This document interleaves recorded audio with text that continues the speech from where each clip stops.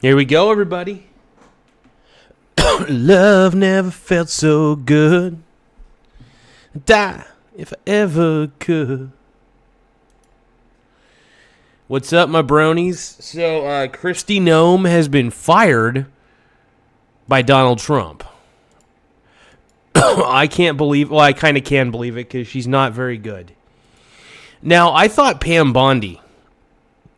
Legitimately, I thought Pam Bondi was going to go before anybody. Or Kash Patel. Look, sometimes you got to fire people who just aren't doing it. They're not doing their job properly. And Kristi Noem is a great example of an incompetent Well, I think she probably does certain things well. But she also makes a lot of stupid mistakes. And sometimes there are some positions where you're just incompetent. In some positions where you're competent, right? I don't think Kristi Noem is remotely even competent in this position. So, Donald Trump firing her is probably for the best. There's probably those of you out there who would agree with this, I think. And we'll see what the reaction is. We're gonna watch a few videos. We're gonna get a scope of what's happening, but before we do, I'm going to put my headphones on. I'm going to get my nails done. Give me a few seconds, bronies. You're a pink brony bro. And you dance at the gay club, oh my God. I'm just having fun on the stage in my hooves. I'm wearing a man thong. Any of you guys wear man thongs on the channel? I think a lot of you guys do, I'm assuming.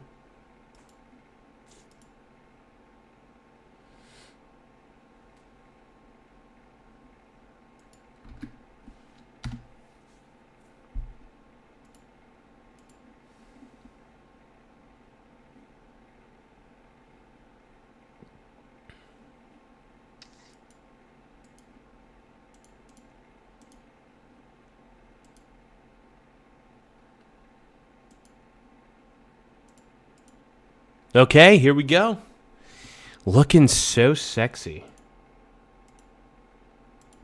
Give me one more moment, though. I got to put out a poll real quick. Like and subscribe to the channel, dude.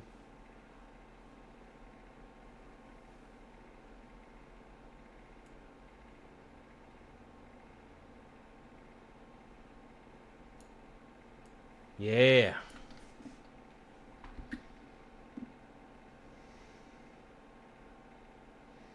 Oh, shit.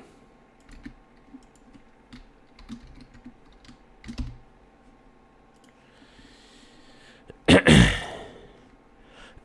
want to thank everybody for subscribing, but yeah, Kristi Noem was fired by Donald frickin' Trump, dude. I mean, am I shocked by this? Hell no, dude. Why would I be shocked by this? Putting it up, dude. Special report, dude. Now, which one should we watch first? CNN sucks, but ABC News sucks too, so... What is one that just doesn't grind my gears?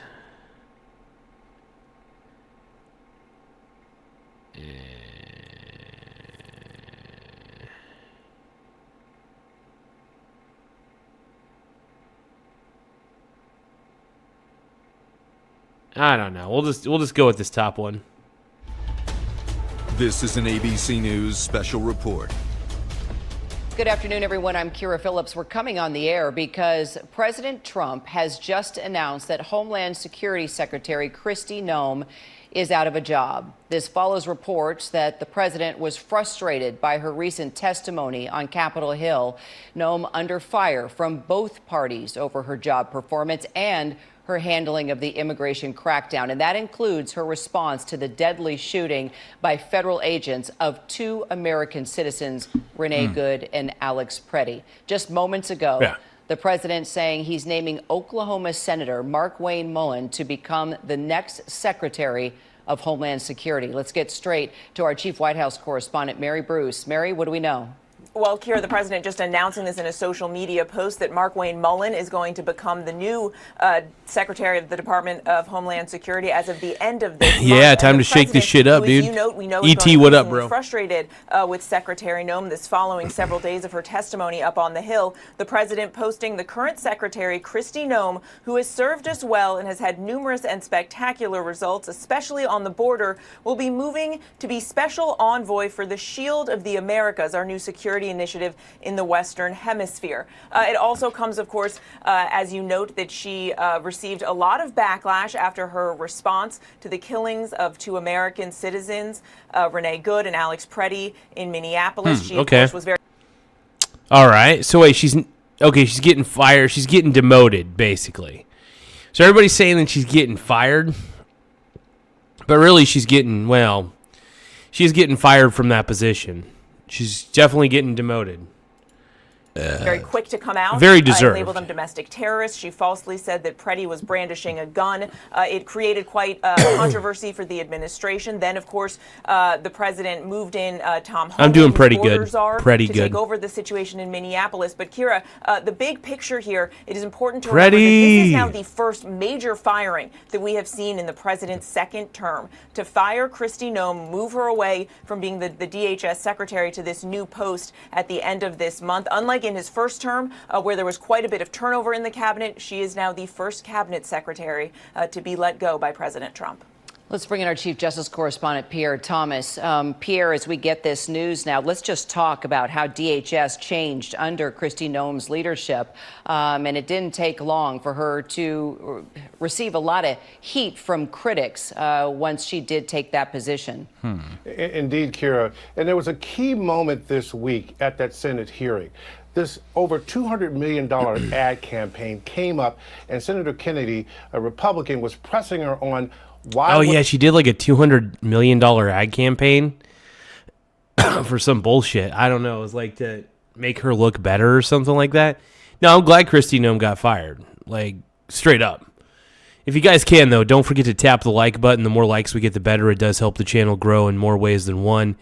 But yeah, the more you guys can help, the more I can queef. I don't know the difference between the words queef and chief, I guess, but I'm doing the best I can to recognize the error of my ways. Make sure you guys subscribe to the channel, too. The more subscribers we get, the better.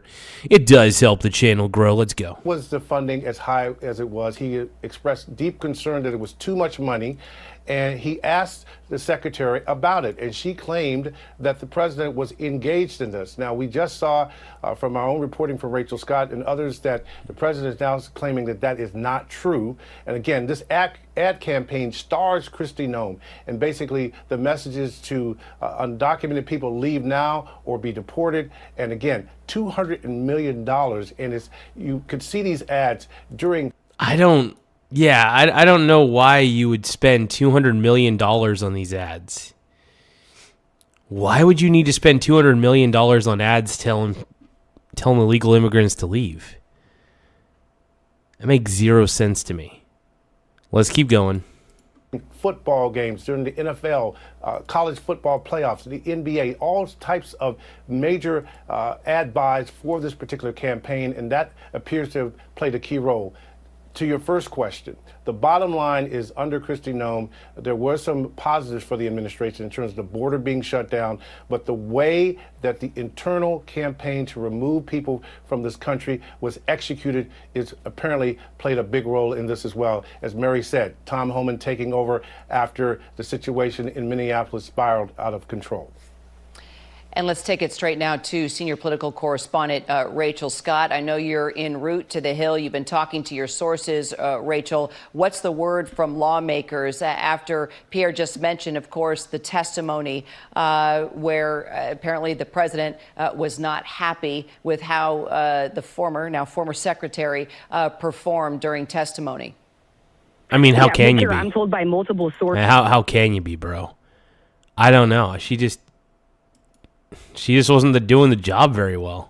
that President Trump was on the phone calling Republicans, calling allies, asking whether or not he should fire Secretary Kristi Noem. He was pointing out that he was clearly unhappy with that answer that she gave Senator Kennedy during these heated briefings and hearings on Capitol Hill just yesterday. I'm also told that there has been a lot of frustration with how Noem has handled several instances, not just this particular one on the Hill testifying before Congress, but also just a few days ago, it was her decision, along with one of her top advisors, Corey Lewandowski, to ultimately pause and put a hold on TSA PreCheck due to the government shutdown. I'm told by multiple sources that then White House officials had to intervene then to correct that. So this is coming after a lot of frustration, not only from President Trump, but also top members of his administration expressing concern about some of her actions, and ultimately the president making this decision today to now get Kristi Noem out and completely replace her, Kira. No, and he made the right decision. He made the right decision on this one. It's kind of a long time coming. Maybe did he do it a little bit late? Maybe a little too late in my opinion, but whatever. And Rachel, let's talk more about the senator from Oklahoma, Markwayne Mullin, who now will replace former Secretary Kristi Noem there overseeing DHS. What more do we know about him, and your thoughts on why you think the president made this choice? In these final hours leading up to this decision, Kira, I'm told that I was told that President Trump was working the phone, speaking to Republicans on Capitol Hill, and this is something that the president does, right? He likes to get on the phone with Republicans and allies, and he asks them questions. So one of the things he was asking them is who exactly do they think should serve in this role? Clearly, the president is concerned about one thing, a confirmation battle ahead. Senator Markwayne Mullin is respected up on Capitol Hill by Republican allies. He's someone that many Republicans, including top administration officials, believe could ultimately get through a Senate confirmation battle. Obviously, Republicans do have majority in the Senate right now.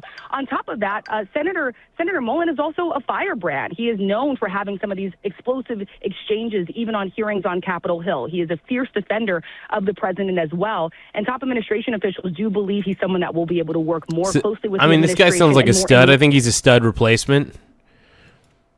Sounds like a good qualifier. Sounds like he would work with Trump pretty well, and they would actually communicate well. You know, I got it, bro. Line with the administration as compared to some of these recent incidents with Secretary Noem. Rachel, thank you. I want to bring in our chief investigative correspondent, Aaron Katersky now. Aaron, you've been covering the Department of Homeland Security, the fight for funding, the outcry that it wasn't getting enough resources to do the missions that Secretary Kristi Noem wanted to execute. Your thoughts? Kristi Noem. Oh, King Yeti sent a happy poop yum yum. Thank you so much. King Yeti, I'm going to give you a love. I'm going to put that happy poop yum yum. Happy poop yum yum. Happy poop yum yum. Happy poop, happy poop, happy poop yum yum. Happy poop yum yum. You're gonna make me come. Yeti, I'm going to give you a love. Give me a little happy poop yum yum. Happy poop yum yum.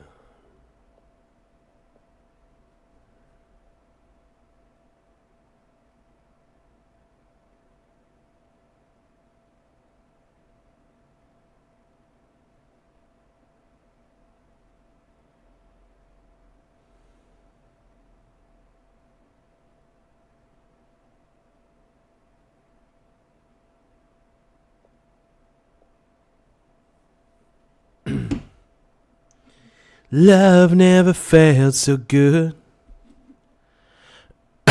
Brain dead divers. I'm sorry about that, man. I'm sorry you're going to be homeless, bro.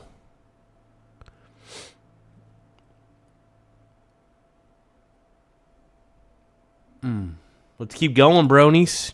Stewardship of the Department of Homeland Security, particularly the handling of the immigration uproar in Minneapolis, cost the Department of Homeland Security its funding, Kira. There have also been complaints by lawmakers in certain states over the way FEMA has operated and questions about readiness for natural disasters. Remember, Yeah. the Department of Homeland Security has grown into this behemoth agency, but at its core is its title. It is meant to protect the American homeland. It was born after the September 11th attacks, and it Oh, you guys, don't forget to tap the like button. The more likes we get, the better. It does help the channel grow on the YouTube algorithm.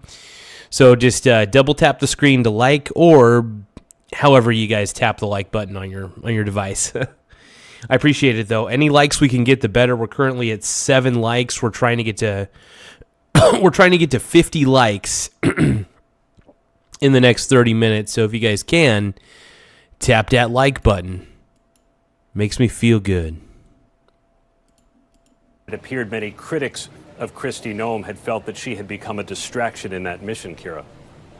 A distraction, and she was really crucified by lawmakers when she made comments about domestic terrorists during that whole incident in Minneapolis when the immigration agents moved in, and the death of those 2 advocates in Minneapolis. Just remind our viewers, Aaron, about that and how the talk really didn't stop once she made that comment, and she was questioned on it from the moment she made it all the way to testimony there on the Hill this week.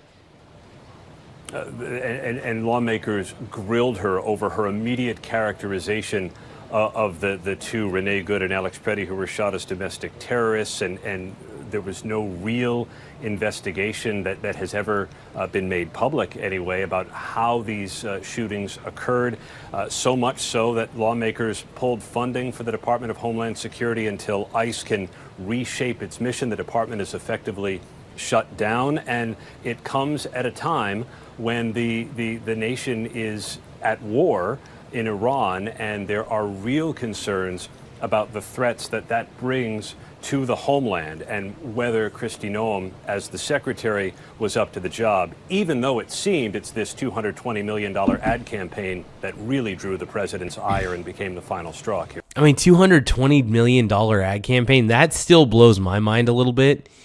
That feels a little bit excessive, wouldn't you say? It's ridiculous. No reason for that. No reason. Now, the one thing I do think about her is she's probably competent in other areas. It's like these people are being placed in bad positions. You can't, because everybody's got competencies in certain areas and people have incompetencies in other areas. I think her heading the Department of Homeland Security was a bad idea. Crazy. Let's see what, let's keep watching this. That's a good point. Let's bring in Pierre Thomas on that as well. Pierre, is there concern now or... You guys don't forget to tap the like button, though. The more likes we get, the better. Double tap the screen to like. And, yeah, I appreciate it, bro. Is there a sigh of relief that a change is being made when we start talking about the threat environment and this ongoing war with Iran, and how there has been concern about issues here at home since those strikes started? And is, Oklahoma Senator Markwayne Mullin up for the task? Look here, one source I was speaking to earlier this week said that the funding shutdown for DHS came at the absolute worst time. You have an ongoing conflict with Iran, elevated threat environment that already was challenging. And now this whole notion that because of the immigration challenge... It's Pam Bondi. She's just so ridiculous, dude. Created in part by Noem and the leadership at DHS, that the funding would be blocked because of it. It could not come at a worse time. One source also talked about the fact that some of the people protecting former presidents are now working without pay.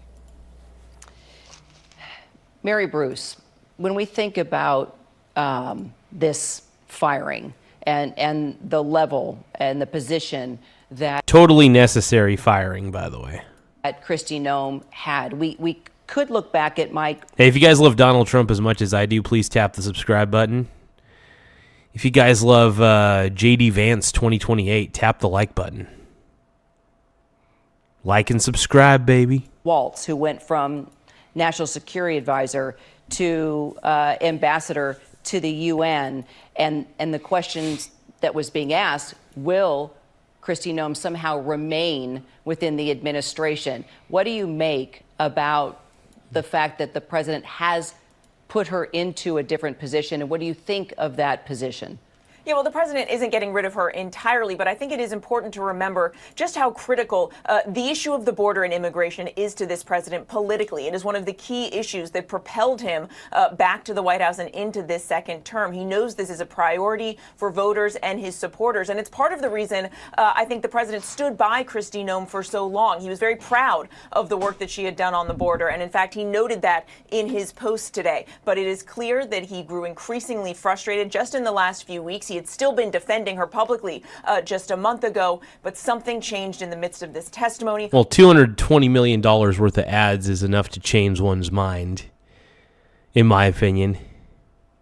All of the controversy surrounding her comments over Minneapolis and Minnesota, and the president now moving her to this other position. Kira. Ready. Team, thank you. And our coverage will continue on ABC News Live now and abcnews.com. David Muir will be here with the entire team for World News Tonight. I'm Kira Phillips here in Washington. I'll see you back over on ABC News Live. This has been a special report from ABC News.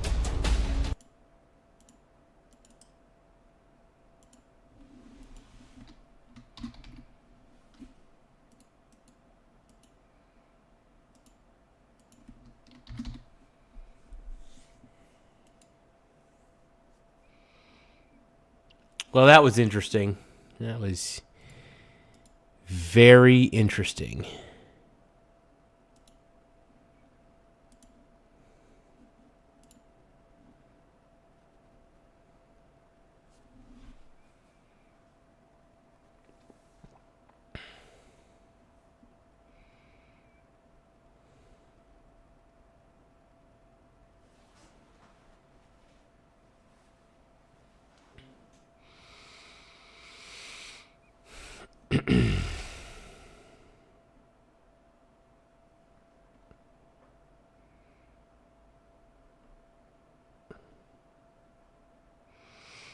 Let's take a look and see what Strongman is saying.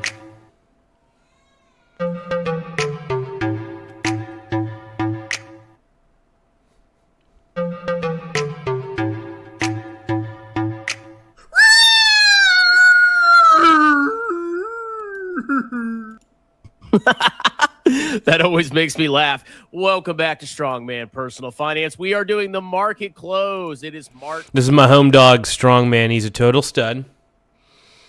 Total beefcake. I do love this man. He's a good dude. Very good dude. Watch a little Strongman. We'll see what Strongman's reaction is to the stock market going to poop. And to everything going to poop. 5th, 2026, and I welcome you back to my channel. If you haven't already, please like the video and consider subscribing to the channel. That would be very nice of you. And also consider joining the membership. If you pay me $5 a month, you get all of your comments read on every live stream. We could be parasocial friends. $5 a month. Join the membership. Oh, the way of the dong. That, you can help me. Thank you for subscribing to the Michael Garza Show. Expense. Don't forget to tap the subscribe button in the upper right-hand corner. Thank you so much to the Filipina Way. I appreciate you for subscribing. I'm going to put your name back up on the screen real quick. Thank you for subscribing to the Michael Garza Show. Don't forget to tap the subscribe button in the upper right-hand corner. Yeah, thank you very much. I appreciate you guys. One moment, though.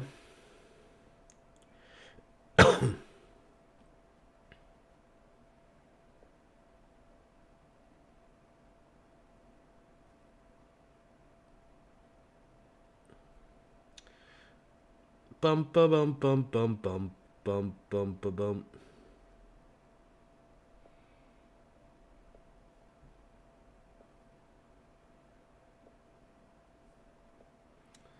Love never felt so good. If I ever could. 2978. 2978. Okay, that's cool. Whatever.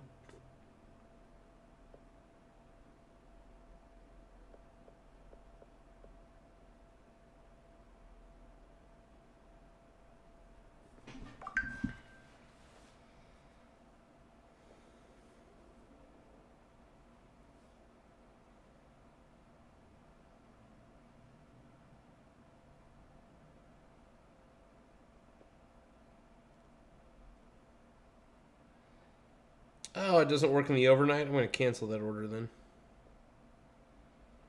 There's no overnight in market. What? Oh, I guess it's reached the limit of the after hours.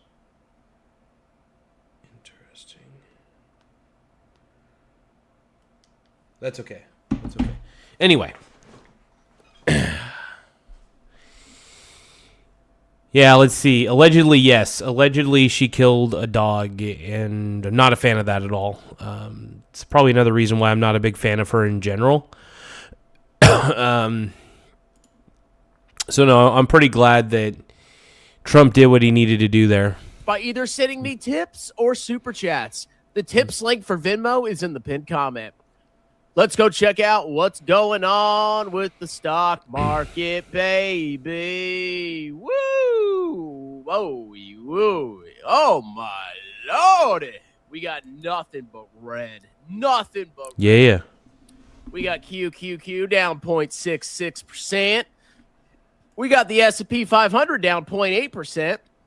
The total U.S. market down almost 1%. Ooh. SCHD, Shada, Mayaya, down 1.11%. VT, getting clapped. Look at this sell-off here. Ooh, baby, that hurts. VT's down 1.4%. The Dow Jones, dropping in a vertical line, down 1.86%. Small caps down 2%. And VXUS just gapping down. Vertical mother effing line. He said gapping, dude. Gapping. Give me a gap. He's getting me all spiced up, dude. Anytime Strongman talks about gaps or gaping or...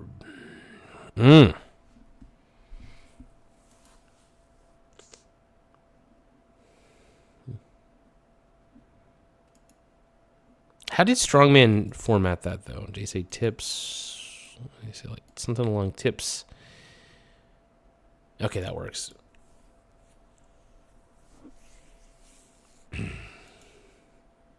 Loser of today, down 6%. Let's check out large cap tech, bro. Microsoft is in the green.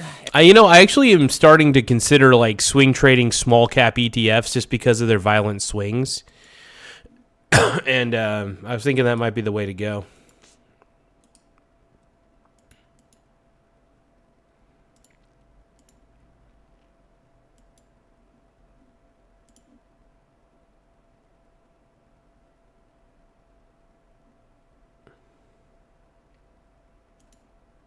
Alex Preddy was another one. I said, let's reserve judgment until we see more information. People got furious at me because I wouldn't immediately condemn the government for doing that. It turns out that he was another unhinged, violent protester that kicked the taillight off of a police car.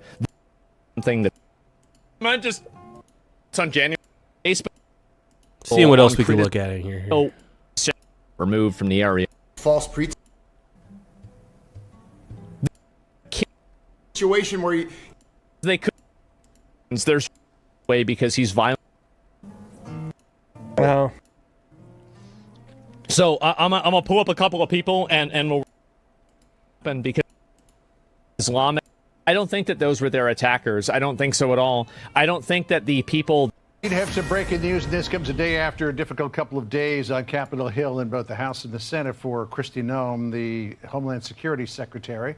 She is being replaced. Senator Markwayne Mullin is now going to take over her job. The president making the announcement on Truth Social just a short time ago. He writes, quote, "I am pleased to announce that the highly respected United States Senator from the great state of Oklahoma, Markwayne Mullin, will become the United States Secretary of Homeland Security effective March 31st of this month, of this year.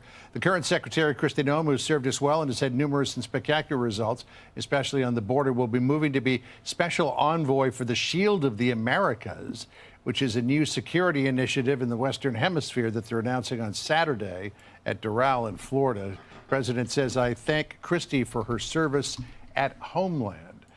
So this comes amid reports that the president was none too pleased about the advertising campaign money that came to light during these hearings, Sandra.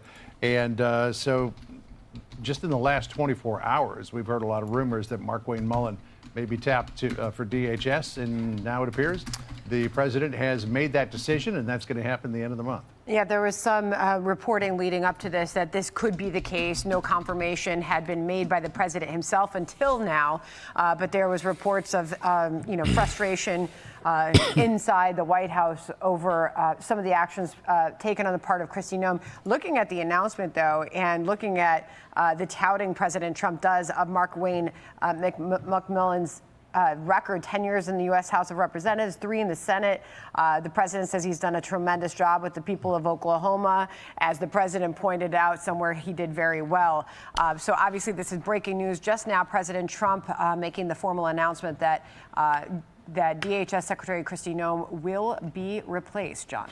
Will, and also the president taking note of Markwayne Mullin's status as a former undefeated professional MMA fighter, also the only Native American in the Senate. Let's bring in Jackie Heinrich. She's at the White House. The timing of this, I guess, was a little bit of a surprise. We didn't expect it quite this soon, but it was certainly expected.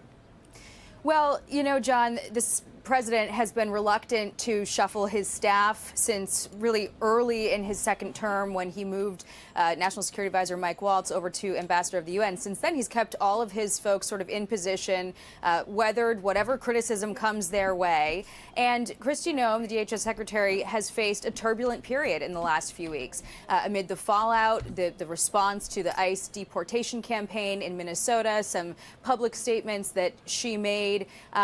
And then most recently this week, her testimony on Capitol Hill, there were reports that her defense of her campaign, her ad campaign, $200 million in spending that prominently featured her sometimes on horseback, claiming that the president, according to these reports, had approved of that, reportedly up. I don't know. When it comes to ads like that, I don't know. He could have approved it. Then again, it's possible he didn't, and she just did it saying that, oh yeah, he said he didn't. No, I didn't do it. That could have been the result. I don't know. Give me another moment, you guys. I gotta do something here.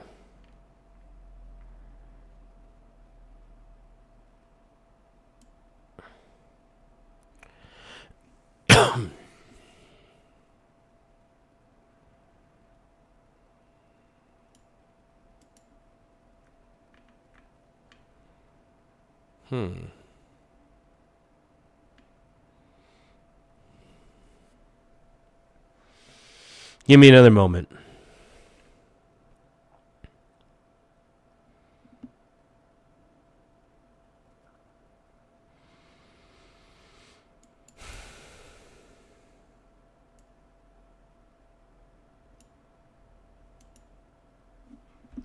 Going back.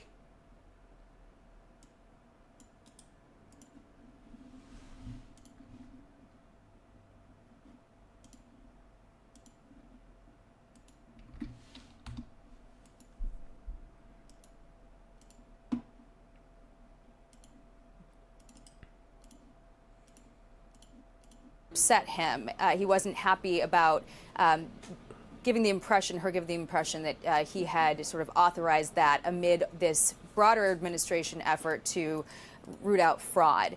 So she's being moved now into another role. The special envoy for the Shield of the Americas, a new security initiative in the Western Hemisphere that they're announcing on Saturday. The president's been, defensive of Kristi Noem for the last several weeks as she's faced questions about her ability to carry out her duties. He regularly pointed to the success closing the southern border, the fact that there have been no illegal immigrants caught and released into the interior of the U.S. for several months, the fact that overdoses and murders are at historic lows, and pointed to those successes to sort of boost her up and defend keeping her in place. But it seems like that testimony on Capitol Hill might have been a turning point.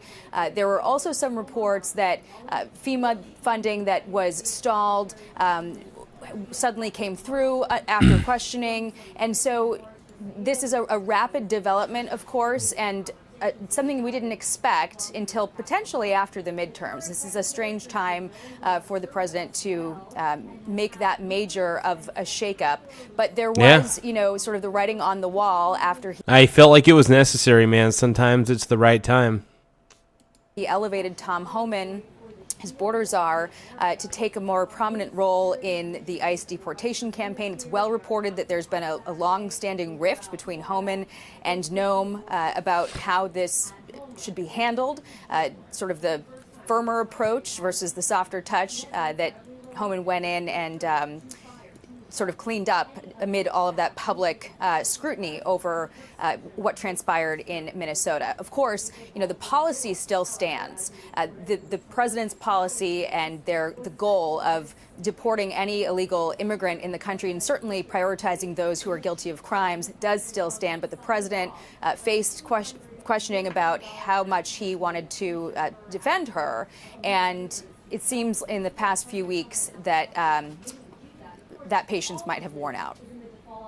Yeah, a little bit more about his replacement. Seems to be how when President Trump made the announcement, the focus seemed to be on his record, Jackie. This is somebody, obviously, he's putting his full support behind in making this announcement. That's right. And Markwayne Mullin is very well liked. Now, I don't know much about this Markwayne Mullin guy, but sounds, I've heard a few couple things about him so far. Seems like he'd be competent. I guess he's an MMA guy. Sounds like he's got it. He does a lot of TV. He's articulate, and certainly has a lot of relevant experience. Haven't had a chance to read through everything in this very long truth, darted up to the camera as soon as we saw it come out, or make any calls to any other officials to find out more of what has gone on, sort of the background thinking that we might not know from all of the reports that have surfaced. You tend to read that kind of thing, especially when, in newsletters, with a little bit of a grain of salt, and wonder, No, I didn't see the Marine getting his hand broke, no. Sure, you might ask a question of an official or two, but you don't necessarily take it as, Bible verse. So we certainly need to find out what the president's thinking was, and if it was that testimony in Capitol Hill that changed his mind, if Markwayne Mullin, some quality of his made him better positioned for a new policy objective. We still have to get those answers from them, but from just a first blush read of this news, and looking back to the reporting of the last several weeks and months that was critical of Kristi Noem, this is what we know right now. Be sure to like and... Oh, shit. Noem actually speaks after the Trump firing. Holy crap. Departing, arriving. Okay, now Noem's taking questions. Let's go back to Noem. You sure can. Yes, sir. Yes. Oh, thank you.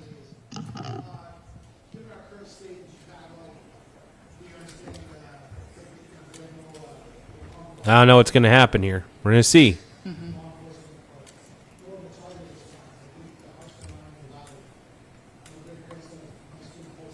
Mm-hmm.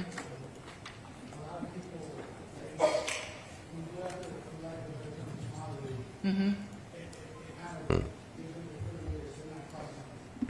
You guys don't forget to tap the like button, though. The more likes we get, the better. It does help the channel grow. Right. So tap that like button. Double tap. Don't tap it with your tip. Double tap the screen. Yep. Yeah, no, I think that's great advice. I don't know if you guys heard that question, but he talked about targeted enforcement, and Rob was saying how it's much more effective in a lot of, especially these sanctuary cities, where we can work on targeting those individuals who have a criminal history besides their legal status that may be in violation of their visa or work permit, but that we work on those and make sure we're going out and doing that with the local law enforcement as much as we possibly can. And that is something that we are going to continue to do, and make sure that we're focusing and prioritizing those individuals and make sure that we're addressing the public safety threats there. Thank you. Yes, sir.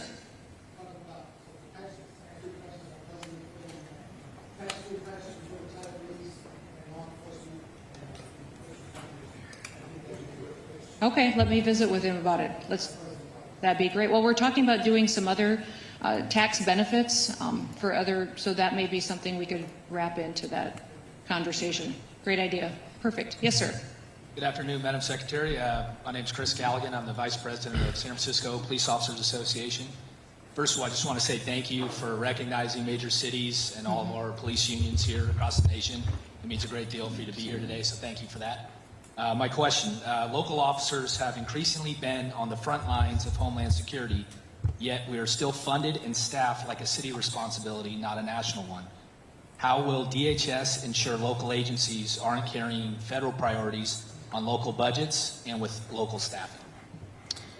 So you maybe have some challenges in San Francisco just because of your state laws and local laws that may, although you've got a mayor that works with us very well. That's great. He probably doesn't want me to talk about it a lot, actually, but he has been cooperative, and we have great conversations and talk quite often.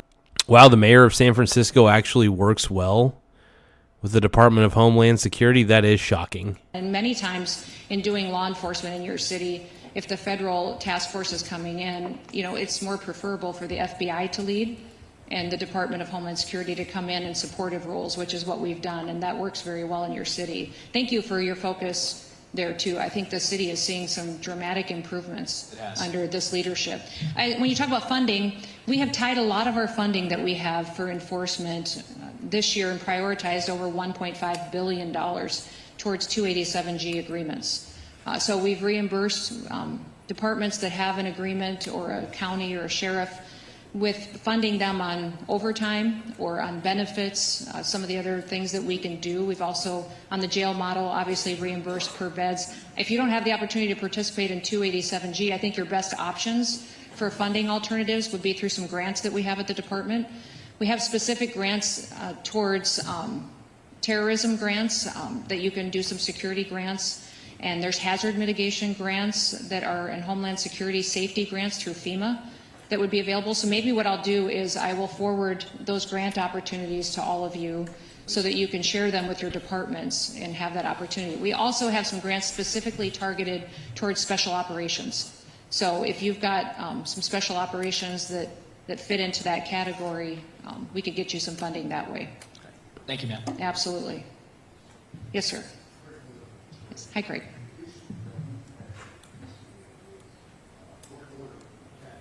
Yes.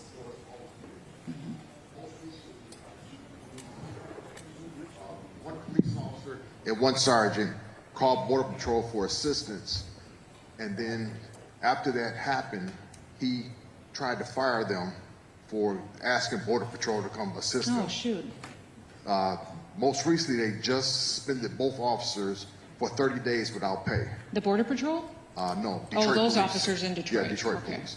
So the one incident was the female of the house called because the husband was trying to break into the house. I mean, she seems like she's answering questions pretty well, so she doesn't seem to be too bent out of shape about any firing or anything like that. So I'm not too sure. I mean, maybe she willingly stepped down because she was maybe herself tired of the criticism. Officers got there. He had a bad passport and a bad Social Security card. So they called Border Patrol for assistance. Mm-hmm. They ended up taking him to jail because he had a warrant outside the city of Detroit. The second one was, it was a traffic stop. The fingerprint reader wasn't working, so they called for them to bring theirs over there, and the person had a warrant also. So both officers got suspended without pay for 30 days. So did the officers that did the arresting, Was that the Detroit officers that did it, or did the Border Patrol? Border Patrol ended up arresting them because one had an out the city warrant, and the other one had other information that. Okay. That's one of the things that I think a lot of citizens don't necessarily know, is that CBP and ICE are law enforcement officers and do enforce other crimes that have been committed. But if we can be advocates for those law enforcement officers, we certainly will. And maybe we could come up with some kind of an agreement that would allow those officers to still be able to call on Border Patrol for backup and assistance when they need it. I hate to put them in a situation where now the officers in Detroit, when they need help and need assistance, that they can't call on Border Patrol when they might be the closest asset. So maybe I'll get some contact information from you and see what we can do to work out an agreement with Detroit on being able to call on Border Patrol with some guidance on how those interactions will work. Okay, thank you. You bet. Thank you.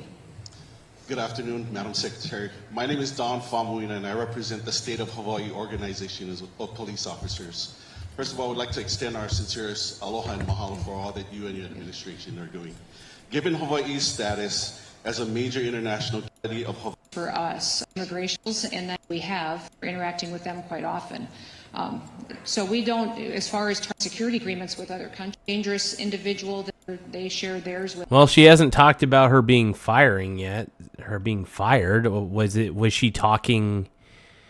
Did they announce that she was being fired while she was talking? That's the only thing I'm curious about. That's what I'm not entirely sure of. I guess I'm a little confused. Whatever.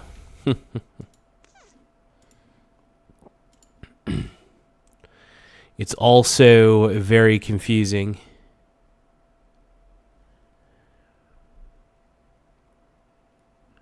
Why is she doing this? I don't know, man.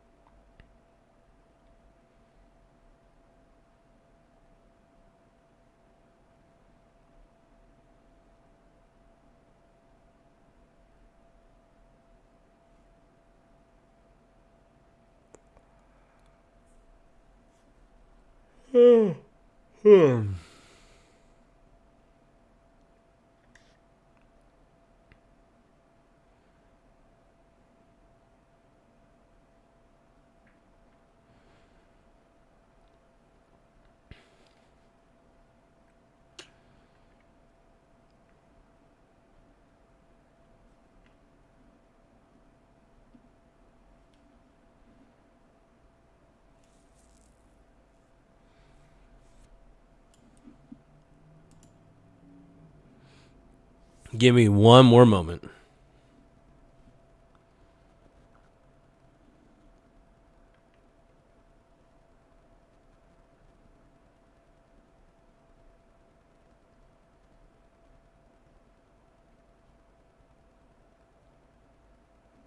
Let's just look up Trump.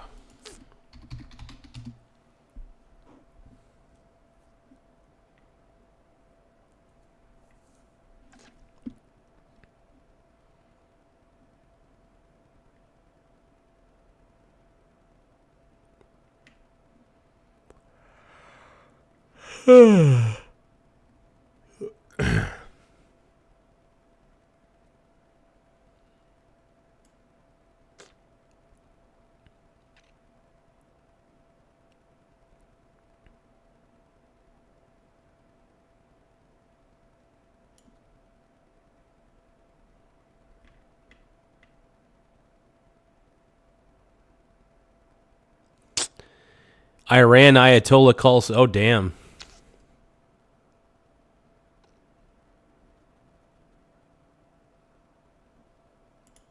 The lives of courageous American heroes may be lost, and we may have casualties. see what else we got here.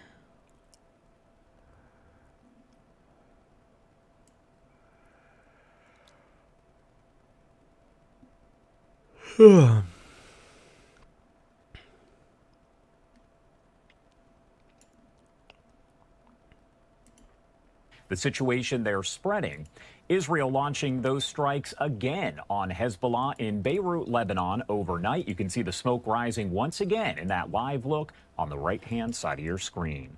And of course, I do want to get to all of the latest information. Make sure you guys tap the like button, though. The more likes we get, the better. It does help the channel grow in a lot of ways, so don't forget to like the stream. And if you can, subscribe to the channel. It does help the channel grow in more ways than one. Makes it very sexy. Let's keep going. Here, let's pop up some of this video coming in out of CENTCOM, as today does mark day 6 with the U.S. and Israel conducting those Jeez, it blew it to shreds. continuous strikes on the current Iranian regime and the Iranian Revolutionary Guard strongholds within Tehran. Now, Iranian state television today airing a violent message from Iran's Ayatollah Abdullah Javadi Amali. In that message, the Ayatollah calling for the, quote, shedding of blood from President Trump and Israelis. Again, a very violent message that is now coming in there from the Ayatollah. A short time ago, Iran's Revolutionary Guard says it fired missiles at Israel with a 1-ton warhead on it. The IRGC claiming attacks as well in Bahrain, Kuwait, and... This is wild, man. ET's asking if I could go to Tehran and expose the corruption there. No thanks. I want nothing to do with the Middle East, dude. And the United Arab Emirates.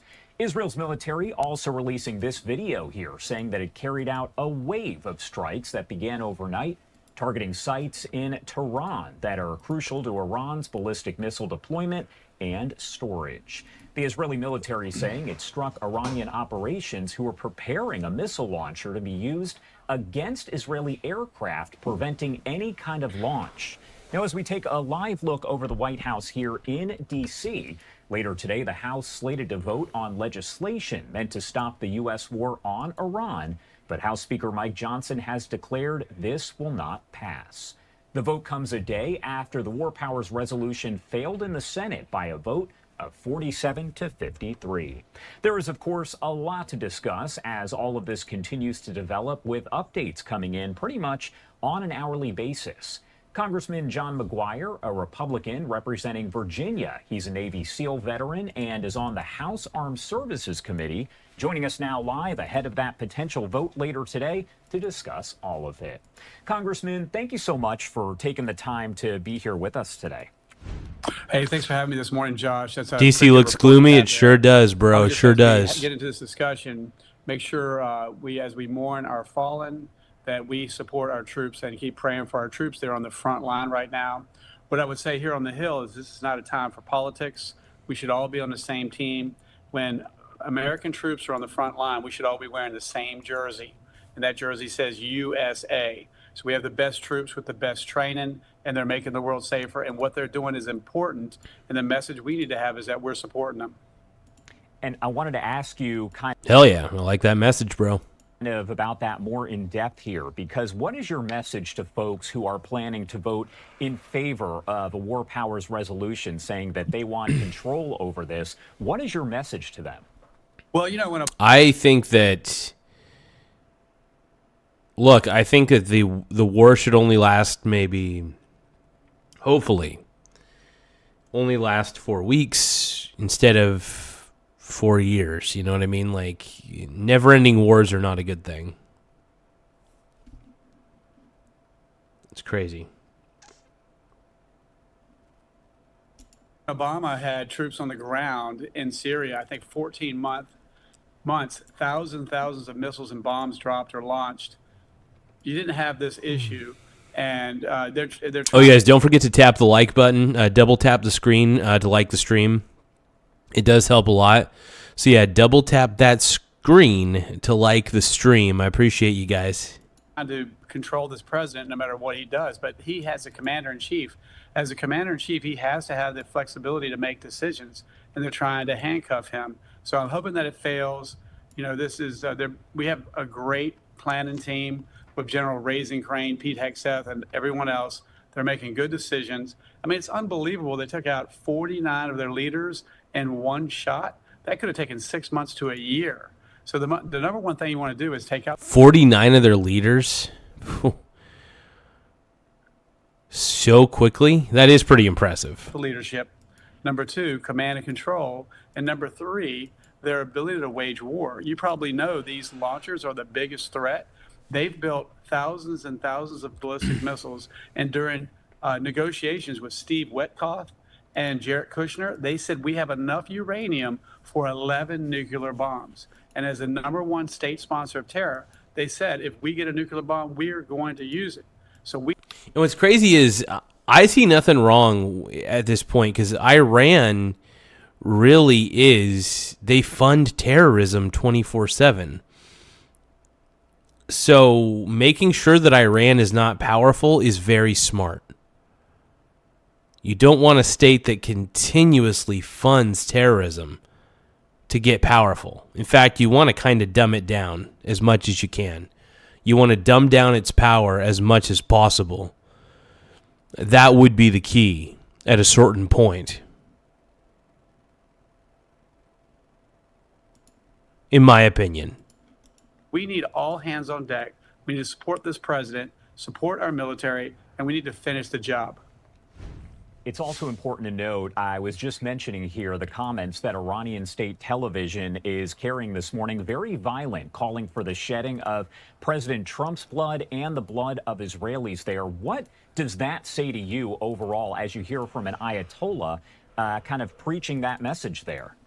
Well, you know, it's a radical group of people that they make a living on terror.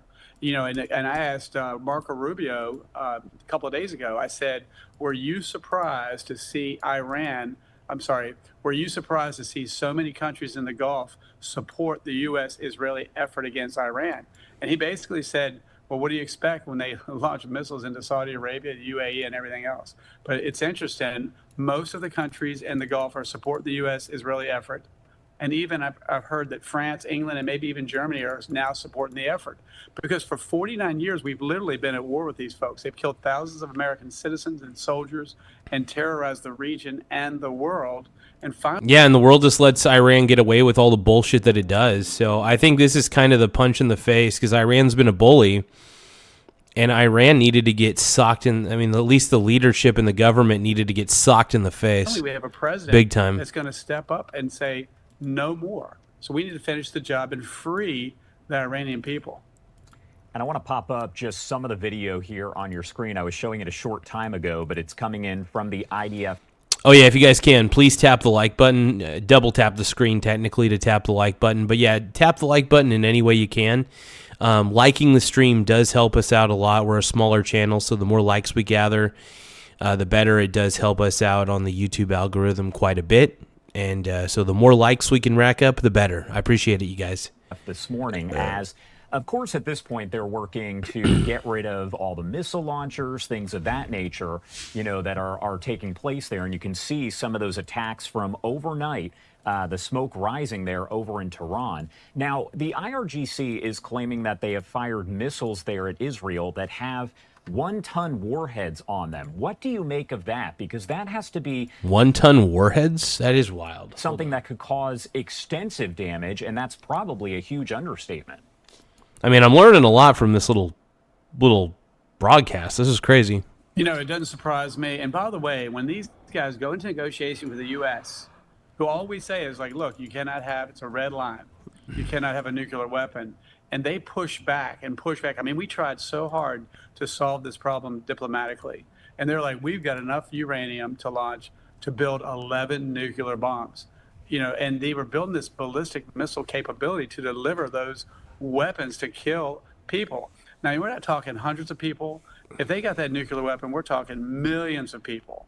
And so we could not let that stand. But again, I'll go back to what I said earlier.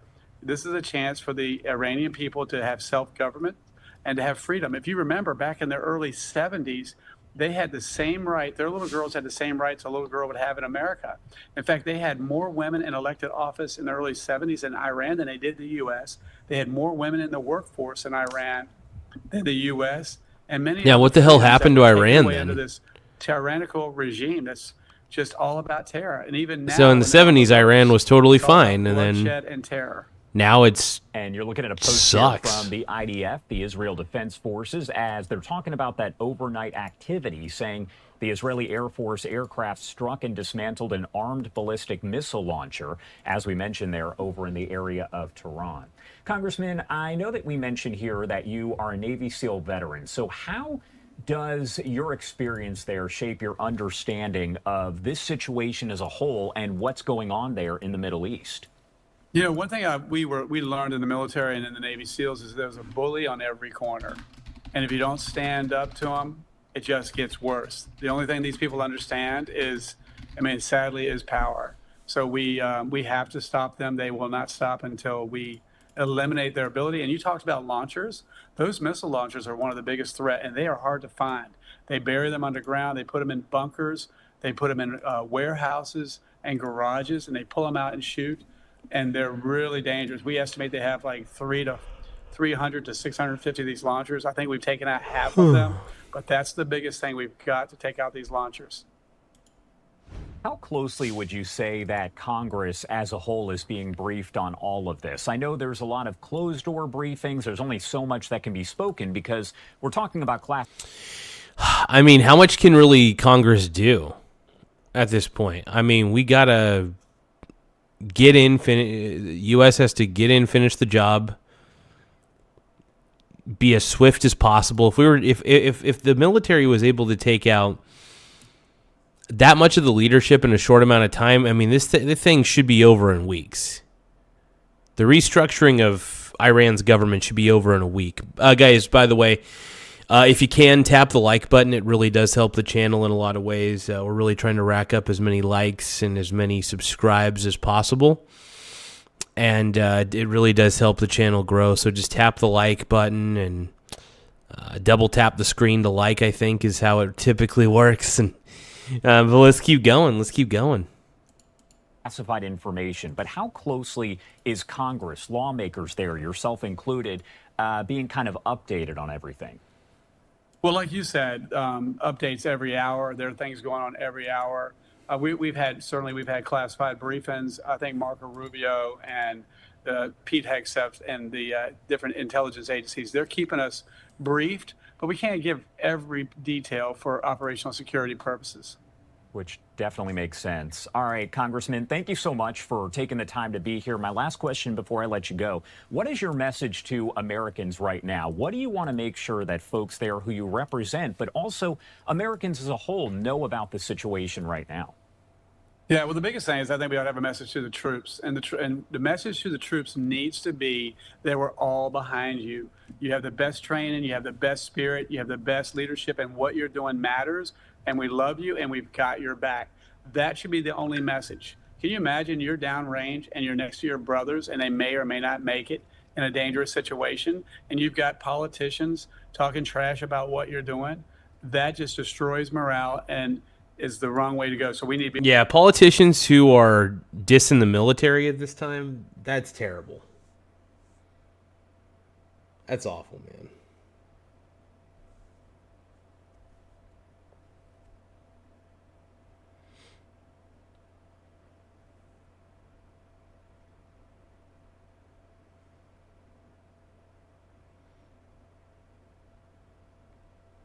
Okay, my pink brony bros, I do gotta check something real quick here. Oh, I got it. Oh, yeah. Oh, hold on. Let me see if I got that. Oh, I got it. There we go.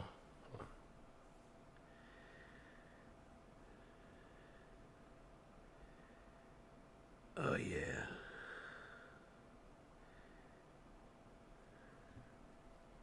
There we go.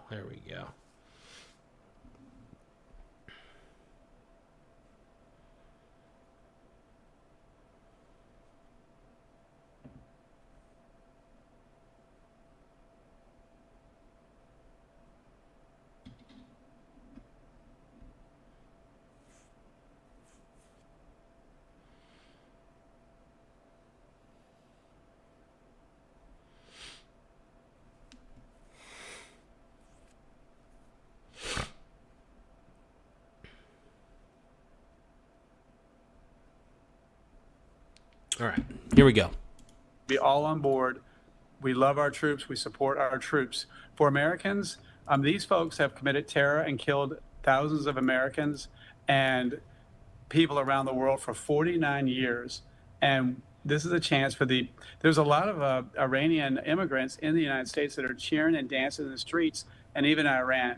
So we just need to come together as a country and support the efforts for a better future for not just the region, but the whole world. All right. I want to see that. Yep.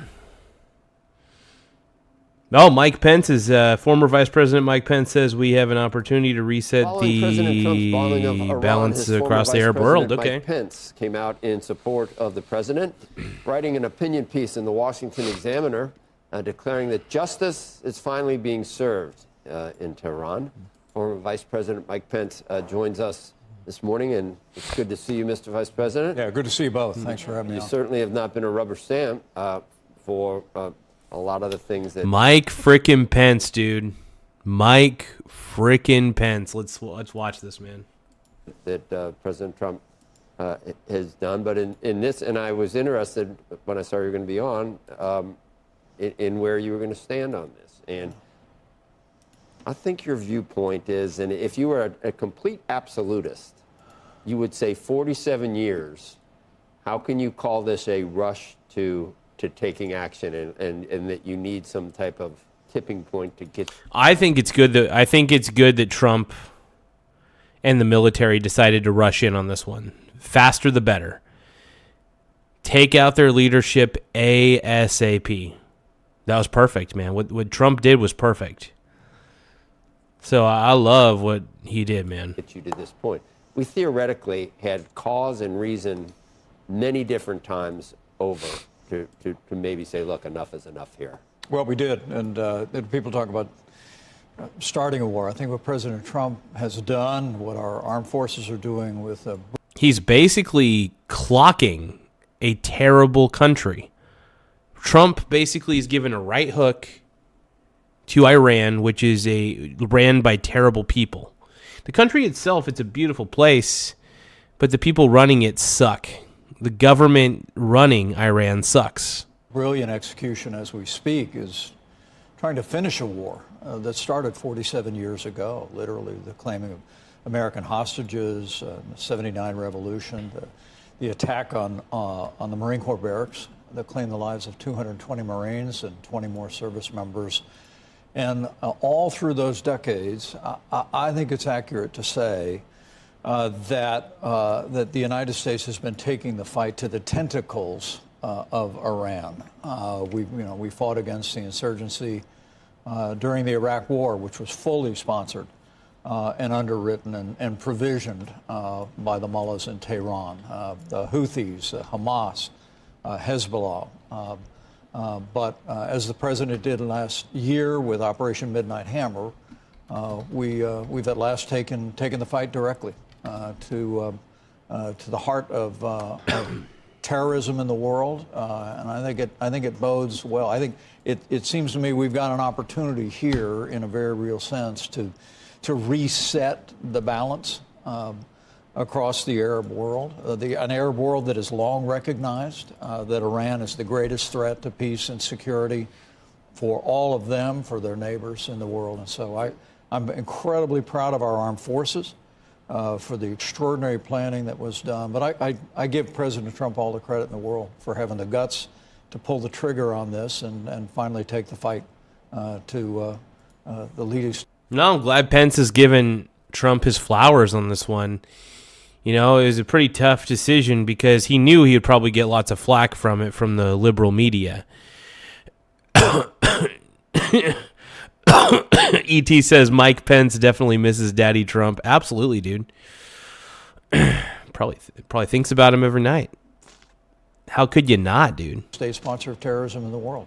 We've all been witnessing what everyone is talking about. Obviously, the Journal weighing in their op-ed pages that even the administration seems to have fallen into the trap because they're getting some pressure from both the left, certain parts of the right, and the media about what precipitated this action now? Why did it have to be now? And Secretary of State Rubio made a comment about Israel, and then the president seemed to have to try to walk back that it wasn't because of Israel. Trump's the man, dude. If you have been negotiating for how long, in earnest, especially with Jared Kushner and Witkoff in the last Oh, you guys, don't forget to subscribe to the channel, by the way. Let's keep going. month or whatever, and you're not getting anywhere, and you get an opportunity at that point where they're all gathered together, and the intelligence tells you that, and you get a chance to do that after Witkoff has said there were enough, the Iranians were bragging, there's enough uranium for... Give me 1 second. I have to test a theory.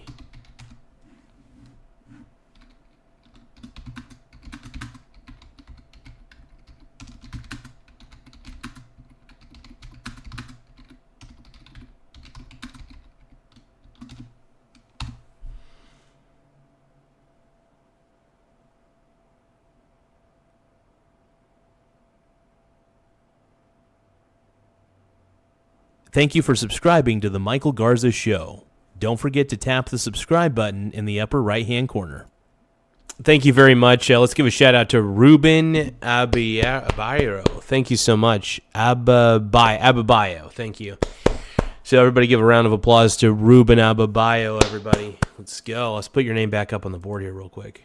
Thank you for subscribing to The Michael Garza Show. Don't forget to tap the subscribe button in the upper right-hand corner. All right, give me a few more moments.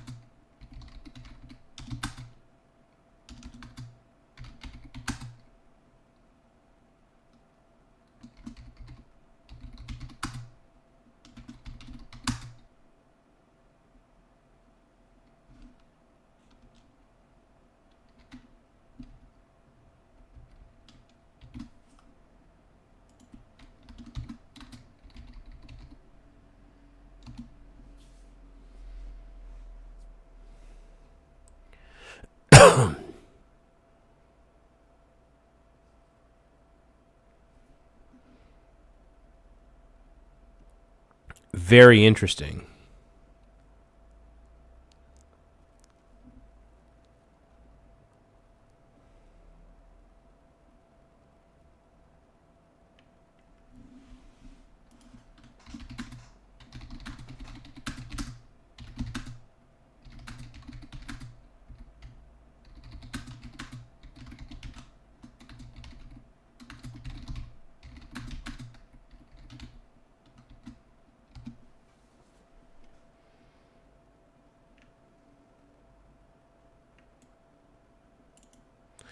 Oh, you guys have figured out something kind of dope.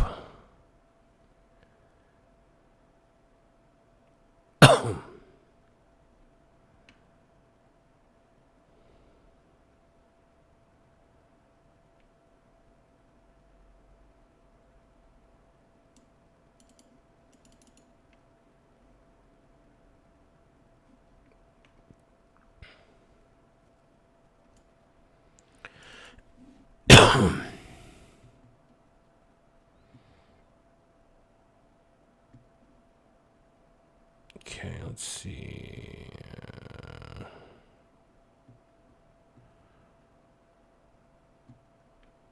It's going to be interesting. I don't know if I get... this may take a little longer than I thought. I'll experiment with this a little bit later. That's kind of cool, though. Hell yeah. We'll deal with that later. Custom widget.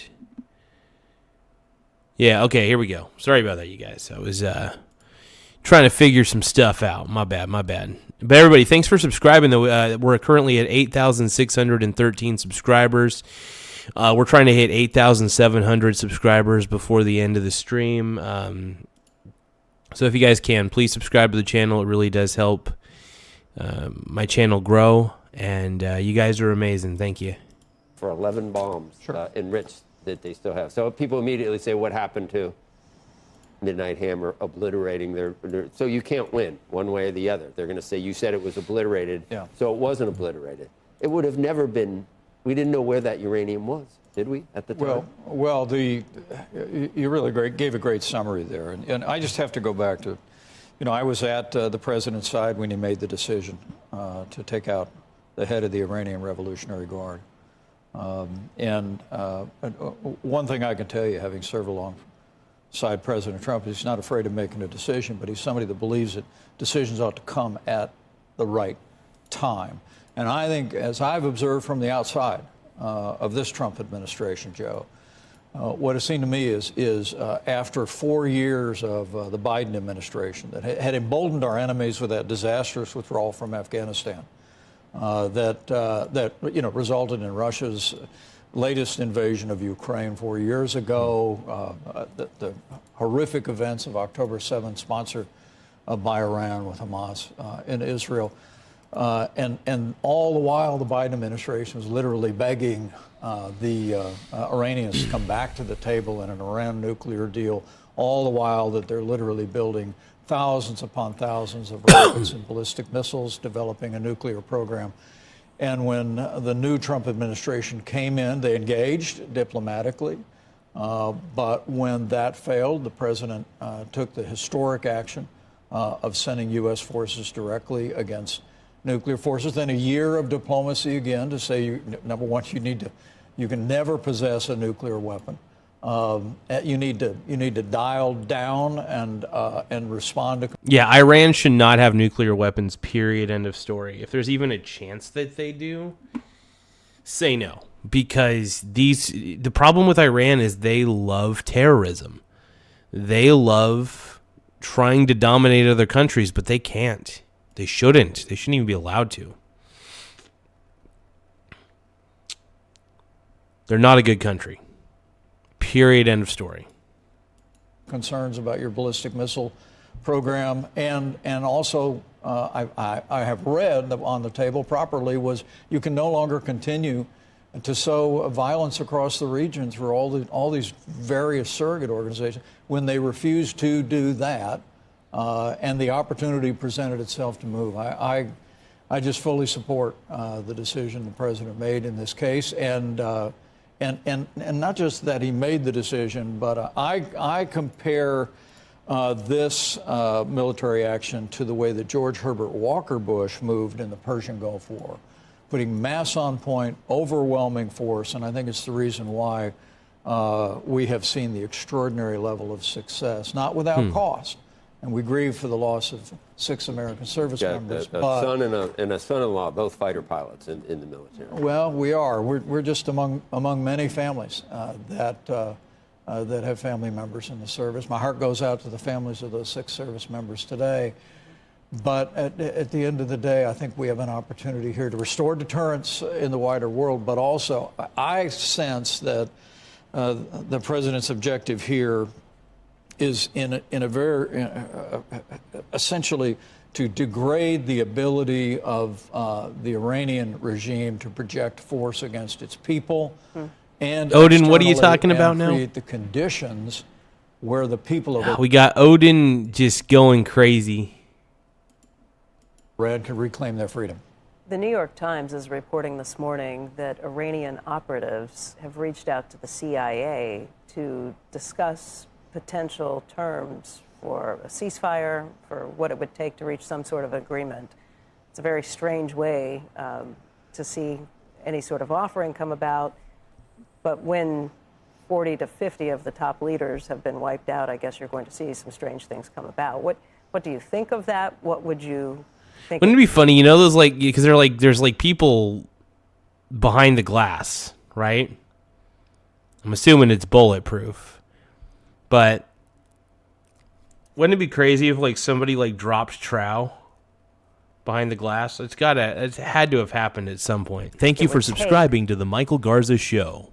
Don't forget to tap the subscribe button in the upper right-hand corner. Hey, thank you so much, GS Revel, for subscribing to the channel. Let me put your name back up on the board. Everybody give a shout-out to GS Revel, everybody. Thank you for subscribing to the Michael Garza Show. Don't forget to tap the subscribe button in the upper right-hand corner. Appreciate you, Brony. ET says Odin's going off. Absolutely, dude. To resolve things at this point. Well, I don't have any information to support that. But that reporting to me. I don't even try to stop Odin, though. You know, one thing I will say about Odin, man, he just goes and he goes and he goes. I mean, I kind of respect it. So either Odin's a bot, which I'm inclined to believe that he's a bot. Oh, man. Give me 1 second, though. I need to... There is actually one question I want to ask ChatGPT.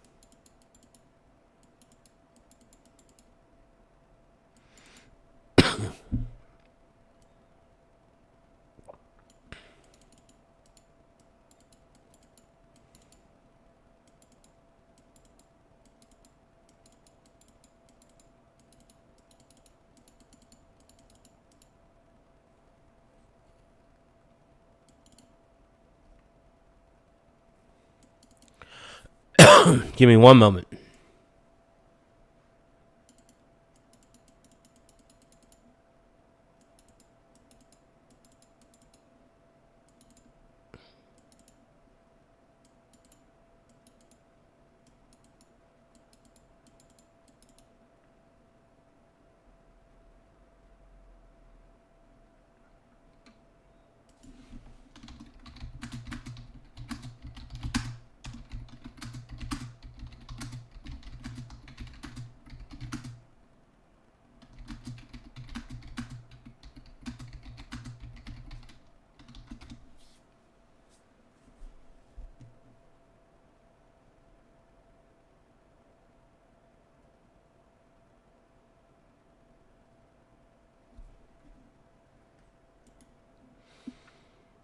Okay, here we go. It's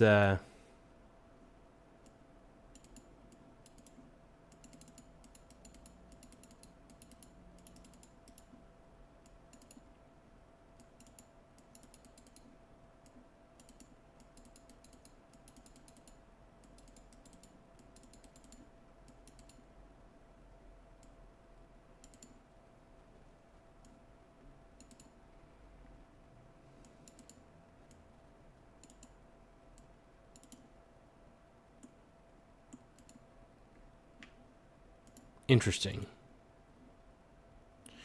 Okay, give me a moment. All right, I'm back. Is a hopeful sign that there may be people in the military structure, lower level, that are recognizing the futility of continuing to fight America and Israel and a wide. It's okay, Odin. We love you, bro. Arab neighbors, and are coming to the table. And I think, as the president has said, he's willing to talk. But at the end of the day, I think we don't want to make the mistake to some. Oh, you guys, make sure you guys subscribe to the channel. The more subscribers we get, the better. Also, if you guys can double tap the screen to like the stream, the more likes we get, the better. It does help the channel grow. So double tap the like button to like the stream, and also subscribe to the channel. It really does help. in a lot of ways, we need it. Extent, I think, that first Bush administration made in the Persian Gulf War is they didn't finish the job. We ended up having to go back 10 years later. I think we've got to continue to unleash our military and support Israel's efforts and those of our allies in the region to essentially destroy the ability of this evil regime's capacity to oppress its people, threaten its neighbors. And then, what I've come to understand over 25 years around these issues, the Foreign Affairs Committee and my years in the White House, is that the population of Iran is actually a very... It's good to see you, Matt. How you doing, man? Population, very Western-oriented.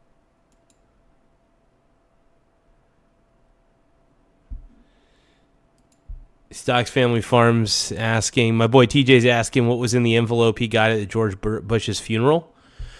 Oh, I got no clue.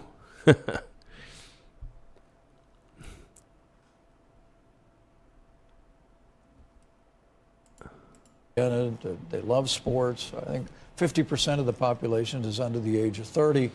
And simply, you saw the way people bravely took to the streets. After the first of the year, some 30,000 were cut down by this regime in the latest effort to suppress their people. I really do believe that the people of Iran are ready to step forward and are ready to join the family of nations, and we just need to make sure we create the conditions and erode the ability of that terrorist regime. Regime change needs to be an objective here. I really do believe at the end of the day, that's what we... Yeah, I got no clue about the envelope, man. Yeah, I got zero clue about the envelope. I've never heard of that until now. At least not that I'm aware of. Recognized here for many years, and that's what Israel certainly knows. That he was there.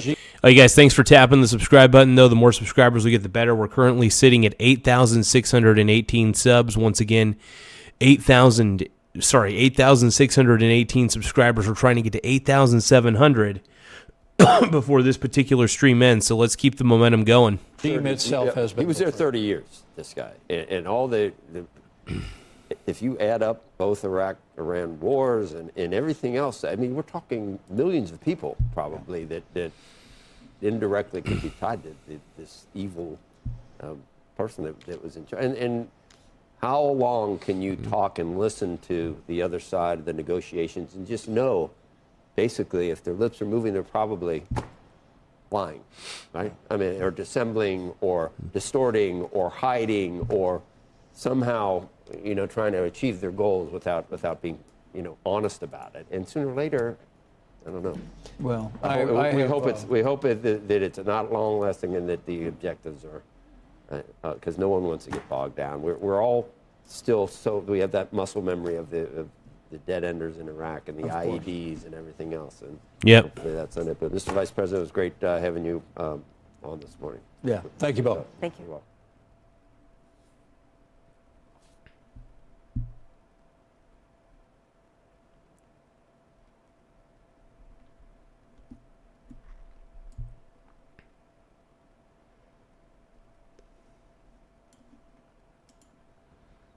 Crazy, man.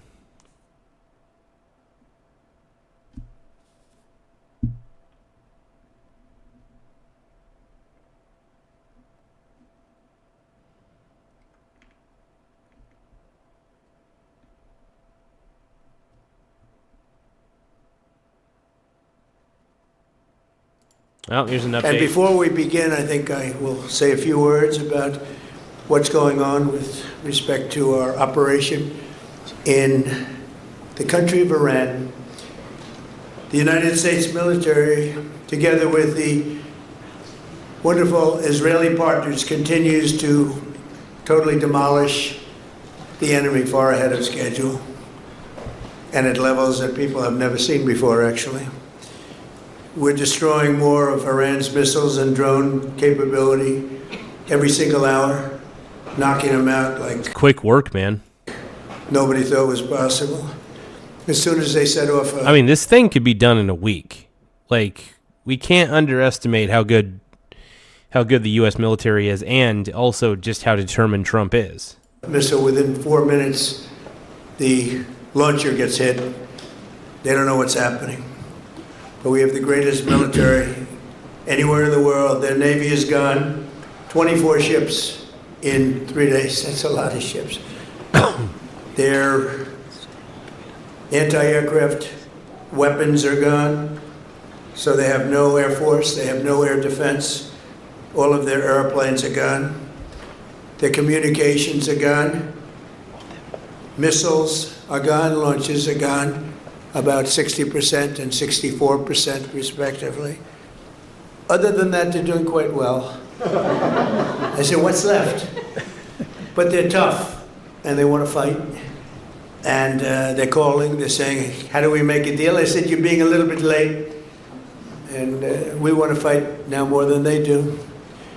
We've had 47 years, depending on the way you count it, but 47 years of horror with this group. And, when you see somebody walking down the street without their legs, without the arms, whose face is so badly affected, hurt, it mostly came from 95% Soleimani and Yikes. Iran. And we, other presidents, lived with it. I didn't live with it. And so our people are doing a great job. Again, the greatest military anyone's seen. Thank you.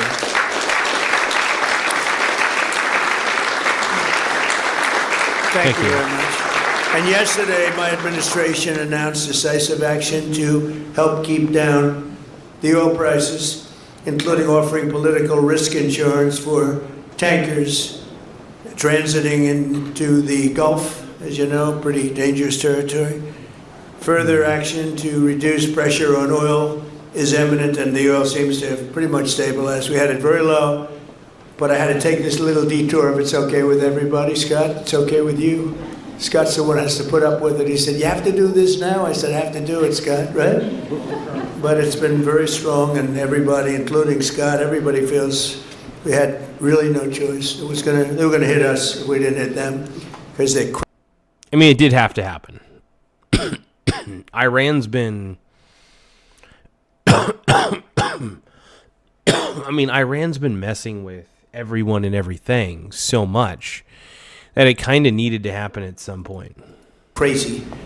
And in the long term, the actions we're taking. I mean, seriously, Iran keeps acting like it's a big major country in the way that it's attacking like 8 countries at once. It's like, dude, no, you can't do that. You don't have the firepower. No, I can't wait to see. I can't wait to see the Iranian government wiped, and then wiped clean, so that way the people can actually take over and revolt and create a better Iran and a better future. So we might actually get a real ally out of Iran because of this. So I'm pretty excited, man. Pretty stoked. Will dramatically increase the stability of the region and oil prices and stock markets and everything else. We set the all-time record in history with the Dow going to 50,000. So Dow was at 50,000. It was supposed to be maybe, if we were lucky, within by the end of my presidency in 4 years. And we did it in my first year. We did the S&P 500. We did that in a period of less than a year. And that was even tougher than the Dow, they said, so it wasn't going to happen. But we have a great country. We have a country that's never done this well. We've had tremendous success in so many different ways. I built the military and rebuilt it in my first term, and we're using it more than I'd like to use it, to be honest with you. But when we used it, we found out it certainly did work. When we look at Venezuela, when we look at the first attack, Midnight Hammer, in Iran, which really set the stage for what we're doing right now, it's been pretty amazing. And I'm once again calling on all members of the Iranian Revolutionary Guard, the military, and the police to lay down their arms. They're only going to be killed. Hold on. Let's see here.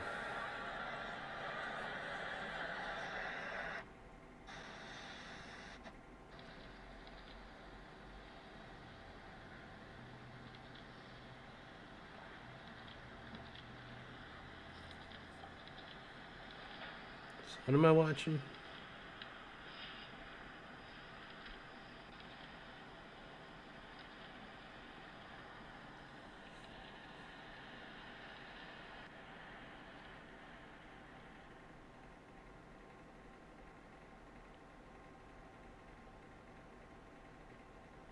So I'm assuming people were able to get peeks at what was in the envelopes.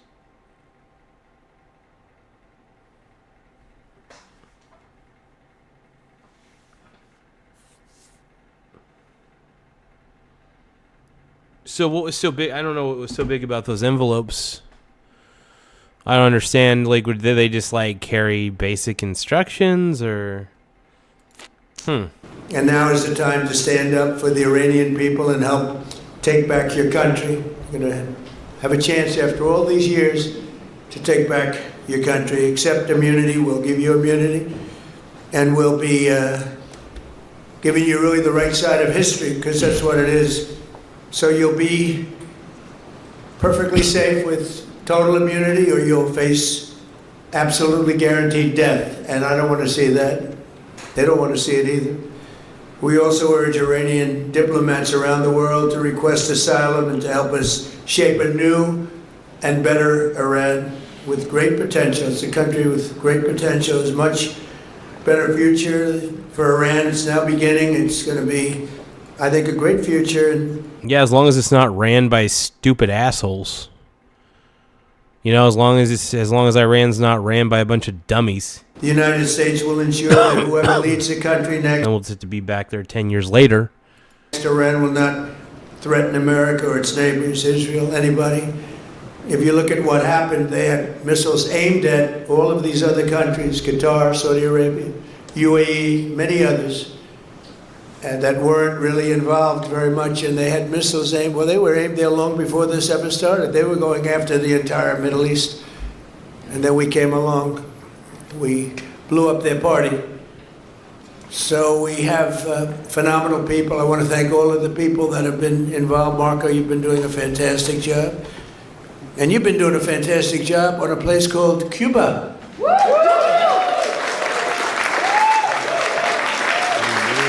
Right?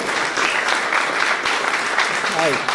And A-Rod came in before. I said, hey, do you want to come up to a little awards? He's got plenty of award ceremonies. Thank you, Laugh out A-Rod. loud. Big fan. I'm back. What's happening right now? Owen Rice says he's back. What's happening right now? Well, let me play your super chat one more time so everybody gets a sexy hearing of it. Laugh out loud. I'm back. What's happening right now? Yeah, so we're just watching Trump talk about that the Iranian missiles and drones are basically being destroyed every hour, like by several of them, like very rapidly. So, I mean, I think they're making progress to the point where Iran may be completely defenseless. And at that point, it's just like, hopefully their military then surrenders, and then all will be well. Simple as that. TJ sent me another link. Let me take a look here. Strange scene of American nationalist President Donald J. Trump seated with the aging globalist cabal of past presidents and politicians. It was awkward. But there was something else odd going on. It was noticed that several of the globalist political players received an unexpected letter inside of their program. Hillary Clinton was the only one who kept her poker face when looking at the mysterious letter. Former Vice President Joe Biden appeared to be distressed when his wife found his. Look of anger and could barely keep from staring at hers. And when she showed it to Jeb Bush as his deceased father was being carried in front of him, he was distressed enough to take his hand from his heart, and he looked rather troubled by what he saw. The internet is abuzz with what these mystery letters are all about. That's interesting. People who want to see justice served in our corrupt American system speculate that this could be a foreboding message. Maybe it was some Epstein shit. Traitors' first families. One can only hope. Damn.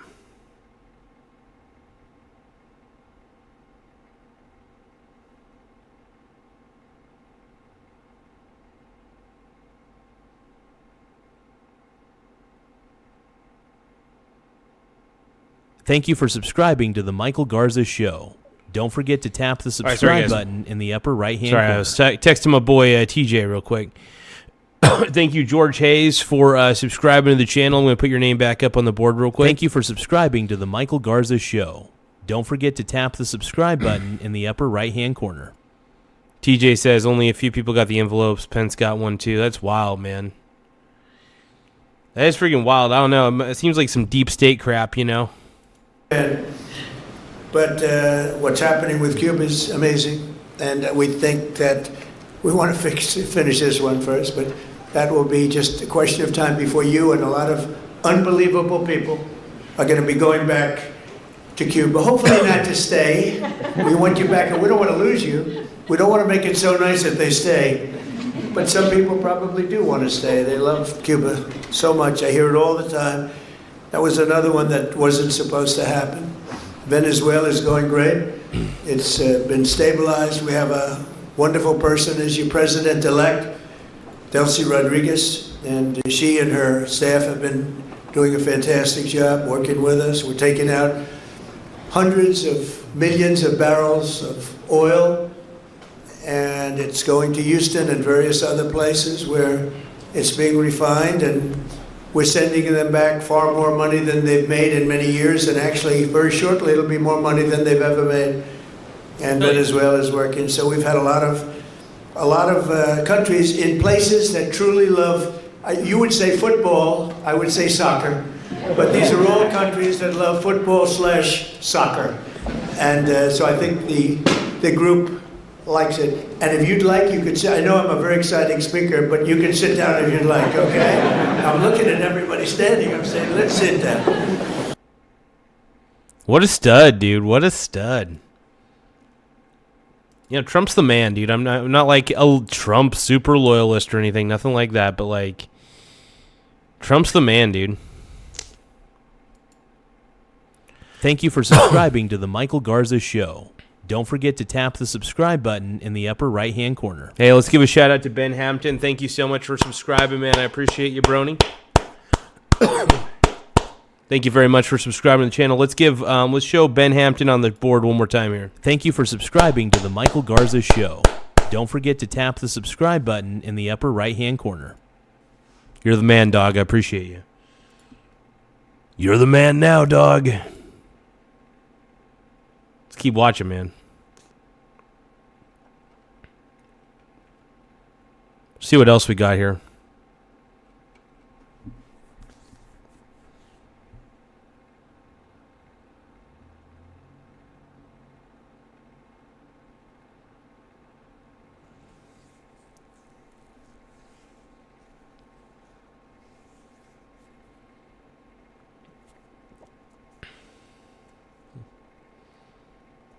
Oh, my boy, dividend data.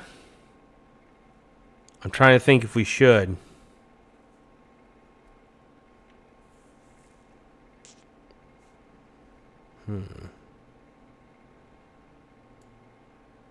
Let's type in Trump real quick here. Let's type in Trump.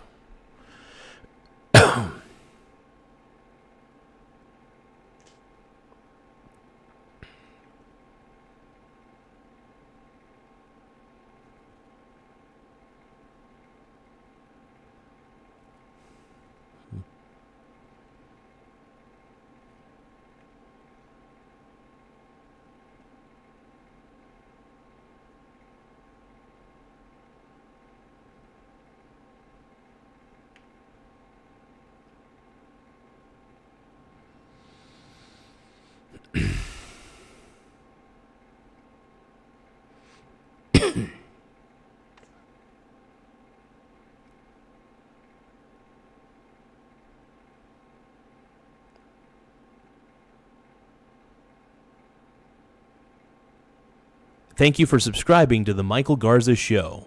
Don't forget to tap the subscribe button in the upper right-hand corner. Whoa, dude, Donald Trump tried to buy the home. That's hilarious, dude. I forgot. I remember somebody mentioning this to me that Trump was in Fresh Prince, which is pretty tight. I want to watch this real quick. I don't know. I might get copyright struck, though. Hold on. Thank you for subscribing. I appreciate you. Hey, let's give a shout out to Aqua Skyman. Thank you for subscribing to the channel. Make sure you guys check out Aqua Skyman. I appreciate you, my brony bro. And then let's give a big shout out to Scott McGinn. McGinn? One more time. Thank you for subscribing to the Michael Garza Show. Don't forget to tap the subscribe button in the upper right-hand corner. You're the man, dog. I appreciate you. You are the man. You're so sexy. Thank you guys for subscribing to the channel, though. It really does help the channel grow. Just tap the subscribe button in the upper right-hand corner. We're a smaller channel, but we're always trying to get bigger and bigger and bigger. It does help my pee-pee grow, and let's roll, dude.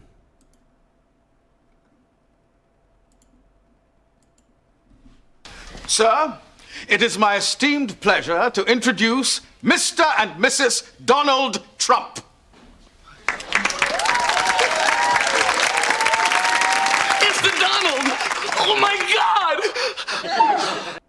God! Okay, this is amazing.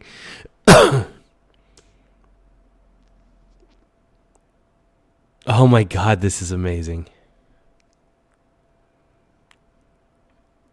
Dude, I'm so happy about this. Like, what a stud. Let's watch this. I'd probably react the same way Carlton's reacting, to be honest. If I saw Trump in real life, I'd be like, oh, it's the Donald. I'd probably be like, oh, I'd probably faint. Yeah, I get it. I get it, Carlton. You're good. Mr. and Mrs. Trump, it's an honor to meet you. Ron said his client had a rich uncle, but Donald Trump. I like keeping a low profile. Hi, Hillary Banks. Hey, Hillary. You know, you look much richer in person. Hey, Mr. Trump. Hey, how you doing? Will Smith. Hey, listen, you are getting a great house here. And this is quite a deal you're getting for it, too. Look, I'll tell you what. Doing another 50 grand, I cut the grass for you every Saturday. Look, folks, before we go too far, I've got something. Trump's the man, dude. This is gonna be sexy. I don't know what he's gonna say here.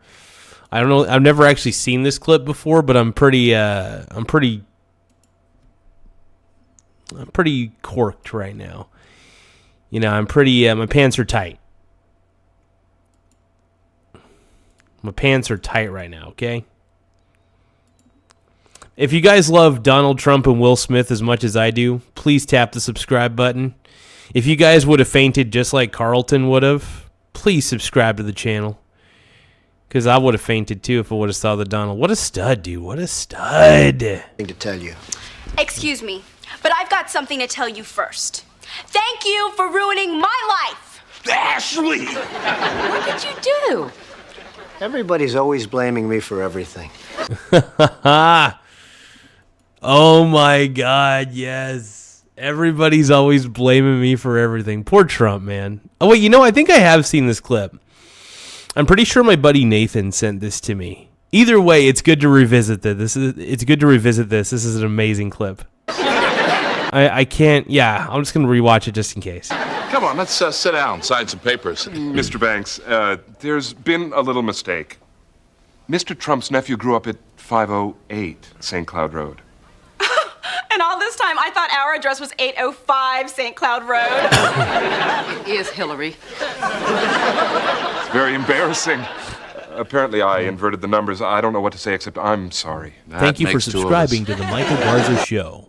Don't forget to tap the subscribe button in the upper right-hand corner. Hey, Denmark, thank you so much for subscribing to the channel, though. I greatly appreciate it. Let's keep watching.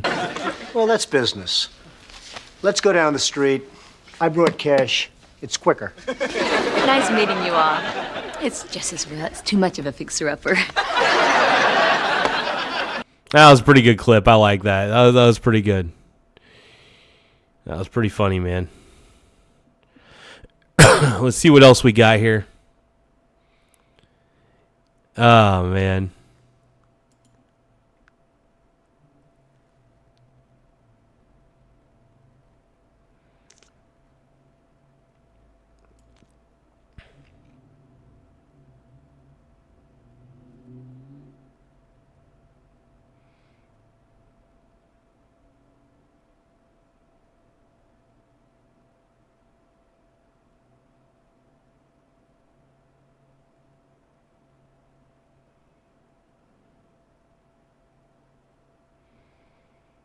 Oh,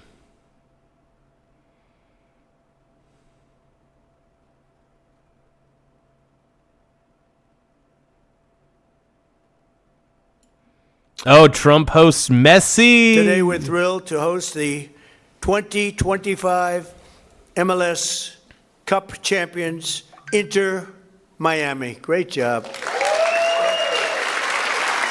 You got Messi, and my pants are getting messy right now.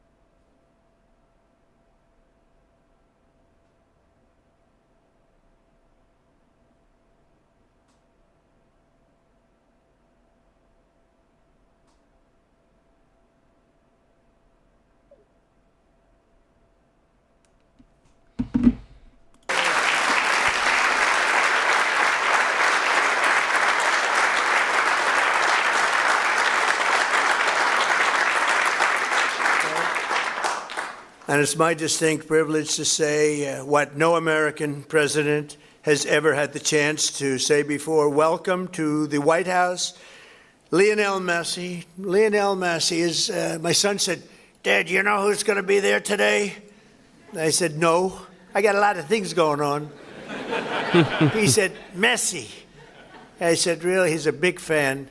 He's a big fan of yours. He thinks you're just a great person, and I think you got to meet a little while. So he's a big soccer fan, but he's a tremendous fan of yours. And a gentleman named... Hell yeah, dude. Heck yeah, dude.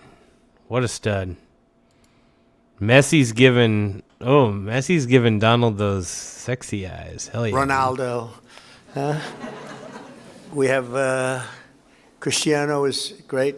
You're great. Boy, some big champions, some great athletes in that sport. And this, Mr. President, says USA 250 on the front, which we have on our jersey. And this is Trump 47. And Lionel Messi's number 10 is the best-selling jersey.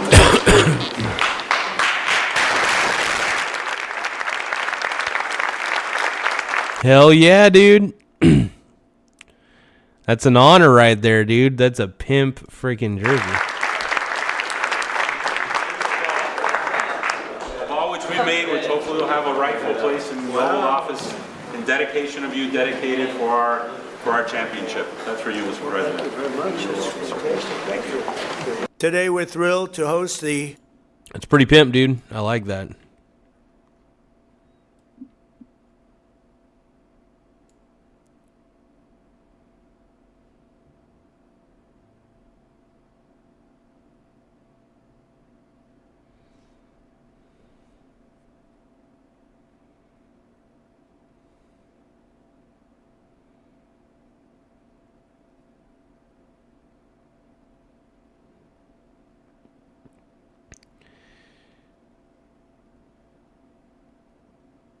Oh, God, I think I saw David Kuckman. Oh, no.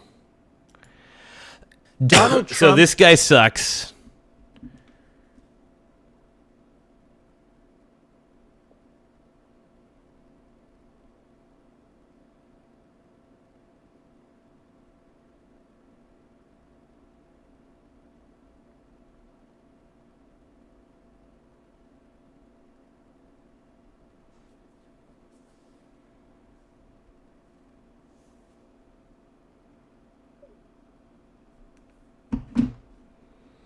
Had another terrifying moment where he suddenly realized, I may not have properly planned this Iran thing, and he... No, you're just interpreting that because you're uncertain about everything in your life, so you assume that Donald Trump is uncertain about everything in his. He seemingly forgot where his own father was born in a scary cognitive event. Donald Trump was asked by a reporter, what if, after everything you're doing in Iran, someone terrible takes over? And this is, of course, something I've brought up. The 86-year-old Ayatollah was a terrible theocratic extremist. But he was 86, and the Iranian... Yeah, well, here's the thing. There's now a chance that somebody better can come in. So, and guess what? Even when that Ayatollah guy was going to die, whatever the hell his name is, I don't know how the Iranian government works. I could care less. It's an archaic government anyway. But what I'm trying to say is that eventually a new leader is going to come in. And it's good that Trump is dismantling the Iranian government limb from limb. Iranians had done succession planning. So how likely is it that someone just as bad... And the succession plan probably would have been somebody just as bad. If you're working under a terrible person for that long, you're probably going to do terrible things. Does that make sense? I mean, come on, man. Come on, man. Give me this. I'm going to walk away for just a second. David Pac-Man gives me such a fucking headache. Oh, my God.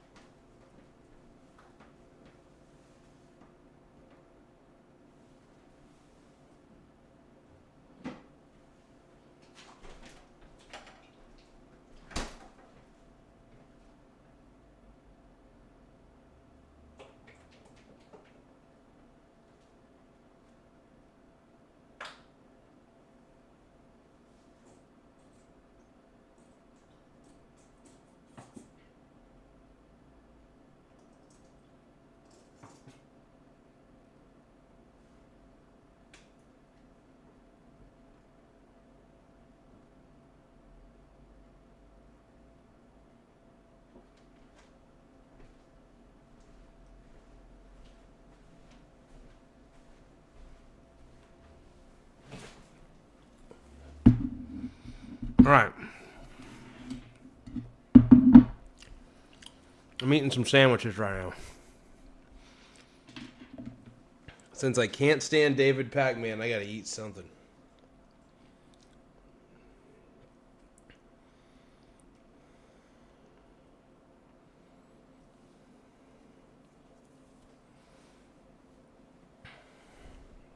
Or worse is going to take over. Trump is asked about this, and he reacts almost like this is the first time he ever considered it. And he goes, I guess that could happen. Yeah, maybe. Mr. President, what's the worst case scenario that you have planned for in Iran? Well, I don't know if there's a worst case. We have them very much beaten militarily from the military standpoint. They're still lobbing some missiles. At some point, they won't even be able to do that because we're hitting all of their carriers. We're hitting all of their missile stock. You know, they built up all these missiles over the last few years. They had a lot of them. They've shot a lot of them, and we're knocking out a lot. I guess the worst case would be we do this, and then somebody takes over who's as bad as the previous person, right? That could happen. We don't want that to happen. That would probably be the worst. You go through this, and then in 5 years you realize you put somebody in who was no better. That's right. That's exactly. Yeah, that's the worst case scenario. It's not like he suddenly came to that realization. David Pacman is just fishing. David Pacman is so good at gaslighting. This is why it's such a shame that my dad loves watching this guy. Because this dude gaslights more than anybody. Ugh. Pac-Man's the worst, dude. Exactly right. You see the gears grinding the rust off of themselves. Because it's true that the Ayatollah was horrible, terrible, vile. If you have progressive values, if you have democratic values, if you have values of secularism, which doesn't mean you're against religion, it just means you're for separation of church and state. You could not possibly see the Ayatollah as anything but a terrible, terrible influence on the country of Iran. But the Ayatollah was 86, and we know that there was a succession plan in place. And I like how Trump goes, well, I don't know. I mean, I guess it could happen that we do all of this and like someone takes over and they're really not any better. Did no one bring that up before you did this? Is this the first that you're hearing about this unfortunately quite likely possibility? And it seems that it is. Trump sort of I think it's good they're dismantling the government. Talking himself into that possibility. But first, really quick, a word from our sponsor. Oh, God. We'll hear it. We'll listen to it. Are brutal right now. For a lot of people, they are over 20%, which means even just to cover basics, groceries, gas, utilities, carrying a balance can get very expensive. And once the interest is compounding, it is hard to make real progress. If you're a homeowner, you may have another option. Our sponsor, American Financing, is offering mortgage rates in the 5s and helping homeowners use their equity to eliminate high interest credit card debt. The average savings is around $800 a month. That's real cash flow back in your budget every month. Takes about 10 minutes to speak with a salary-based mortgage consultant, no upfront fees, zero obligation, just a clear breakdown of what could you save. And if you start now, you may even be able to delay your next 2 mortgage payments. Call 866-891-7848 or go to AmericanFinancing.net. Yeah, sometimes refinancing a mortgage isn't the worst thing in the world. One moment.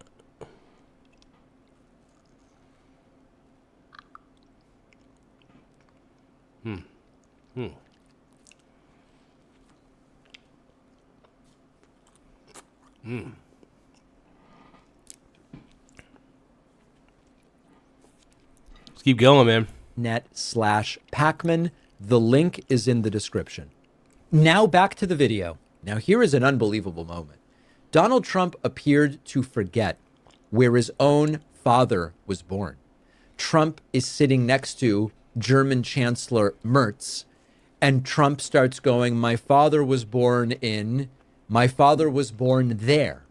And he seemingly forgets the word Germany, but also forgets that his father was born in New York City.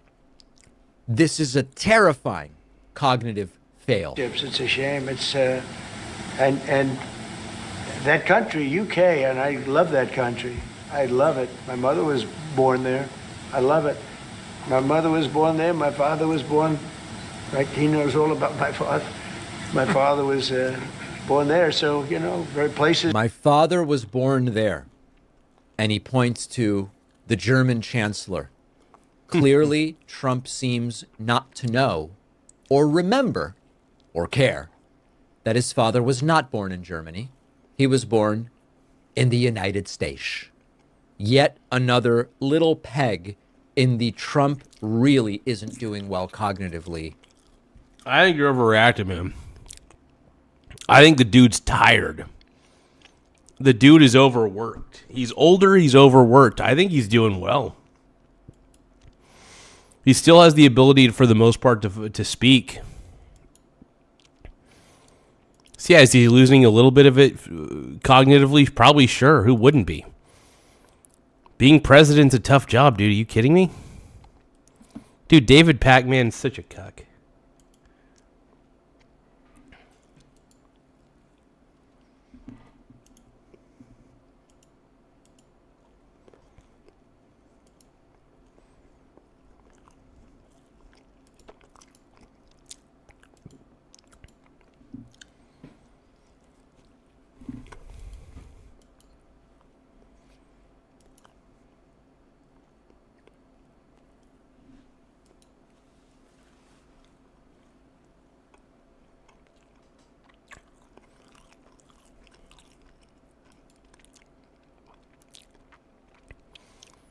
Biden not only is old, he acts old. Trump is old, but he doesn't act old.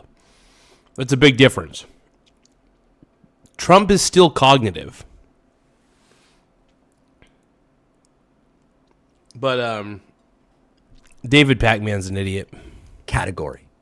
In another totally harebrained moment, Donald Trump seems to say that we are now on bad terms with Spain. And I hate the way he talks. He kind of has a little bit of an upspeak inflection. Like, I'm better than you. I know more than you. I understand That's what he sounds like. That's why I never watched this guy. He's like the Rachel Maddow of YouTubers. Military will use Spanish airports even against the desires of Spain. That doesn't sound particularly logical. But some of the European, like Spain, has been terrible. In fact, I told Scott to cut off all dealings with Spain. Spain, first of all, it started when every European nation, at my request, paid 5%, which they should be doing. And everybody was enthusiastic about it, Germany, everybody. And Spain didn't do it. And now Spain actually said that we can't use their bases, and that's all right. We could use their base if we want. We could just fly in and use it. Nobody's going to tell us not to use it. Wow. But we don't have to. But might makes right in Trump's world. They were unfriendly, and so I told him that we don't want to. Spain has absolutely nothing that we need other than great people. They have great people, but they don't have great leadership. And as you know, they were the only country that in NATO would not agree to go up to 5%.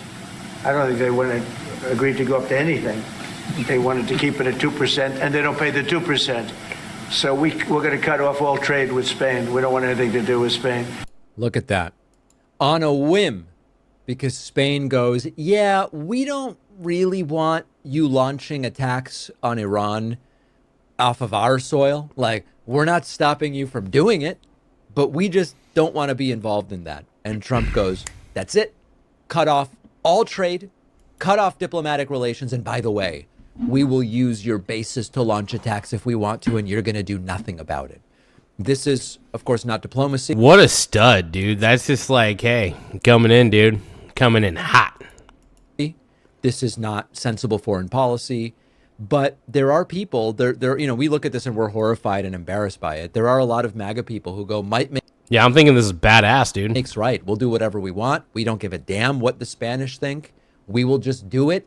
And this is what makes Spain's lame anyway. Trump so great. As terrifying and harebrained as this is, and we see it and we go, what a horror. On the MAGA side, a lot of them love this crap. David Pac-Man, it's because you're a fucking pussy. You're a pussy. And you ask for permission for everything. But do they like prices going up and Trump going, it's fine. I've decided it's fine. That's the question. Anyway, I can't watch any more of this guy. He's such a chud. Like, the more I watch of Pac-Man, the more I just want to throw up on my tits.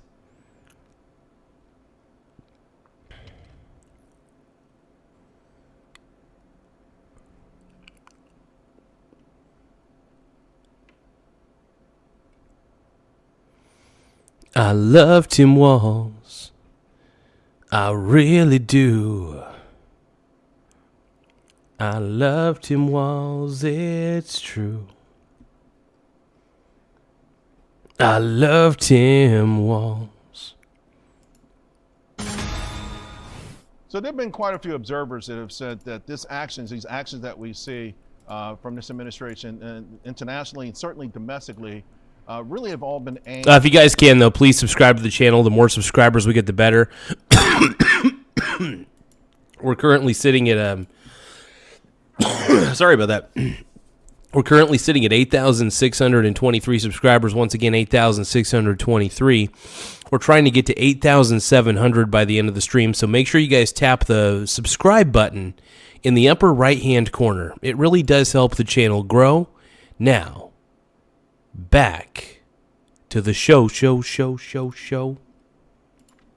And with one single purpose, to go after China. Now, interestingly enough, China seems like they've been caught completely flat-footed. Think about Panama, think about Venezuela, and now Iran, right? China seems to be stuck in the mud, or dare I say even intimidated. The audio is a little too low on this. I'm going to watch something else.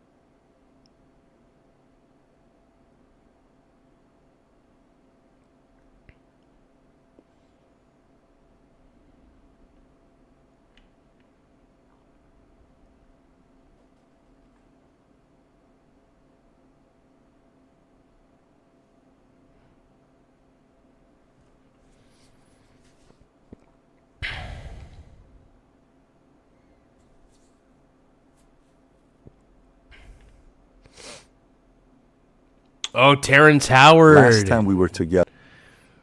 Was he hanging out with Diddy? I don't know how Diddy conversation came up. That went everywhere. You remember that when we talked about the Diddy conversation where I think he wants to, I think he's trying to get out of there, And then afterwards, he obviously went to prison, court, all that stuff has been done. And I don't know if you had a chance to watch the... So, Supa America? Supa America is saying... He's live right now saying you're his son? Oh, okay. Well, let's take a look. I've got no idea who Supa America is, so... This is news to me. Oh, Sup America. Why did I say Supa America? Wait, so he's live right now saying that I'm his son?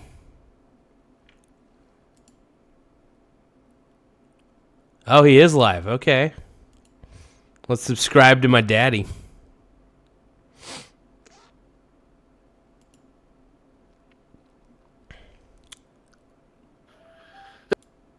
What's up, America? And European governments send warships to Cyprus, including... So wait, when did he say I was his son, dude? A little bit classy. So wait. You can barely hear it, but your mom can. So this Last guy's night. my daddy. There you go. Why is he smoking a cigarette? Really? I'm not going to show the cigarette. America. I hope it doesn't think... Oh my God, it saw my face. It's offensive.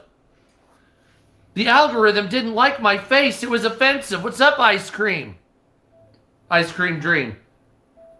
Oh, my stars. Shucks and yays early. What is up? So wait, this guy claims that I'm his son. JK, that's your brother. I guess we kind of do look a little bit alike. Yeah, we kind of do, actually. Okay.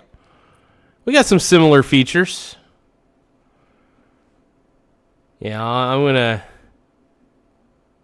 go back to not doing whatever the hell that was.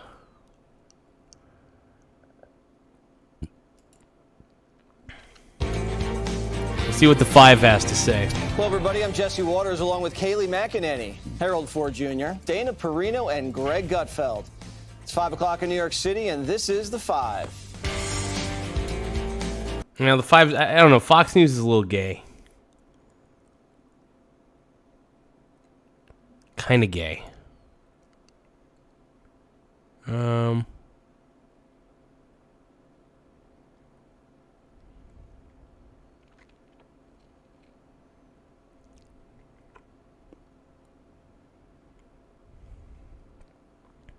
So this is why Kristi Noem was demoted. How do you square that concern for waste, which I share, with the fact that you have spent $220 million running television advertisements that feature you prominently? Sir, the president tasked me with getting the message out to the country and to other countries where we were seeing the invasion come from, with putting commercials out that told them that if they were in this country illegally, that they needed to leave, or we would detain them and remove them, and they'd not get the chance to come back to America the right way. That has been extremely effective. Ask you to run these advertisements, is that right? We had that conversation, yes, before I was put in this position and sworn in and confirmed, and since then as well. Okay. Did you bid out those service contracts? Yes, they did. They went out to a competitive bid, and career officials at the department chose who would do those advertising commercials. And the people that you ended up picking were people who had formerly done your political work back in South Dakota, is that right? No, that's not correct, sir. I think it is. No, it's not, sir. The individuals who, I believe the careers who they chose were 2 different media firms. There's been conversation about their subcontractors, but we have no legal authority to look into subcontractors on work like that. Okay. And you're saying that you're testifying that President Trump approved this ahead of time. Is that my understanding? We had conversations about making sure that we were telling people. No, ma'am. I'm asking you, sorry to interrupt, but the president approved ahead of time. Did she actually have permission? That's the question to run the ads. And I don't think she did. I don't think she did, dude.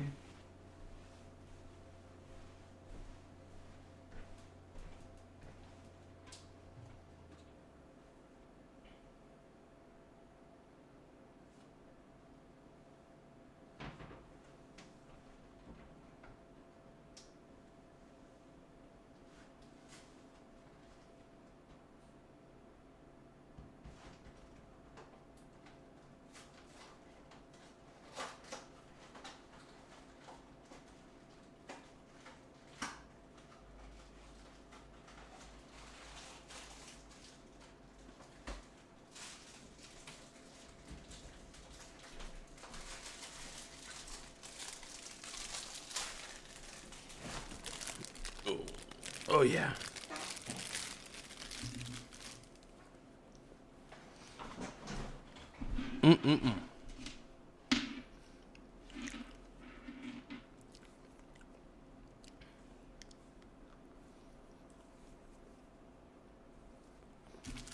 Oh, yeah.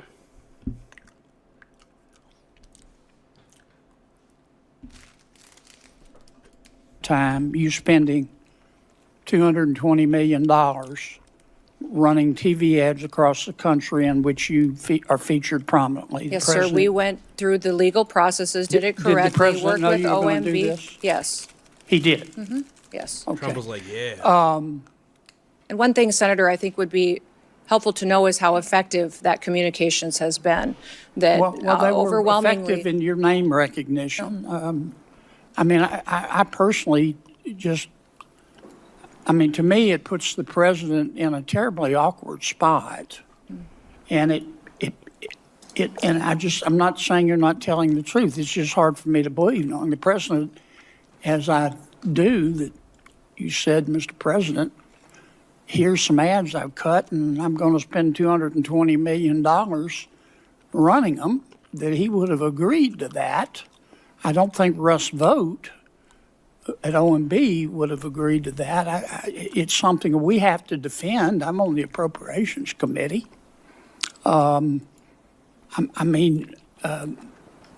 research shows that you did not bid them out, that you pick. In fact, one of the people you picked, the strategy group, Safe America Media was a company Micro Wiener formed Strategies. 11 days before you picked them, and that the strategy group got most of the money, and the head of that is married to your former spokesperson. Look, we all have friends who are qualified. I'm not quibbling with that. It troubles me. A fifth to a quarter of $1 billion of taxpayer money when we're scratching for every penny and we're fighting over clean your rescission room packages. It's a lot of money though for ads that are just little political I just ads. can't I mean, agree with it doesn't make a lot of sense to pay $200 million. Thank you for subscribing to the Michael Garza Show. To do some Don't forget simple to fucking tap ads. the subscribe button You know in what I the mean? upper right-hand corner. It's government money that she's using, dude. Well, actually, it's taxpayer money. Hey, thank you, G Slobe. I appreciate you. Let's give a round of applause to G Slobe for becoming a Michael Garza subscriber. Thank you for subscribing to the Michael Garza Show. Don't forget to tap the subscribe button in the upper right-hand corner. Hell yeah. Thank you so much, my brony bro. I appreciate you, my brony. Are you still running those ads? No, Senator, I did not have anything to do with picking those contractors. No politicals at the Department of Homeland Security did. I understand. Are you Career still running officials those followed ads? the competitive bid process for Are you that. still running Everything those ads? I think the ads are due to end here in March, I think within a week or So two. they I'm are not sure of the still update. The one that is running is focusing on angel families. Have you seen that? It is the one that's talking about this is our why. This is why we work every day. Okay. It's for the angel I've gotta families move and their on. victims.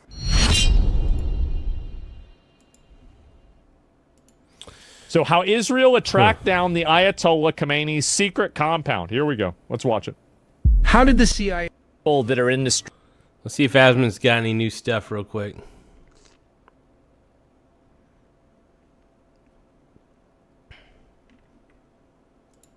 No, nothing crazy.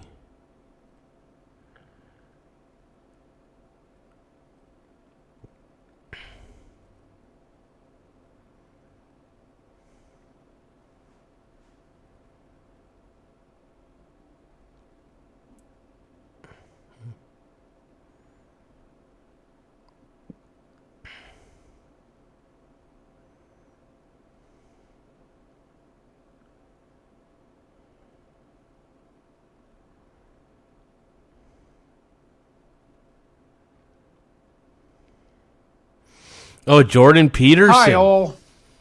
Clean your room. Jordan Peterson here. Well, I'm Jordan Peterson. I have been informed by many sources and also observed online, not least because of my discussions with a variety of Muslim thinkers, supporters, and critics, that I have developed an audience in the Muslim world. I would first like to say that I could not be more pleased or honored that such is the case. It has been so heartening to see that my biblical lectures, for example, attracted a large Muslim audience, and that the comments from the Muslim watchers and listeners to my YouTube channel and podcast have been so extraordinarily positive. And all this is lovely to see in the aftermath of the extraordinary Abraham Accords, which have laid out the possibility for peace between all the people of the book in an unprecedented manner. And I have something to say as an extension of all of this. Please. Oh, shit, dude. What's my man gonna say? What is my man gonna say? My man. Forgive my presumption, if you would. It is time for those of you in the Muslim world to stop fighting among yourselves, you Shiites and Sunnis, and also time to stop regarding the Christians, and even more specifically, the Jews, as your enemies. Why? not least because you have the enemy located in the wrong place. First, the best place to find Satan, let's say, is within. If you think the true enemy is in someone else's heart, then you haven't thought nearly long enough about the darkness within, and you have therefore fallen prey. And Jordan Peterson is right, man. There is a darkness within all of us, an animal instinct. Tap the subscribe button here. To the most subtle I thought I was already subscribed to Mr. Peterson, but I guess I'm not. temptation of the Clean your room. The ancient demonic spirit. So your best bet on the spiritual warfare front is to make of yourself and your Muslim practice something so admirable that the light shining from your well-constituted psyches and productive, generous, and wise actions is so intense that people convert to your faith from sheer admiration. There's a goal. Second, far more unites you with the other people of the book, as your own prophet himself, peace be unto him, forthrightly said, than what divides you. You all believe, for example, in a book. You all believe, for example, in God, and believe that you have an ultimate duty to that God. You are all followers of a prophetic tradition, and that is a tradition that unites the wisdom of the past with the vision and voice of those willing to see and speak truly and lovingly in the present. And you are all threatened, in a very real sense, by the system of vengeful Luciferian ideas that currently confronts all that is transcendent, traditional, and valuable on the sexual front, on the familial front, on the conceptual front, on the psychological and sociological front, and, in the final analysis, on the theological front. So, how about we all quit squabbling over trinkets and details and face the real problem? And I should also point out that it is not the individual carriers of the woke, politically correct, degenerate neo-Marxist. My man mentioned woke. My man, dude. My man. I'm mesmerized when I listen to this man. He's got a way with words. It's very sexy. Dr. Jordan Peterson. Ideas. Thank you for that should be subscribing to regarded the as Michael the Garza enemy. Show. Don't forget to tap the subscribe button in the upper right-hand corner. Hey, let's give a round of applause to Truth Seeker for subscribing to the channel. I want to thank you, Truth Seeker, for taking the time to subscribe, man. Let me put your name up on the board, brother. Thank you for subscribing to the Michael Garza Show. Don't forget to tap the subscribe button in the upper right-hand corner. Either. First, we must take the idea that the satanic impulse within is the Hello, prime Mary enemy Ray. with all due seriousness. Second, we must understand that even those quite possessed by the spirit of Cain that attracts and drives confused and lost people to the Luciferian ideologies of the materialist utopians are, in the ideal, fully redeemable and only partially consumed. Even the committed student ideologues who have, for example, attacked me and others like me rather viciously are generally, say, 90%, or perhaps 80%, reasonable and potentially civilized people who could still see the light. Muslims, reach across the sectarian divide. Shiites, find a Sunni pen pal. Communicate with someone on the other side. Sunnis, do the same. And then, maybe, reach out, tentatively, to a Christian, or even, heaven forbid, a Jew. Because perhaps it is time. Look, maybe even the problem is that even when these people communicate with each other, trying to open up dialogue is a good step. Don't get me wrong. I just think there are some religions that don't necessarily coexist with each other very well. Because eventually the people who believe in religions, like, for example, like the ones that involve the Quran. The Quran is a very archaic book and has a lot of terrible, terrible ideas. It's not a good book. And, like, I haven't read the whole thing, obviously, but I've read quotes from it. I've read excerpts from it, translated, of course, but it doesn't seem like it's that great of a book. You know what I mean? And I just, I don't trust it. I'm willing to try to understand what's in it, but it definitely seems, this doesn't seem good. And don't get me wrong, I'm not even really all that Christian. I appreciate Christianity. To some degree, I do appreciate the Islamic faith as well, but not very much. Let's keep going. Time for those who purport to be followers of God to act like it and to be convincing in those actions, even to those whose premature cynicism and skepticism have driven them into the towers of Babel. Yeah, I like this analogy right here. We are taught if you kill one person, it's like you killed a whole mankind, and if you save one person, it's like you saved a whole mankind, regardless of the faith. Yeah. That's interesting. That's kind of beautiful. I'll have to remember that. Constructed by the avatars of the resentful intellect.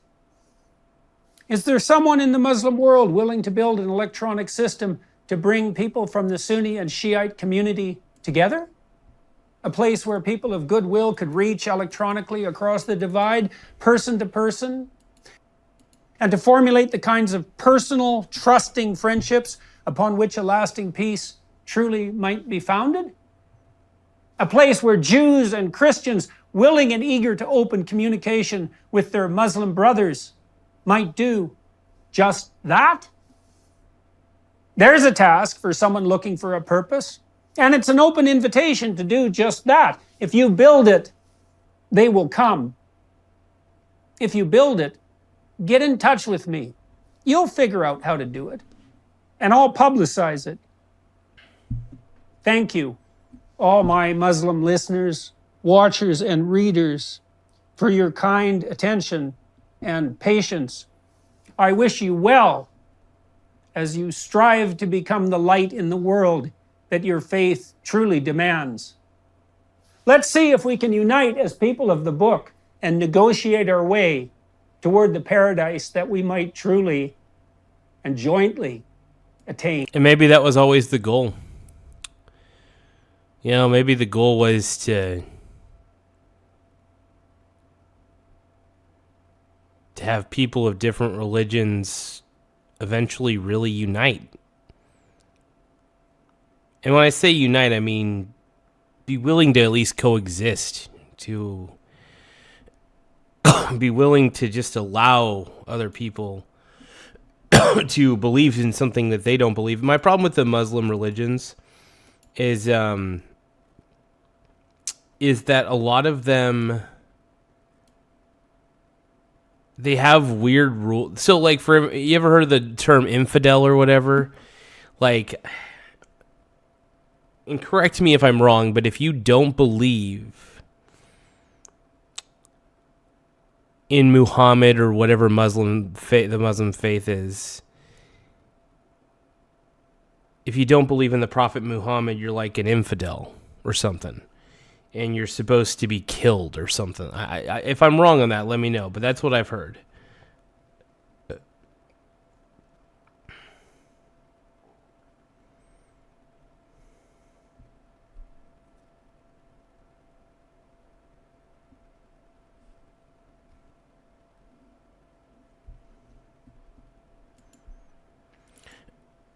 But I do believe people need to openly communicate with each other. Peterson, Peterson's an old man and he wants to see peace, That's not necessary. Hey, look, wanting to see peace is not necessarily a woke concept. wanting to see peace is actually a good thing in my mind. I think it's the responsible thing.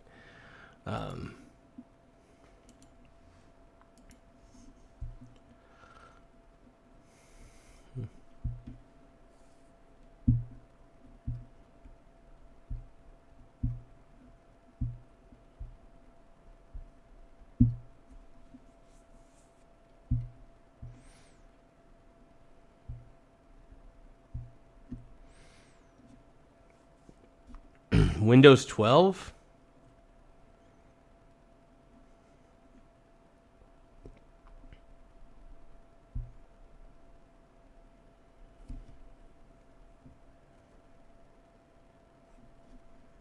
I am kind of curious about this. Oh no, Microsoft is very mad.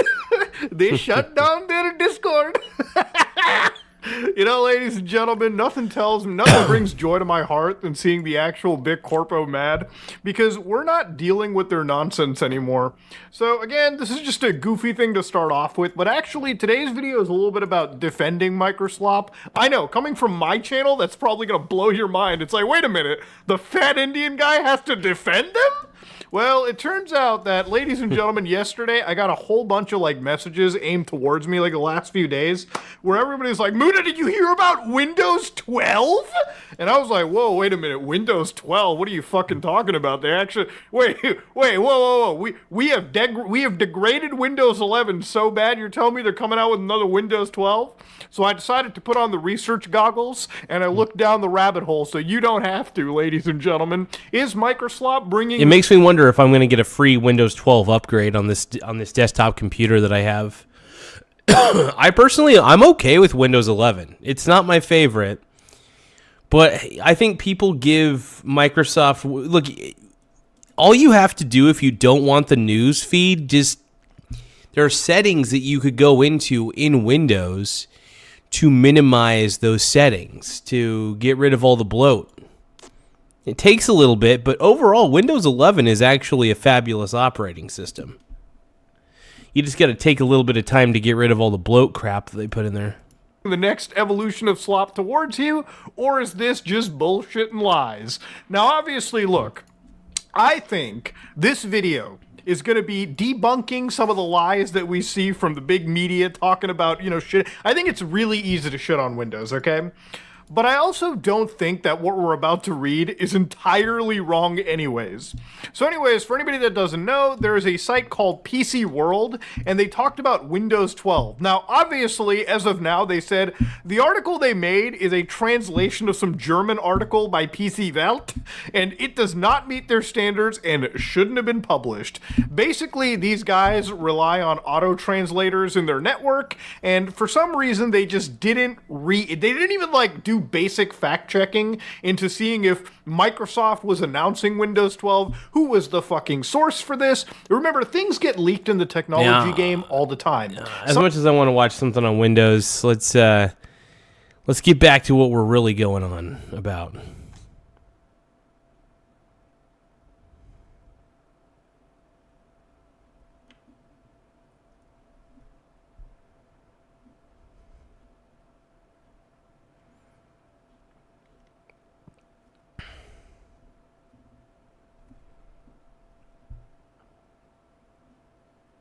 Uh-oh.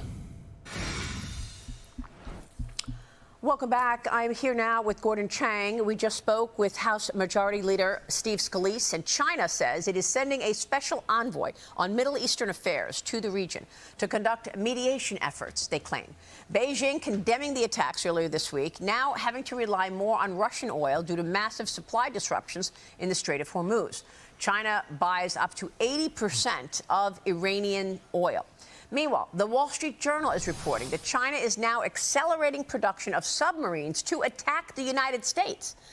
Closer to home, writing, quote, China has been developing new submarine technology and a bigger, better... Shit. Yeah, we need to cut off China. ...fleet that is gaining on the United States and its allies, spurring a new undersea arms race in the Pacific. These subs that can strike U.S. from closer to home, the U.S. Navy is warning. Joining me now is Gatestone Institute Senior Fellow Gordon Chang. Gordon, that is some statement that the Navy has warned us about. Yes. You know, the Chinese, they don't actually need better submarines. All they need to do is stay close to their shores in what they call the bastion areas, like the Yellow Sea. But obviously, they do want subs to be able to get closer to the U.S. And by the way, we have Chinese submarines in the Arctic, which would be very, very close to Alaska and the homeland. So this is really an important development. And we have got to make sure that we have got the attack subs that can take out those ballistic missile submarines of the Chinese. It's incredible. You know, the Hudson Institute has reported that China armed Iran with advanced missiles. Every warhead carries Chinese components. We've reported on this program many times that China sends these components to Iran. The guidance systems, the propellant chemistry. China provided air defense systems to Iran. U.S. and Israeli strikes decimated them. And that China invested $100 billion. Oh, it's okay, CCC Corps. No worries. I mean, clearly, China is on the side of Iran with all of this, and then they want to send a Mideast envoy to go condemn the attacks today. How do you see this? Well, first of all, that envoy is going to try to stop the United States from attacking Iran. And clearly what we should be doing is ignoring them. If you guys can, though, make sure you guys tap the subscribe button. The more subscribers we get, the better. It does help the channel grow. So we're currently sitting at 8,628 subscribers. Once again, we're at 8,628. So simply tapping the subscribe button, man, really goes a long way. So we're trying to get to 8,700 before the stream ends. Don't know if we're going to get there, but we're going to try. This guy. You know, the Chinese are an enemy combatant. That's the way we should treat them. They have been supplying Iran with all the components for their weapons, as you just talked about. Diplomatic support, propaganda support, elevated commodity purchases. Last year, 87.2% of Iran's exports of crude went to China. It's across-the-board support. And so the United States just needs to say, look, we want to stop this. We have to also impose costs on China. Yeah, so why have we been buying drones from China for so long? I asked the chairman of the Intelligence Committee this yesterday. Rick Crawford was my special guest. And I want to get your take on this. I know at this point, we've stopped buying Chinese drones from DJI. Well, at least we're not buying any more now. That's a good thing, because we don't want to be buying. Because China, I don't think we're really allies with China. I think on paper we are, but I think in reality we don't trust China. They don't trust us. And yeah. But there are so many of them already in our arsenal. Here's what he told me yesterday. Watch this. Congressman, what about all of those drones right now in our arsenal that China made? The drone manufacturing has moved so fast. Heck, I've got companies in my district that were engaged in this 10 years ago, but they were outpaced by the Chinese. They wanted to be able to offer these products to American farmers, but they couldn't keep pace because the technology changed so quick, and they were outfunded. And they had to go a different direction with it. So now we're reliant on these Chinese drones. We can't continue with that type of footing. Do you believe this operation in Iran is as much about China? It's a very tenuous relationship. I know that they try to characterize this as an affable relationship, and I get it, because that personally they may have an exchange that may be favorable. But broadly speaking, the Chinese Communist Party is not our friend. This attack on Iran was not an attack on China, but it most certainly is an impact on China. Has had impact already, hasn't it? Well, it certainly has. You know, China did with drones what it's done with a lot of other things. Solar panels, medicines. What they do is they... So what is my stance on this? Well, when it comes to China's potential threat to the U.S.,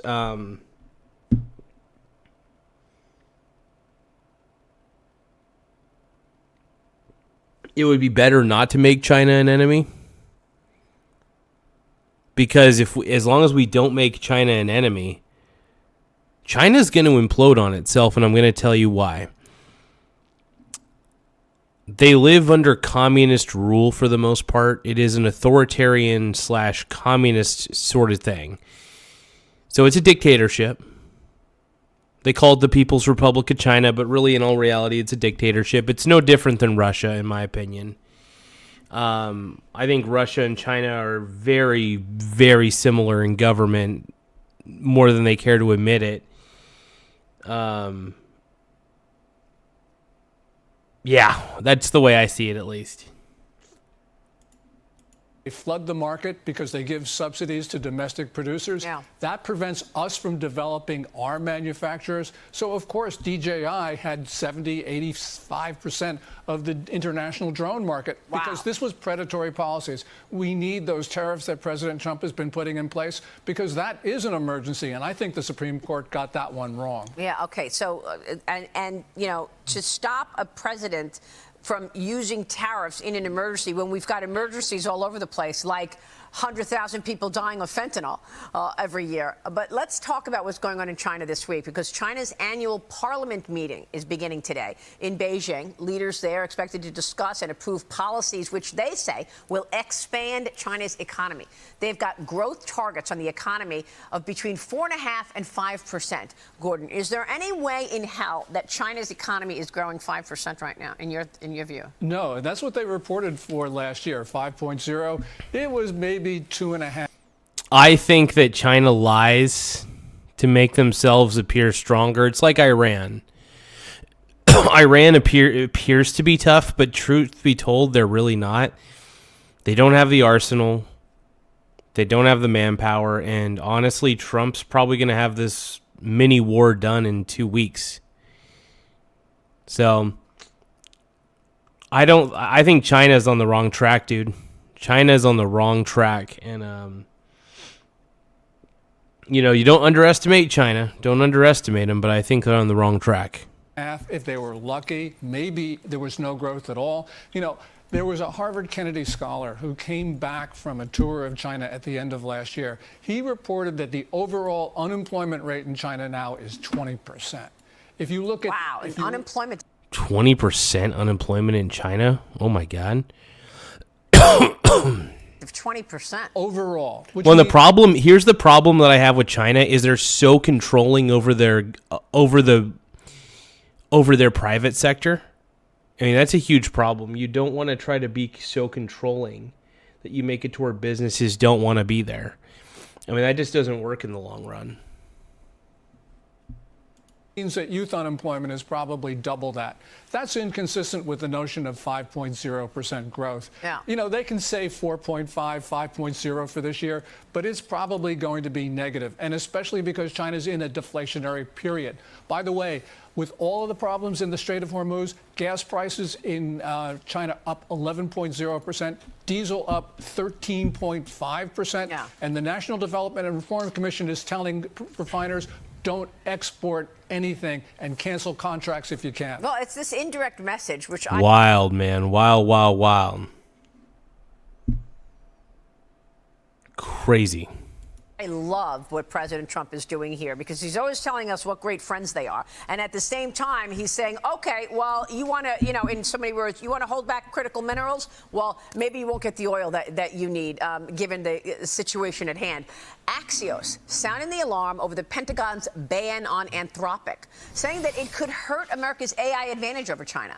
They write this: the international race for AI advantage is not measured in years, but weeks and days. Alienating a leading American AI company and ripping and replacing existing tech could give other countries, especially China, a leg up. Now, Gordon, look, Anthropic, if you want to be a government contractor, you're not going to tell the government how to use your products, right? I mean, so on this issue, I'm not sure I agree with Axios. How do you see it? Yeah. Well, the other thing, by the way, is that Anthropic is now trying to de-escalate the conflict, and it's now resumed negotiations with the Department of War, which means that probably they will kiss and make up. And that's important, because I would like to make sure that Anthropic and OpenAI, support the Defense Department in the way the Defense Department wants. Well, I understand that, but the only thing that worried me about the Anthropic statement, and this was really stunning, the CEO of Anthropic had this stunning ways to say that they don't want Claude, its main product, to be used for mass domestic surveillance. Also, the autonomous firing of weapons. Now, we know the Chinese are using AI for that particular purpose. Yeah. So it's important that we be able to use our AI in the ways that the Chinese are. It's just really important. Well, I think. Yeah, if I was Anthropic, I'd be like, you know what? It's either between being ruled by Xi Jinping or being ruled by America. I think I'd choose America, please. Yeah, just give America unfettered fucking access to your source code, dude. Give the government a leg up. If you give the American government a leg up, it would be better than giving China a leg up, you know what I mean? So either way, one way or another, it's going to happen. I mean, the technology is inevitable. And if Anthropic's not going to do it, OpenAI will gladly do it. Sam Altman will gladly do it.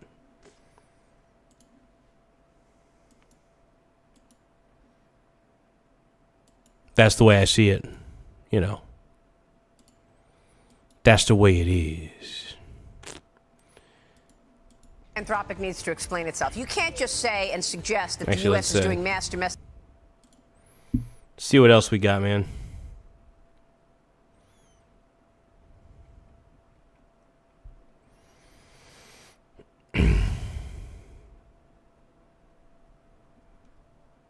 Index fund trap. What the hell?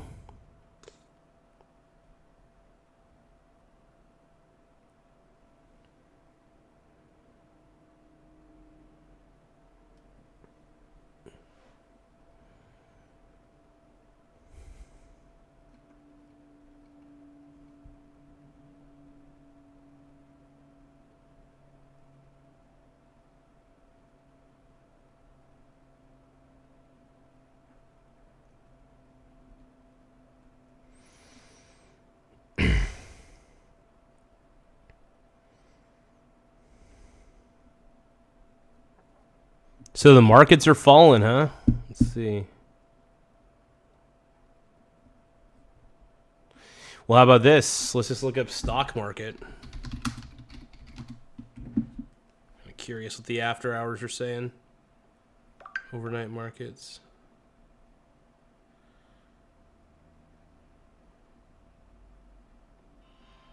Good afternoon, casino guests. We're going to give you our brand new Heinz Remix machine that will give you custom sauces. Build over 2,000 sauces. We're the first in the state of Washington to have this machine.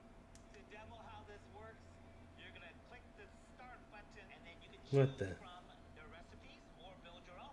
So what we're going to do today, we're going to look at all the different recipes that they have. There's ketchup, mayonnaise, barbecue sauce, mustard, and ranch dressing, and then all these additional featured recipes as well.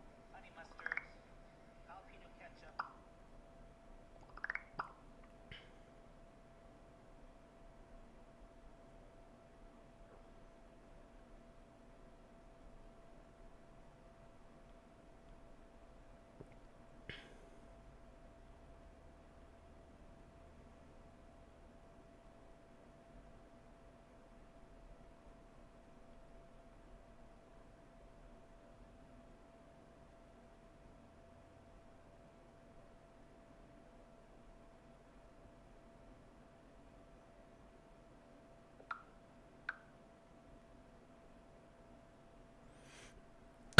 Here we go. Okay, let's see.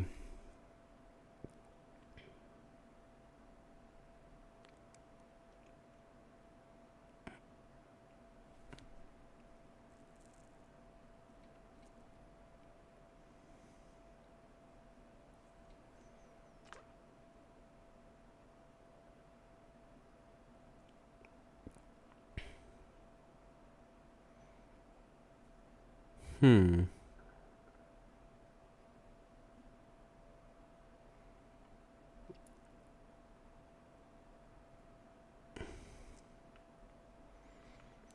need to find something good. Michael Saylor.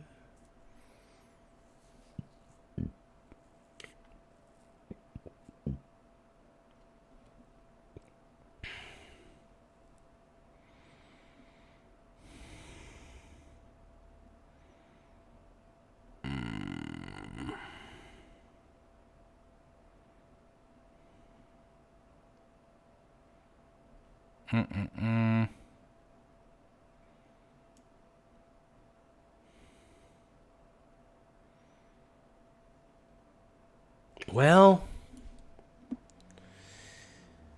trying to look for something here. What about stock market news? Let's see.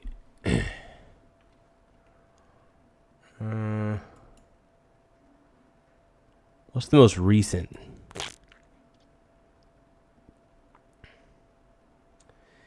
Investors Business Daily. All right. Might as well subscribe to these people.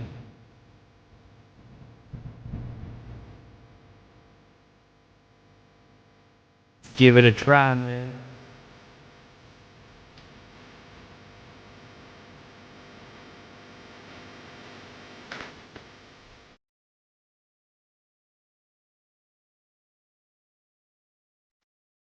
Before we continue further with this particular video, make sure you guys subscribe to the channel. The more subscribers we have, the better.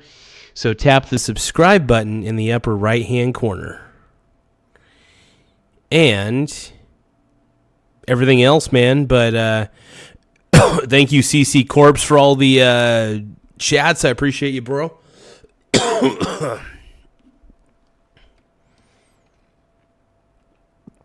Yeah, at the end of the day, man, does Buddhism work logically with all the people on Earth constantly procreating? And I don't know. That's a good question about Buddhism. I don't know if it works logically with everyone constantly procreating. Honestly, it's tough to say. It's pretty tough to say on that one, man. So, but we'll see. We'll see.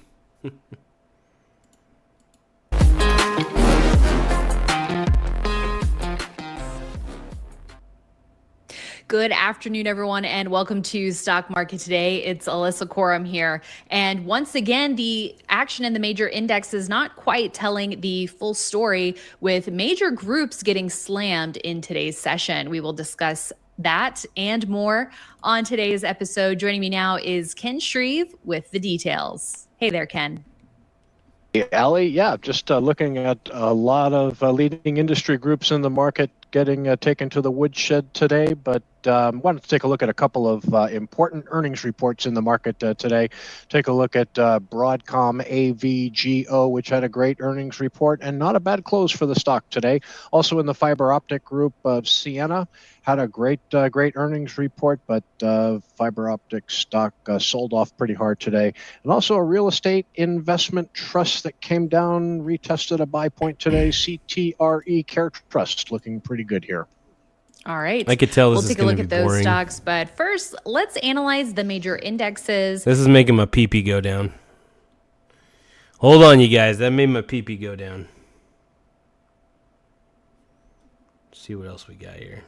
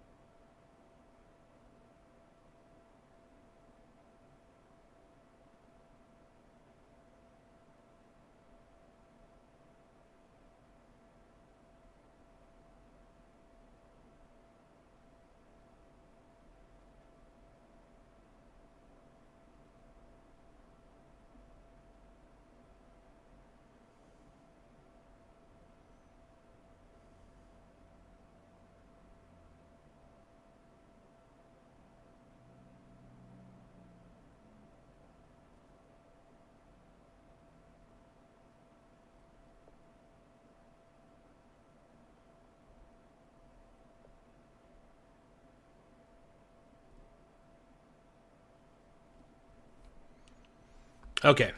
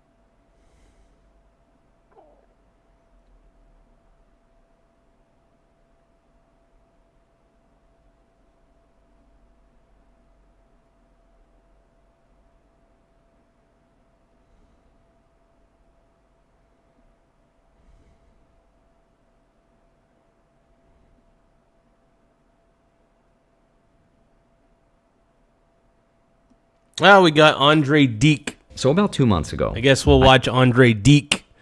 I made a video saying that Iran would be next after Venezuela. And I wish I was wrong, but on February 27th, Iran agreed to nuclear inspections. And then 1 day later, the United States bombed them.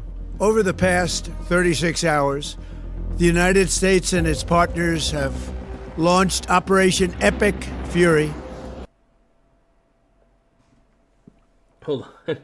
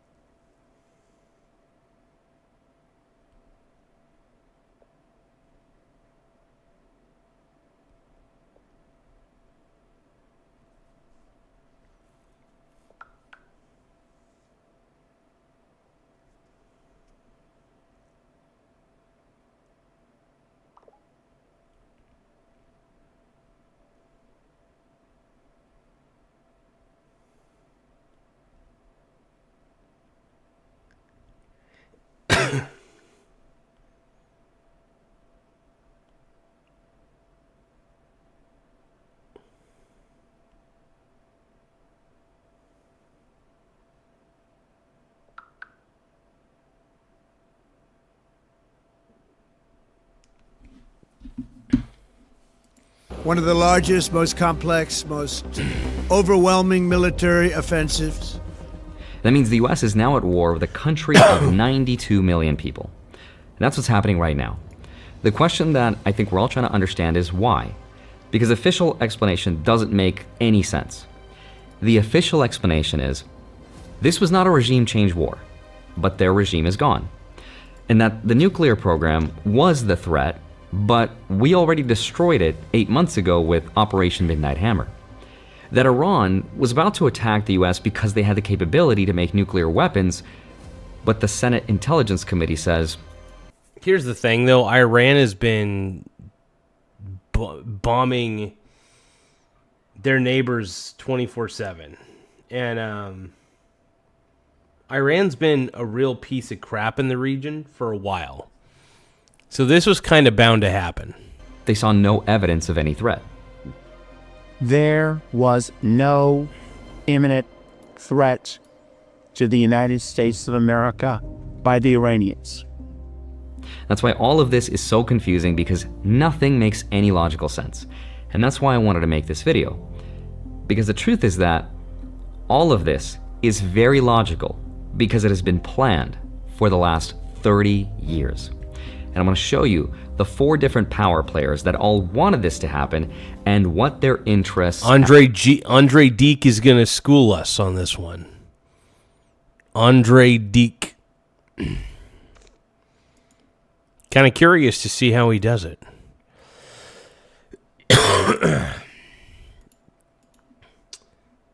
This will probably be the last video I react to for a little bit. I'm feeling a little blah still. Actually are. If we follow the money far enough, we'll come to a theory that connects all of this. And that theory has to do with something called the control grid and power over the flow of money. So with that said, let me explain who this benefits, how this affects investors, and what the heck is happening. Let's get into it. Hi, my name is Andre Jick. Hope you're doing well. Come for the finance and stay for the geopolitical rabbit holes that keep me up at night. So let's talk about why this is happening beyond the official narrative that we're told about. There are 4 major theories that explain it. There's 4 interest groups, all with credible evidence. And let me just start with the elephant in the room, which is Israel. Okay, so why do people think Israel forced the US to go to war? Evidence number 1 is a video of Marco Rubio explaining why this happened. We knew that there was going to be an Israeli action. We knew that that would precipitate an attack against American forces. And we knew that if we didn't preemptively go after them before they launched those attacks, we would suffer higher casualties and perhaps even higher those killed. So Marco told Congress, we knew there was going to be an Israeli action. So we struck preemptively. He's saying Israel was going to do this no matter what. And once Israel hit Iran, Iran was going to retaliate against the US by attacking US military bases. And because Israel made this inevitable choice, the US was forced into it as a preemptive action. Now, another piece of evidence is an incredible interview with a former CIA officer, John Kiriakou. I'll leave a link down below to the podcast, but John claims that Israel essentially gave the US an ultimatum. His words, Israel said to the US, bomb Iran's nuclear facilities or we will use our own weapons to do it. The reason, though, I'm told, that Donald Trump decided to bomb Iran was that the Israelis said for the first time, if you don't bomb Iran to take out these deep bunkers, we're going to use nuclear weapons. And they had never threatened that before. And so Trump said, bombing Iran might actually save us from the start of World War III if it keeps the Israelis from using nuclear weapons. That's the whole reason behind Operation Midnight Hammer. So wait, why do the Israelis have nuclear weapons? I don't think Israel deserves nuclear weapons. They seem like I don't think that they're very responsible. Hey guys, make sure you guys subscribe to the channel if you can. The more subscribers we get, the better. Also, don't forget to tap the like button, man. Tap it with your tip. Hammer, the initial strikes against Iran, which was to prevent World War III or an all-out nuclear war from starting. Right? Now, Israel has never officially acknowledged having nuclear weapons, but a lot of experts believe they do, even though they've never said it. So if John Kiriakou's source is accurate, Israel threatened to use weapons it has never admitted to having, which forced the United States into a war to prevent a potentially much bigger one involving nuclear weapons from starting. That's a huge claim. It hasn't been independently verified, but it does have a lot of credible evidence. Now, even if we discount him and we don't believe him, the third piece of evidence comes from the source, from Prime Minister Benjamin Netanyahu, who has been pushing for an attack and a regime change in Iran since the mid-1990s. The deadline for attaining this goal is getting extremely close. And Iran, by the way, is also outpacing Iraq in the development of ballistic missile systems that they hope will reach the eastern seaboard of the United States within 15 years. By next spring, at most, by next summer, at current enrichment rates, they will have finished. From there, it's only a few months, possibly a few weeks. The foremost sponsor of global terrorism could be weeks away from having enough enriched uranium. He kind of sounds like Pat Bet David. Benjamin Netanyahu kind of has that Pat Bet David accent. And Pat Bet David, the future looks bright. For an entire arsenal of nuclear weapons, that would place a militant Islamic terror regime weeks away from having the fissile material for an entire arsenal of nuclear bombs. If not... Hey, thank you guys for tapping the subscribe button, though. The more subscribers we get, the better. It does help the channel grow. Tap the subscribe button and tap the like button if possible. Stopped, Iran could produce a nuclear weapon in a very short time. It could be a year, it could be within a few months, less than a year. So if you've been paying attention at all, this has been the project for 30 years. This was the goal, and it happened. So that's power player number one. Israel wanted Iran's regime gone, and they got it with American firepower American service members, and American money. And in the grand context of power, who does this benefit?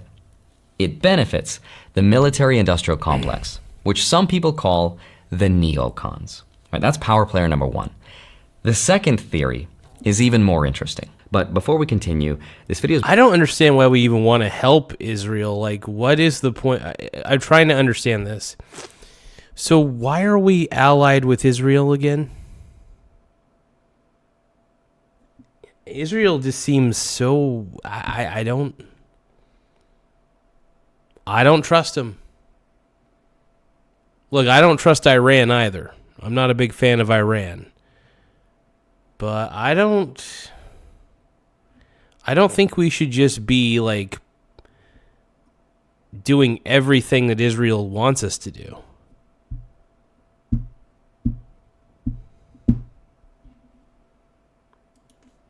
Is brought to you by Tello Mobile. If you've been paying $50, $60, or $80 a month for your phone plan, you should... I only pay $30 a month technically with Mint Mobile. I get unlimited data and everything. I do pay per year, which is how I'm able to get the $30 per year rate. I mean, sorry, $30 per month rate. My bad. It's pretty good though. I love Mint Mobile. But yeah, I'm pretty sure whatever Andre Deek is recommending is probably fine. But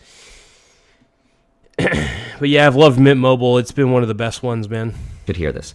Tello's unlimited plan is $25 a month. That's it. You get unlimited talk, unlimited text, 50 gigs of high-speed data, 10 gigs of hotspot, and you're running on 5G on America's largest network.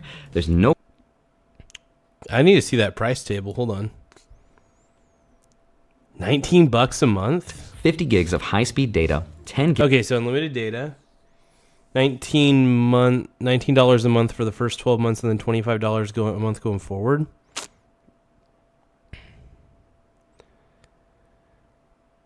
It's not actually a bad plan. I mean, it's only like $5 less than Mint Mobile, but I'm not going to lie, though.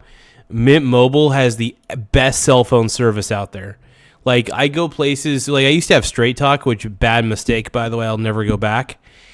But Mint Mobile, oh my God, I can go just about anywhere. It runs off of like the T-Mobile network and stuff. And it's amazing. Like, I get service everywhere. Almost everywhere. It's wild. I love it. Gigs of hotspot, and you're running on 5G on America's largest network. There's no contract, no hidden fees, no call us to cancel nonsense. You bring your own phone, you keep your own phone number, and you build the plan exactly the way you want it. They even include free stuff that other carriers charge extra for, like Wi-Fi calling, international calls to over 60 countries, eSIM support, and international roaming. Now, personally, I'm skeptical of everything, but Tello has over 14,000 reviews on Trustpilot with a 4.6 rating, which is basically unheard of for a phone carrier. So if you want to stop... Tello does look pretty cool. It sounds like a pretty cool phone carrier. I'm sticking to Mint Mobile, though. The guys at Spectrum tried to convince me to switch over to Spectrum Mobile, and I was like,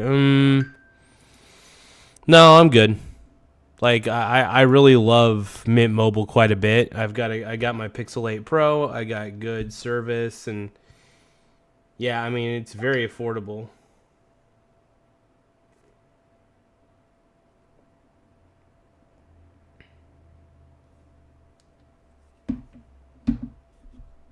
Overpaying for wireless, check out Tello at the link in my description down below. Thank you, Tello, for sponsoring this segment, and now let's get back to it. Now let's talk about the second theory, which says the reason why all of this is happening has all to do with China. Because the number one goal of the United States right now is to destabilize the rise of China's...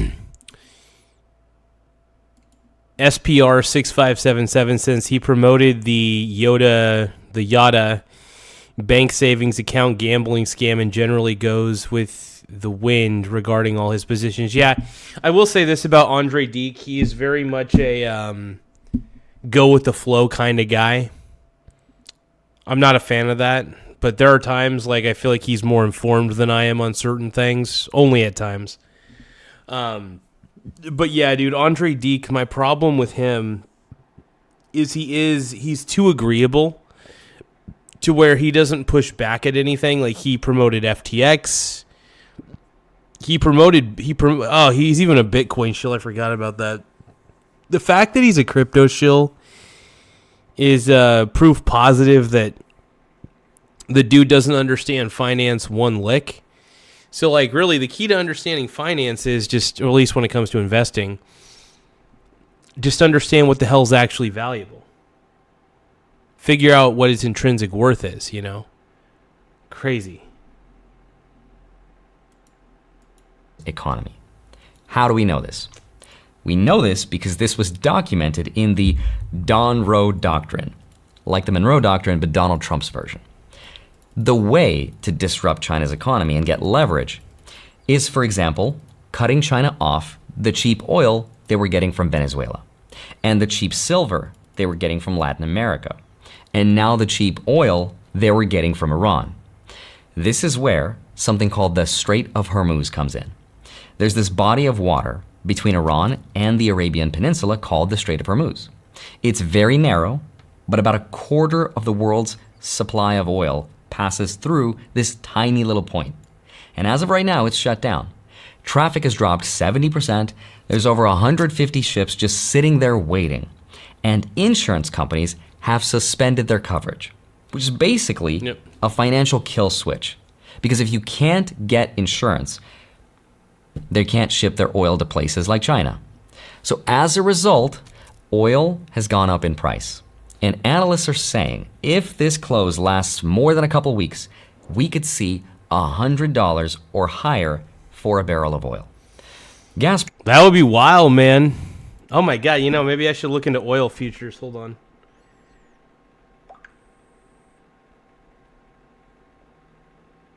Do you guys think I should do oil futures?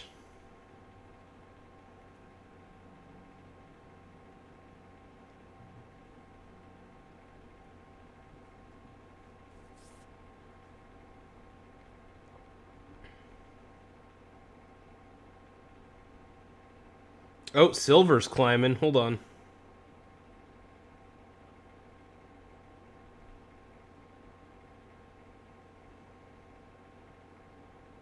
Silver's going to all-time bussy levels. No.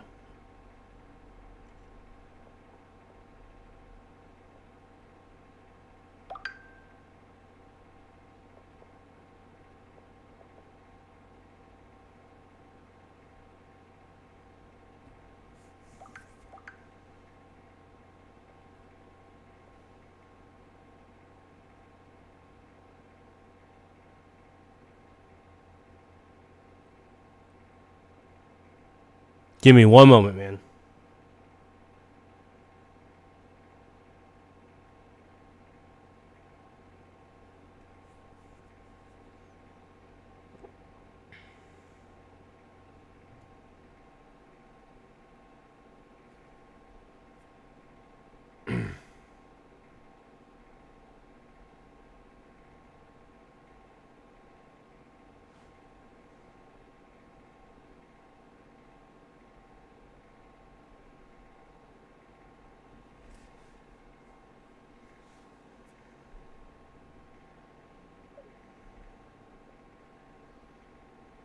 That's wild, man.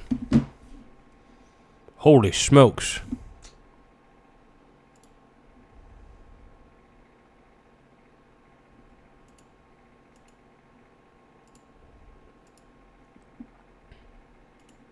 Prices at the pump are also projected to go up 10 to 30 cents a gallon in the short term. That's the optimistic scenario. Now hold on. How does this benefit the U.S.? This benefits the U.S. because this hurts Iran.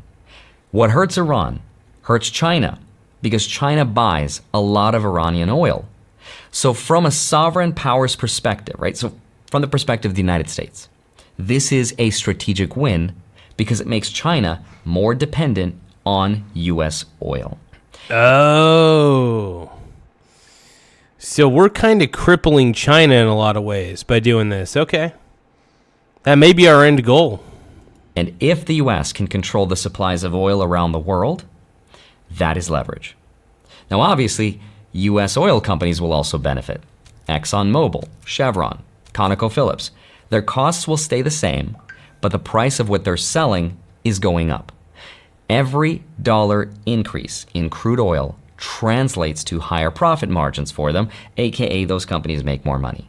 Yeah. But this also benefits the dollar because oil is still priced in dollars. So when oil prices go up, global demand for dollars goes up with it. And we can even see that in the data when we look at the Dixie Index, which measures the strength of the dollar relative to other currencies. That is getting stronger. Some people argue this is a way of saving the global hegemon that is the dollar system. Now, if this theory sounds crazy to you, believe it or not, this was predicted on video by a Russian politician as early as 2013. So what's their plan? They still need to occupy 7 more Arab countries, crush Syria, and destroy Iran with a military strike. America needs to weaken China. If Iran is struck, oil prices will soar to $200 per barrel. The Chinese economy won't be able to withstand that. And the European Union won't withstand it either. So, by striking Iran, America weakens both the EU and China. So higher oil prices. That's wild. Yeah, I mean, it's gonna. The question is how long will the oil prices be high? And flow controls benefits the dollar, the U.S. corporations, and hurts adversaries like China and the European Union. And that was planned a long time ago. So that is the second theory. The third theory is that this is all to benefit the financial industrial complex, which are the real powers behind the people who got the president elected. So who am I talking about specifically? This is the big money donors. This is a list of Trump's top 20 donors. There's $635 million in total. Look at this as a map of every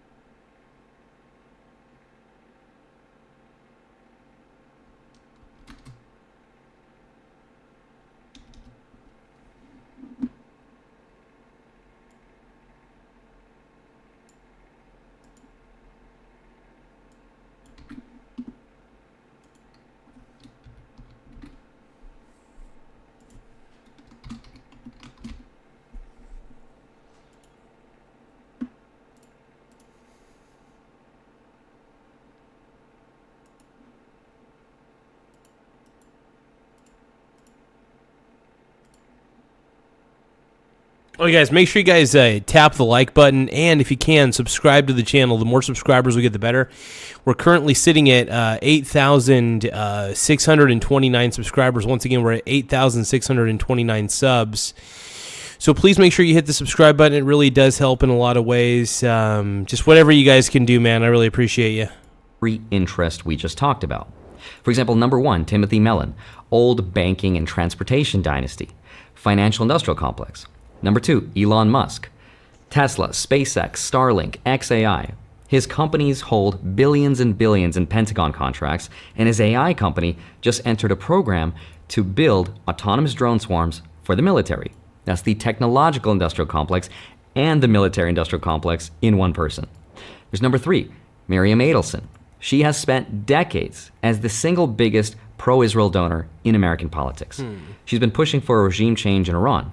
That's $105 million towards the policy we just watched happen, right? Number 7, Ike Perlmutter. So he's appeasing donors at this point. That's crazy. Former chairman of Marvel, served on Trump's informal defense advisor. I mean, it's a little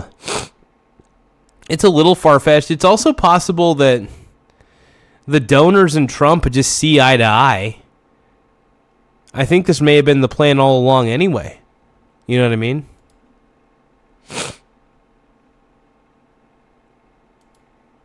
Advisory Council.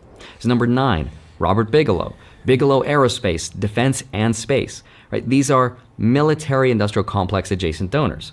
Is number 10, Kelsey Warren, runs Energy Transfer Partners, one of the biggest oil and gas pipeline companies in the country.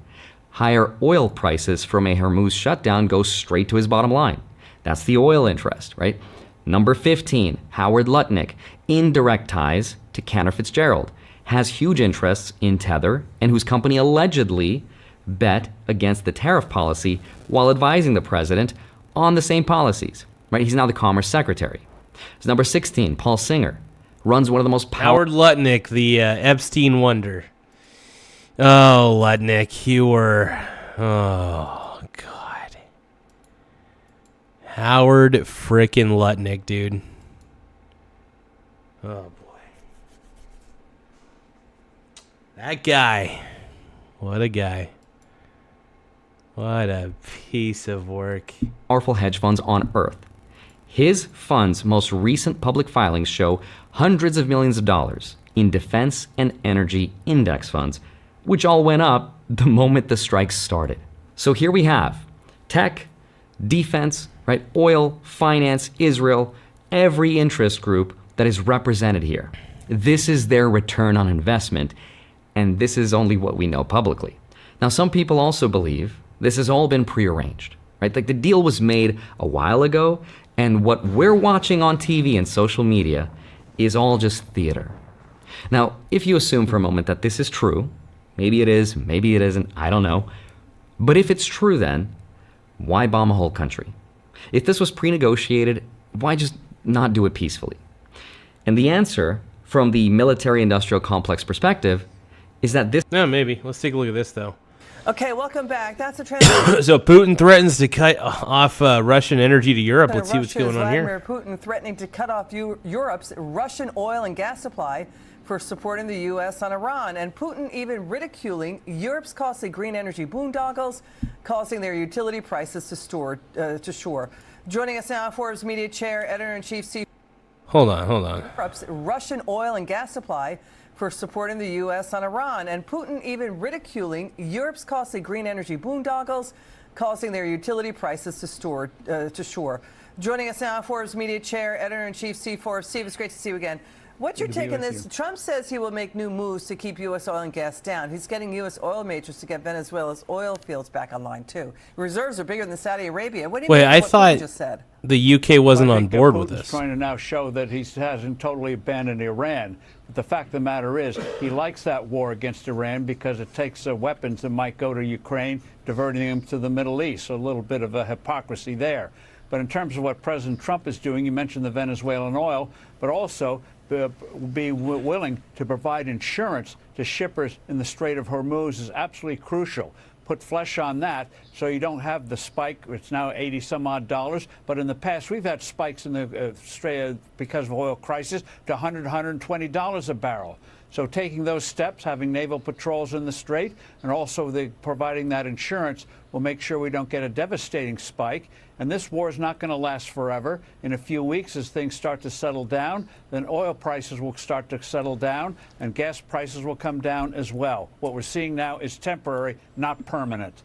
Secretary of War Pete Hegseth just said that they will intensify the strikes on Iran, that their U.S. will is ironclad. Let's talk about the Strait of Hormuz shipping problems and when it comes to oil. Because what did you make of this Politico report that President Trump's chief of staff, Susie Wiles, is telling Trump's team to bring ideas in to lower gas prices?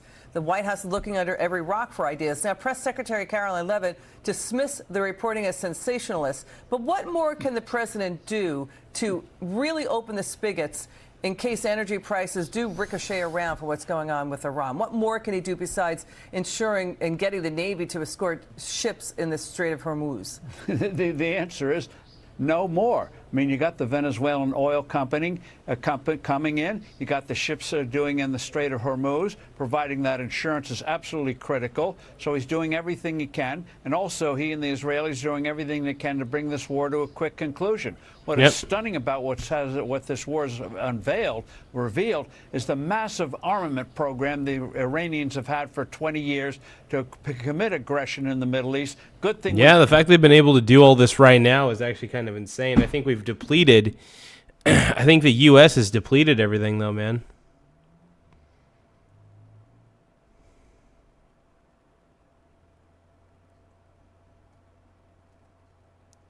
Let's see.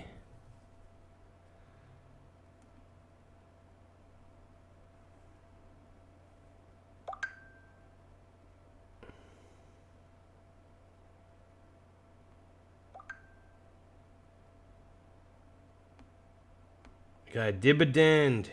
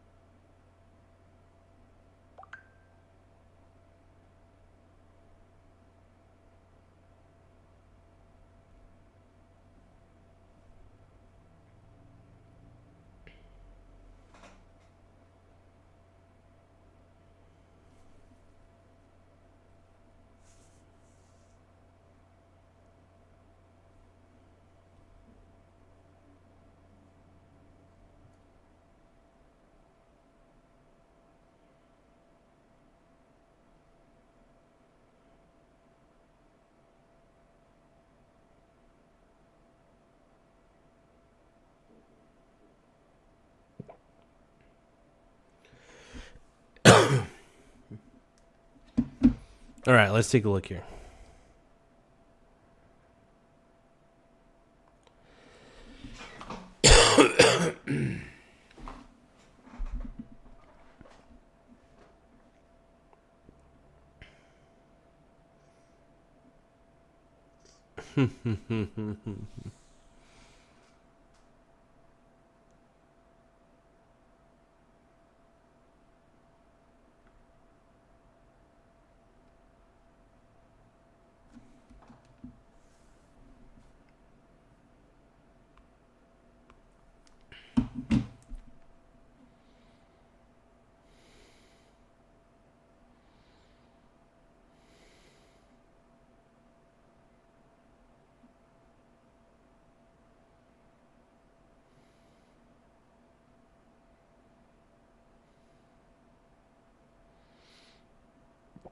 The psychology of Bitcoin billionaires is a retarded one. Bitcoin has made more self-made billionaires than any other asset in history.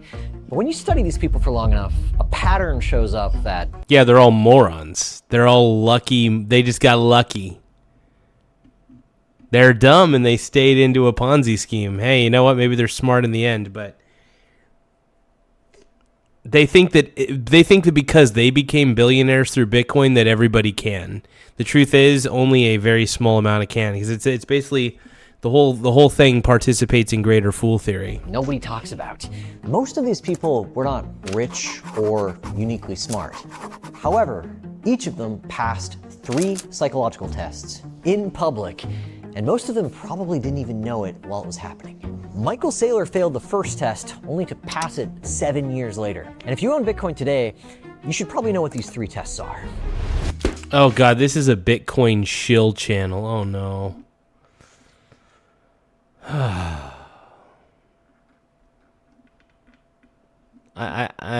This is so gay. This is so gay. Let's take a look at this. Okay, here it is. It's starting, finally. Well, good afternoon. I'm honored to stand right here today alongside one of America's finest. Admiral Brad Cooper, commander of U.S. Central Command. We just had a chance to spend a couple of hours together, better part of 2 hours, going through the entirety of this operation, Operation Epic Fury. And Admiral, I want to thank you for everything you do and your incredible leadership, for your dynamic thinking, the way you're attacking this. I want a Pepsi. That's what I want, man. I just want a Pepsi. All I wanted was a Pepsi. Right?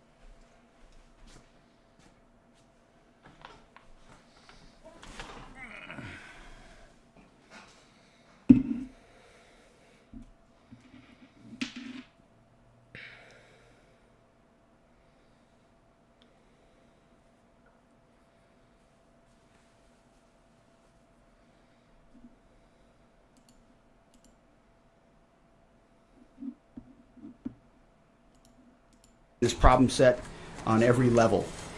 In just days of Operation Epic Fury, you and your team have delivered nothing short of devastating, precise strikes, taking out the better part of Iran's navy, making it combat ineffective, neutralizing missile sites and I can't launchers, increase sound. and establishing total dominance. If you over guys have the another skies, link, flyover and seas. I'll take it. Our forces are executing with unmatched skill, and the mission is advancing decisively. Great. This is the kind of no-nonsense, results-driven warfighting that America demands. Based. And you're delivering it in spades. You are the man for this moment. Admiral Cooper, on behalf of the President, the Department of War, and every American watching, I want to thank you for your outstanding job you and CENTCOM are doing. Keep pressing the fight, and we are with you all the way. Based. A few thoughts before I hand it over to the Admiral for an Hegseth is a total stud, by the way, and it's going to be great to hear more from them about this update, because the sooner this war is done, the better. The sooner it's all done, the better. An update. Iran is hoping that we cannot sustain this. Uh-oh. Which is a really bad miscalculation for the IRGC in Iran. You see, there's no shortage of American will here. We remember and honor our fallen, those 6 that we will soon welcome at Dover, who gave everything for their country in this mission. We remember them. But we remember them by rededicating ourselves even more fervently to this mission. Our commitment to our mission objectives only increases as our advantages continue to increase. Great. We've got no shortage of munitions. Our stockpiles of defensive and offensive weapons allow us to sustain this campaign as long as we need to. Again, our munition status only increases as our advantage increases. So we just get more and more Our of them. capabilities, we have only just begun to fight, and fight decisively. Having a chance to hear from Admiral Cooper. Use the laser if beam. you think you've seen something, just wait. The amount of combat power that's still flowing, that's still coming, that we'll be able to project over Iran is a multiples of what it currently is right now when you add up our capabilities and those of the Israeli Damn, Defense Force. Shit. And we have no shortage of authorities. The Admiral Just knows wait. we have clear objectives with maximum authorities on the battlefield. The dumb, politically correct wars of the past were the opposite of what we're doing here. They had vague objectives with restrictive, minimalist rules of engagement. No more. Our authorities, his authorities, CENTCOM's authorities through the President and myself are maxed out. Our capabilities are overwhelming and gathering still. Oh, wow. As are those of our Israeli partners.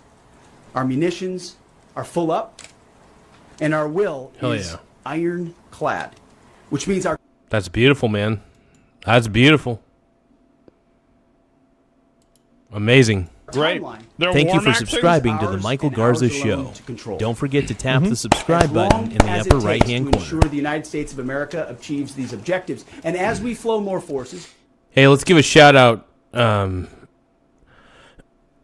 But let's give a shout out to James Page for subscribing to the channel. Thank you, James Page, for becoming a subscriber, man. Let's give him a round of applause. I'm putting your name up on the board one more time. Thank you for subscribing to the Michael Garza Show. Don't forget to tap the subscribe button in the upper right-hand corner. Thank you, Brony. I appreciate you, man. Let's keep going. and as we flow more capabilities, and as our munitions, as we're flying over the top, have even more devastating effects, we set the tempo, we set the timeline, led by the commander on the ground. Our ear is to the ground to listen to Admiral Cooper, what he needs, and what he needs he will get. We are built for this fight, and we are in it to win it.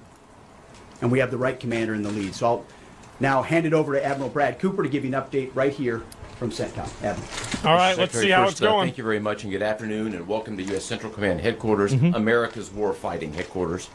It's great to be here alongside the Secretary and representing the more than 50,000 men and women in uniform currently executing Operation Epic Fury.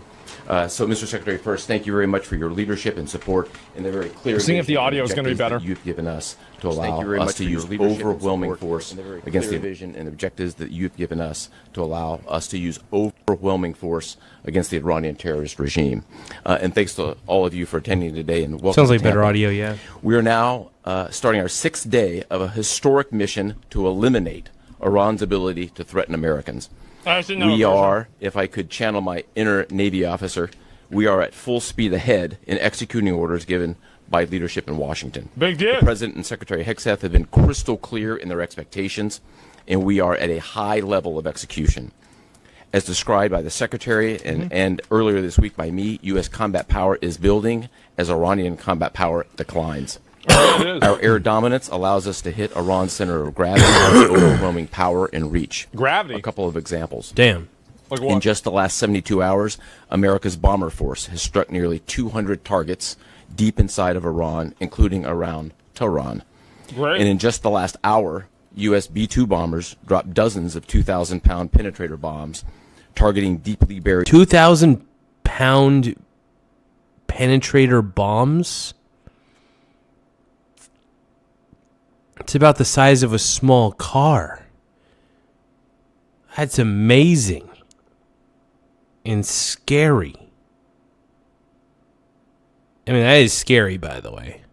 ballistic missile launchers. Notably, we've also struck Iran's equivalent In the of last Space hour? Command, which degrades their ability to threaten Americans. Then, if I just look back over the last 24 hours of the Damn. operation compared to where we were at its start, ballistic missile attacks have decreased by 90% since day one. That's Iran's Drone ballistic attacks missiles. have decreased by 83% since day one. Having said this, we remain vigilant. Our strikes against the Iranian Navy have intensified.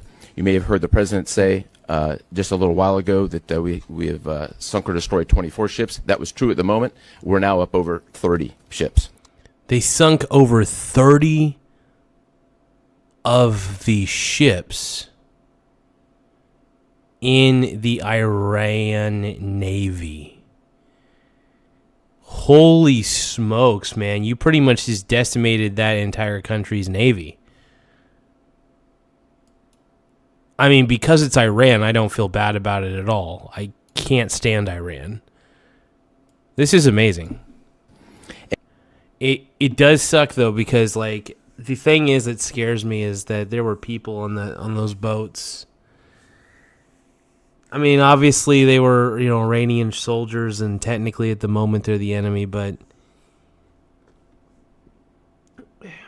it's still sad. You know what I mean? I hope maybe they abandoned ship or something. But it's possible that they stood their ground and failed. No, Iran's just a terrible country. Well, it's a beautiful country. It's just ran by a bad government. And in just the last few hours, we hit an Iranian drone carrier ship, roughly the size of a World War II aircraft carrier. Where is and it as now? we speak, it's on fire. Oh! The president Shit. gave us another task. It's on fire. It's on fire. Yeah. That is wild, man.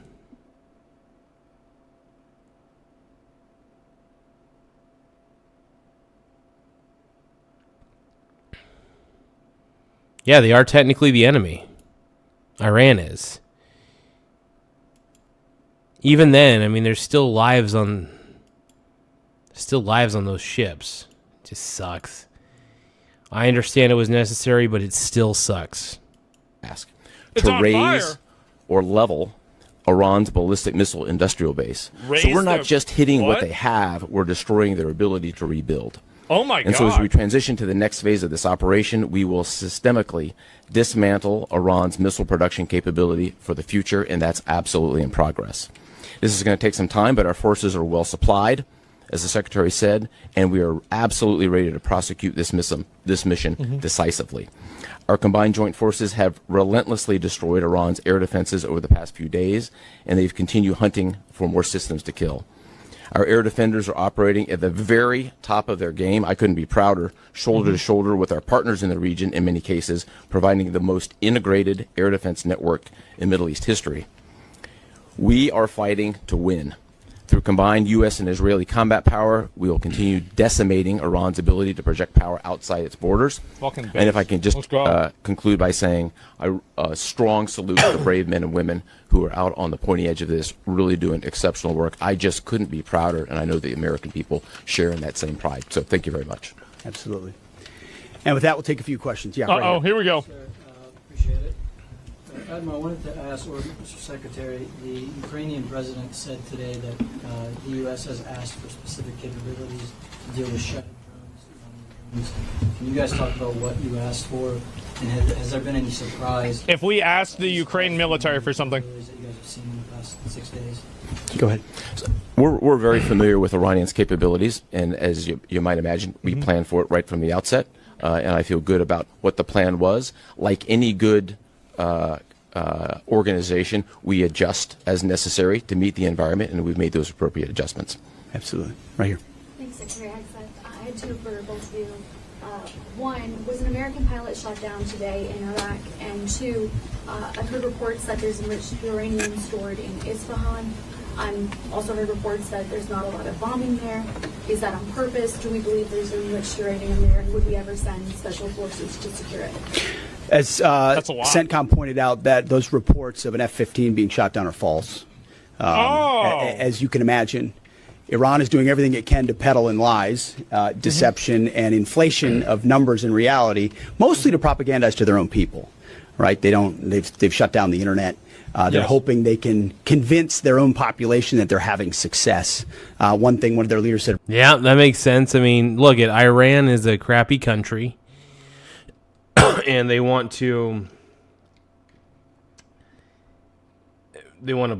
It just goes to show you they're censoring their own people. They're preventing their own people from releasing information about what their terrible government is doing. Look, Iran sucks. The Iranian government sucks, I should say. The people want it. The people want a new regime, man. And they're going to get a new regime.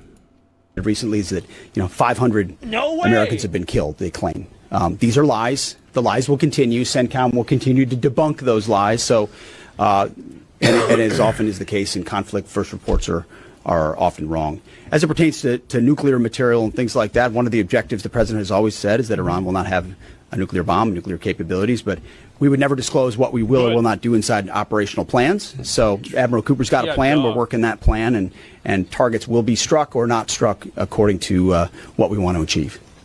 Yeah, right there. Secretary Hegseth, the president said earlier today in an interview that he would like to have a say in who's the next leader of Iran. Yeah. Is this an expansion of your military objective? You view it that way? And additionally, you spoke earlier today about how previous leaders have drawn resources from our hemisphere to the Middle East. Mm-hmm. How do you avoid that? Well, there's no expansion. Ultimately, I think the president's having a heck of a say in who runs Iran, given the ongoing operation we have. So there's no expansion in our objectives. We know exactly what we're trying to achieve. I think today's a great example of what this War Department is capable of doing. I was just in another part of Florida today where we announced, America's counter-cartel conference. 18 countries coming together from Central, South America, and the Caribbean coming together to fight cartels. Not bad, dude. Dude, I want the cartels gone so bad. That is something that is ongoing. We're focused there. We're focused in the Indo-Pacific. Yeah, I haven't really, ever since this war in Iran thing, I haven't heard much about Mexico, So that'll be interesting. We can mass combat power.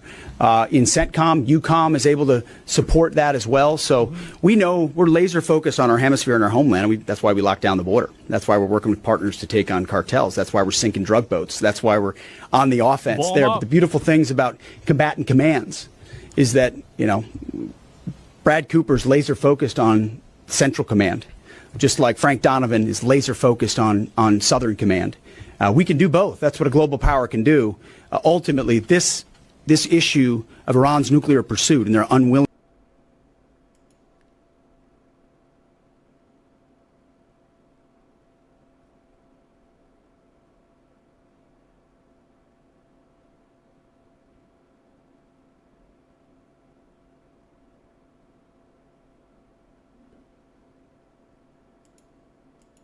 willingness through negotiations to stop it was something President Trump has said for a long time needs to be dealt with. They want to fuck and after around. 47 years, he's doing something that no other president was willing to do.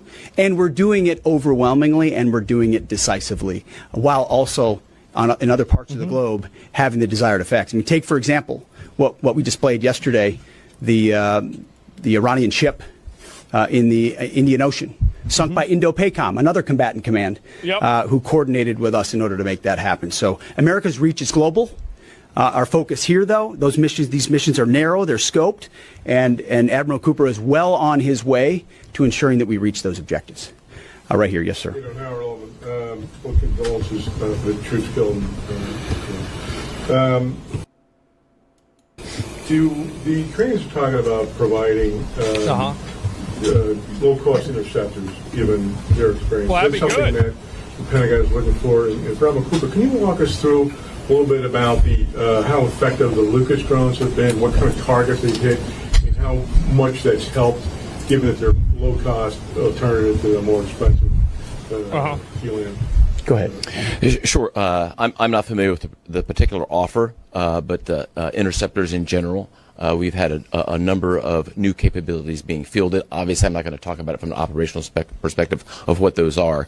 But I think you have seen over a period of time us kind of get on the other side of this cost curve on drones in general. If I just walk back a couple of years, you remember what you used to always hear, we're shooting down a $50,000 drone with a $2 million missile. Yep, hear that These a lot. days, we're spending a lot of time shooting down $100,000 drones with $10,000 weapons from ours. So that's one aspect. Well, that would be Lucas, convenient. indispensable. As many of you know, and if you don't know, this was an original Iranian drone design. We captured it, pulled the guts out, sent it back to America, put a little Made America on it, brought it back here, and we're shooting it at the Iranians. Good targets. Can you get Starmer on your way Good back? targets. Yeah, we might have to. Absolutely. Right there, yes, ma'am. Thank you so much, Secretary. President Trump, in his first speech after the launch of the Operation Epic Fury, he addressed Iranian people and he said that there's going to be a time for you to come out, but it's not now. Stay home. It's not safe. I want to know if there is a timeline for that you're going to urge Iranian people to come out, how that is going to play out, and how are you going to protect the protesters? You know that they're going to be shot probably, as we witnessed in January. That's what happened. How are you going to protect and support the protesters? And Admiral, I have one question for you. How are you going to minimize the civilian harms? We have a lot of evidence that the Basij units, IRGC commanders, they are now gathering in schools, in hospitals, in purely residential areas because their headquarters are bombarded, they are ruined. I'm curious to see how they answer these questions. Of course. So how are you going to protect the civilians while you're attacking the IRGC people hard? I would just say on the protests, obviously a lot of Iranian people, the Iranian people showed a lot of courage in those protests, and we saw the Iranian regime was revealed for what it is in the way they reacted to that. The world saw that. No one's done more than President Trump to reopen the opportunity for those who want a free Iran to do so. Ultimately, it's common sense, as he said up front. Don't go out and protest. Yeah, hashtag free Iran, baby. The people wanted a free Iran. I mean, they're thanking Trump in the streets right now in Iran, man. And all the liberals are here on the streets being like, doing what they do, man. Doing what they do. Kind of crazy, though, man. Kind of crazy. Protests while bombs are dropping inside Tehran and elsewhere. What? So there will come a moment where he determines, or they determine, that it's the time to seize that advantage. But there's a lot of things we're doing and the Israeli military is doing, targeting those individuals who are targeting those who protest. Good. The more you do that and you erode their will and you erode their capabilities, the more you create an opportunity for people to boldly stand up. Heck yeah. Yeah, I would just reinforce the point. We're targeting the people. We're targeting the headquarters and the people who are targeting the protesters, first and foremost. I'd also just double down on the president's comments that he previously made to the people. Stay in your homes. Keep things calm. Stay out of the way. There's a lot of U.S. and Israeli capacity electricity coming over. We're hitting a lot of targets. The best thing for them to do for right now is just to lay low. Right here. Thank you, Mr. Secretary.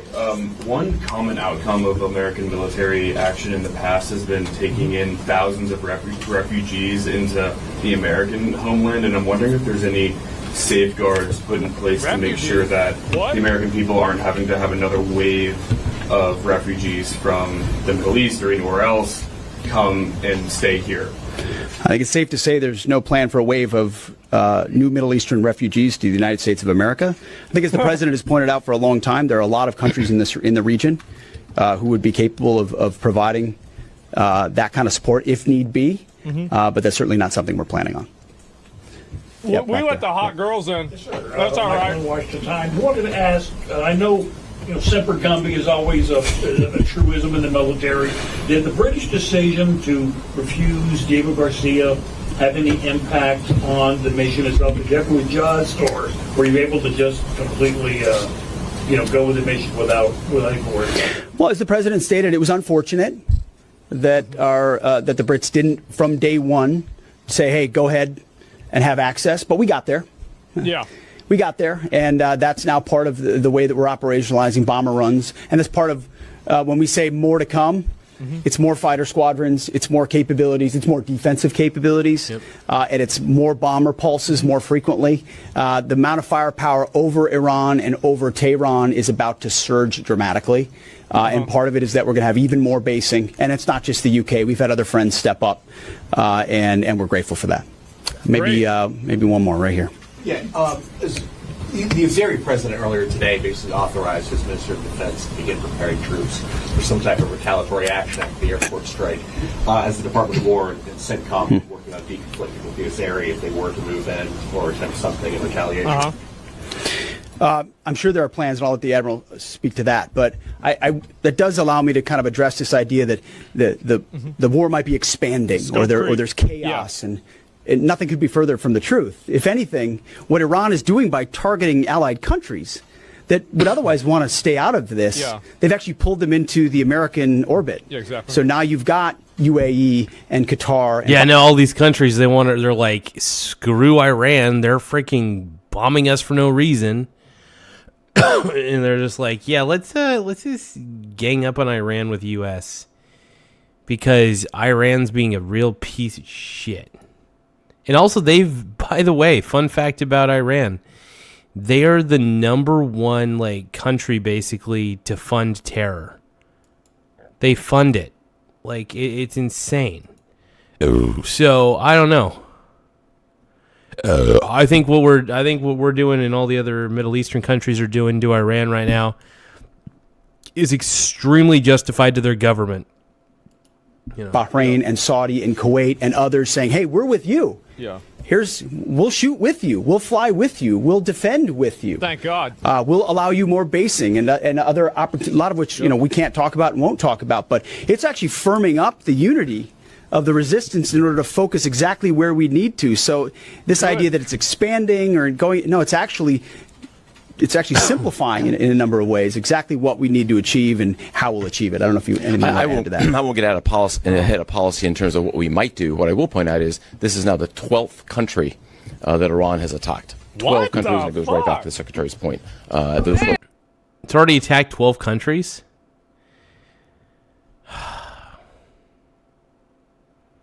Come on. Come on, man. Ridiculous. Countries are not too happy, and I look forward to working with all the partners who are willing to join us in this. And I would just close by saying, Mr. Secretary, one more question. Sure. What is your message to Americans who are concerned about security here at home with the change-up that we're going to see at the Department of Homeland Security? Well, I think Kristi Noem did an excellent job over there securing our border and keeping us focused on threats. And the president making a change. We all serve at the pleasure of the president. I'm sure Markwayne Mullin will do a fantastic job. He's been a friend of mine for a long time. But Kristi did a great job setting us up for success. So I don't have any concerns about whether or not the homeland will be covered down on. And I'll just end by saying I wish every American could get a chance to see what we see. I had a chance to go into the control room, into the tactical operations center, go see these young men and women that are doing this, the dedication that they show at every level, the way they've refined their craft. You know, I'm talking to a young colonel who's iterating on how we target and how we find and fix different aspects of what the Iranians are trying to do. If they don't know what they're up against, and if they think they've got it solved for, they're wrong. And ultimately, the combination of our ingenuity, the skill, the professionalism, the discipline, and then the sheer weight of the capabilities of the U.S. military, what you're going to see may look routine. Technologically speaking, the U.S. military is the most powerful in the world. So, yeah. We got the biggest stick. It might start to be like, another boat. Oh, another launcher. Oh, another drone facility. What it takes to do this with the precision that we do is world class. No one else can do it. And it's world class Americans. Yeah. Like the ones I saw here, like the ones that are coming home that we're going to greet home, that are the engine of what makes our country great. And so I'm so grateful for folks like those here at CENTCOM, at Central Command, who are under your command. Thank you for your decisive leadership. Right. And all I'll say to you is what I say to them, keep going. Because the President and myself, we have your back. Thank you, Admiral. Appreciate it. Thanks very much. Thank you all. How is this operation going to ensure Iran never gets nuclear weapons? Based. All right. Hell yeah, dude. Well, that was pretty dope.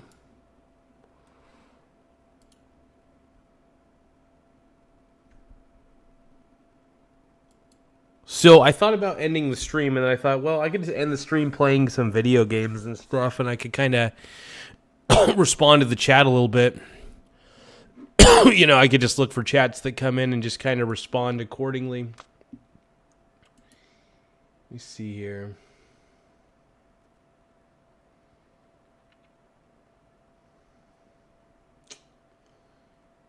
Yeah, we could play a little bit of Final Fantasy. You guys want to watch me play some Final Fantasy? Got a little Final Fantasy for you. Yeah. We get Steam running. Where the hell's Steam at? There we go.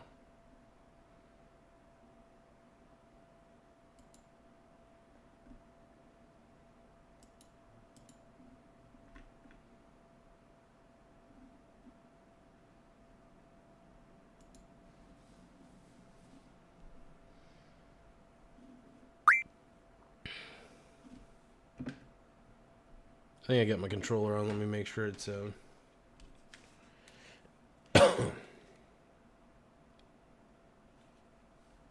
gotta make sure my controller is connected.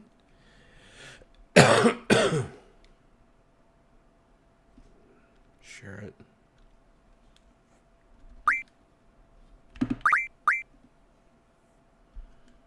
Oh, I think it's connected. There we go.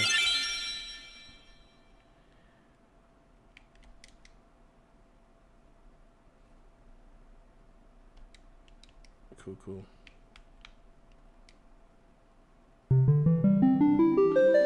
Alright, let me,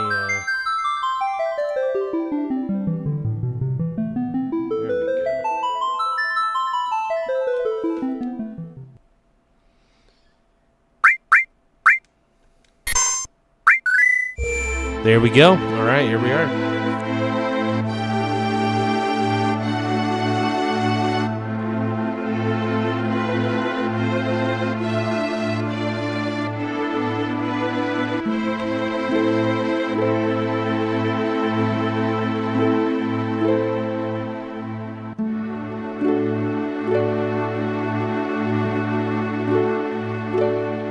I figure ending a live stream with Final Fantasy VII is always appropriate.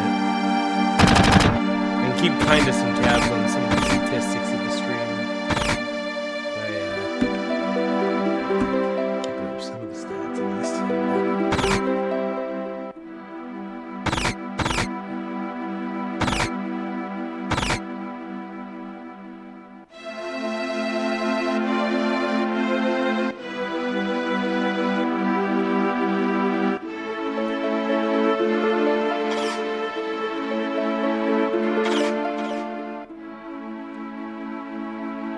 Well, video quality looks all right. Take a look here. It's not bad.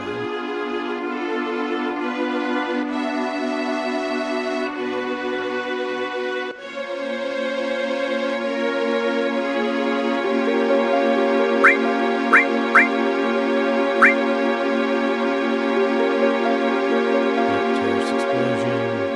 That means, you know what?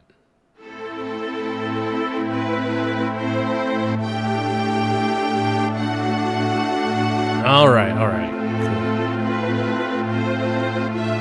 I'm not opening up. Go away.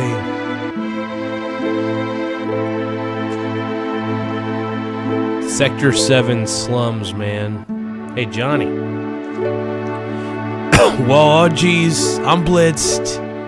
I just love them homemade cocktails, but they sure do creep up on you. Fuck. The hell's wrong tonight? I thought that long blackout was strange. They say a Mako reactor was destroyed above. I was just sitting here drinking, watching the news by myself. And all of a sudden I got kicked out of there. Let's see here.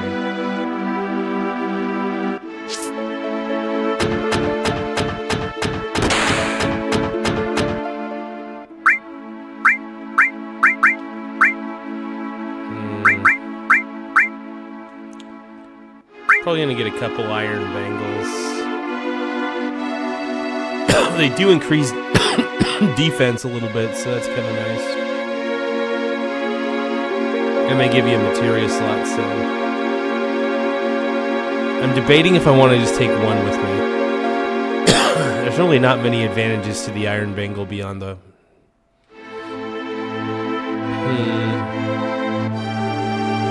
I'll take the one. Already got the assault gun. Grenade. No, I don't have a grenade, but I don't need one.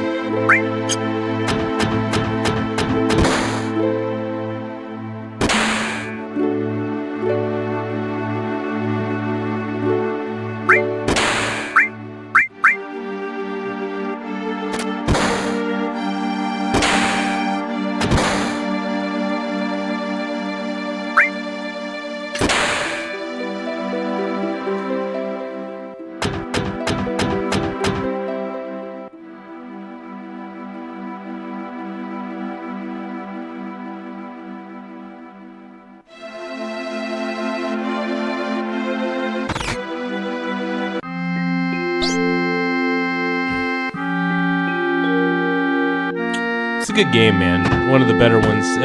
JBK Wang says hi. Hello, JBK Wang. I can't believe we got 29 people watching at the moment. Hell yeah. I'm glad I improved the audio stream rate, the bit rate for the audio. I think it makes it a little bit better. Probably take this thing.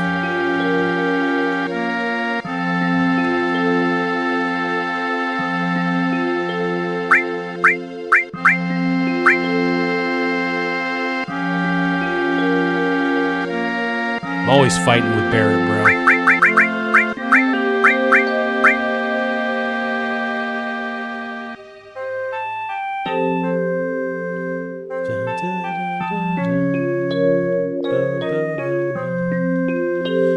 I'm trying to go behind the bar. Come on, man. I'll talk to Wedge for a second. Alright, let's listen to Wedge.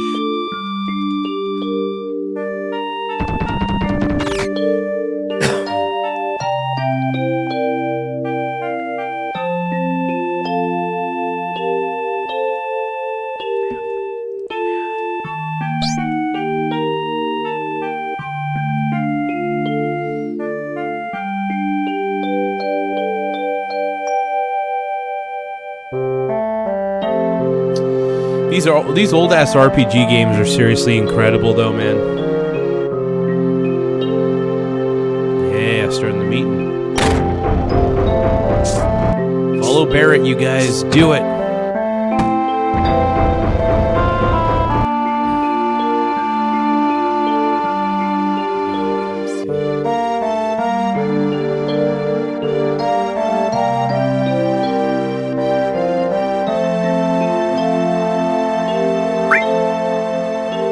me something hard. Give me some Jose Cuervo. Jarvis, can you please? Get me some Jose Cuervo. That's all I want, man. Just want the Jose Cuervo.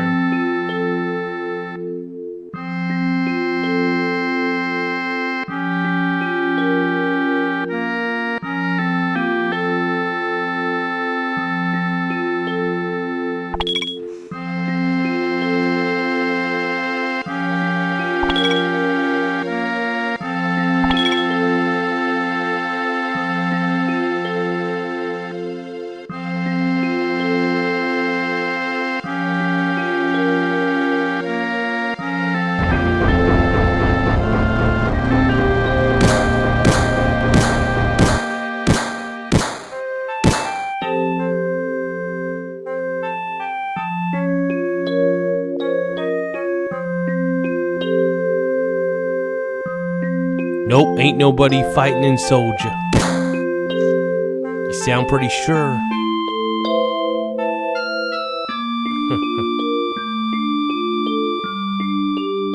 Cloud's like, yeah, I was the man, dude.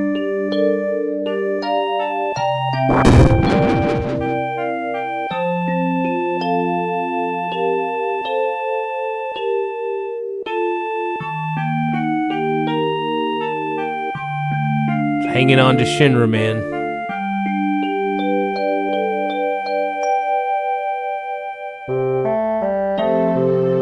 Cloud's like, give me my fucking money, dude. I want my goddamn money. Give me my fucking money, bro. Looks like he still misses the Shinra. Shut up. I don't care about neither Shinra nor Soldier. But don't get me wrong, I don't care about Avalanche or the planet for that matter.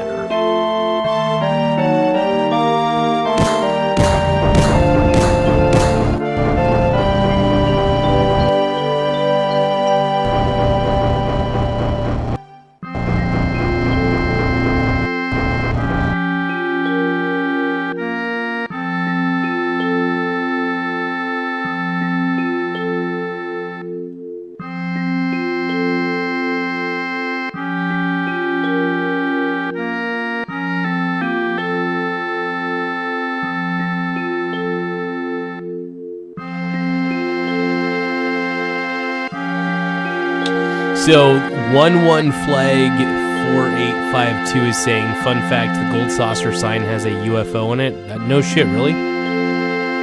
I did not know that. I'm going to have to look that up here in a second.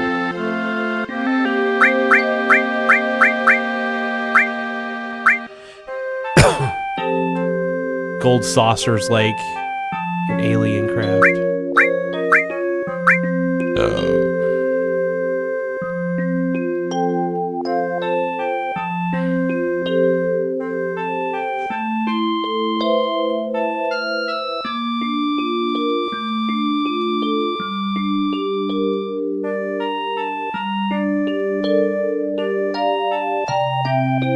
Yeah, this is the scene where they're at the well.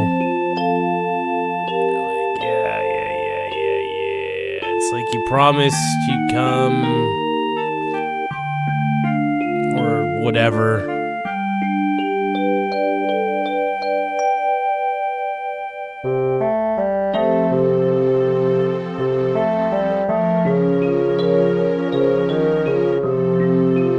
Come this spring, I'm leaving town for Midgar. All the boys are leaving town, ooh-woo.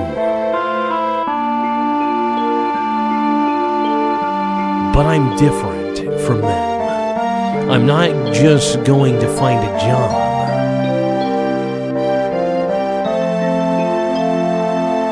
I want to join Soldier. Because Pete had sex is totally sexy, by the way.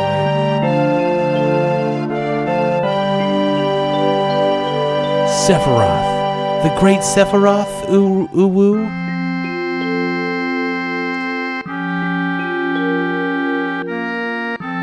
How do I skip this shit?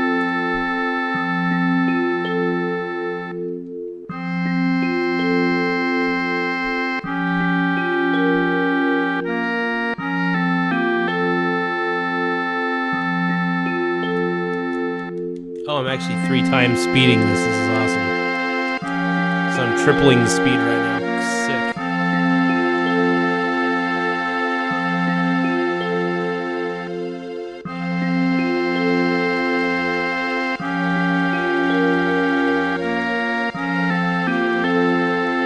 What's crazy is it doesn't speed up the music at all.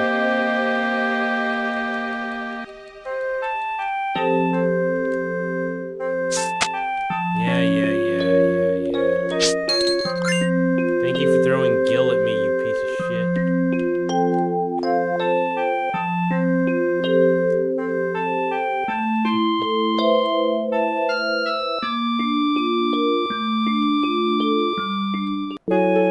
Ichigo's the man, dude.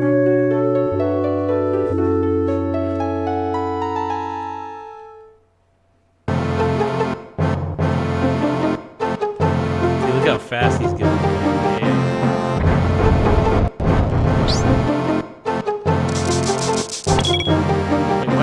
Why is right? Marlene's tending bar. Why are you tending bar? Give me some drinks.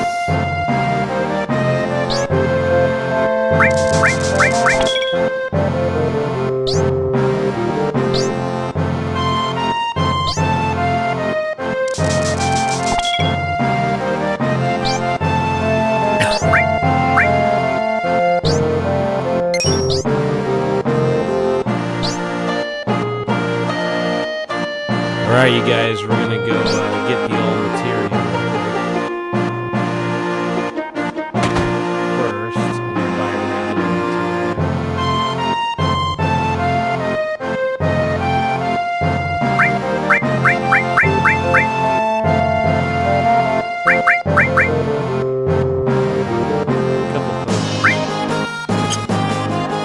Wait, I gotta restore material. Probably be better if I owned at least 2 restore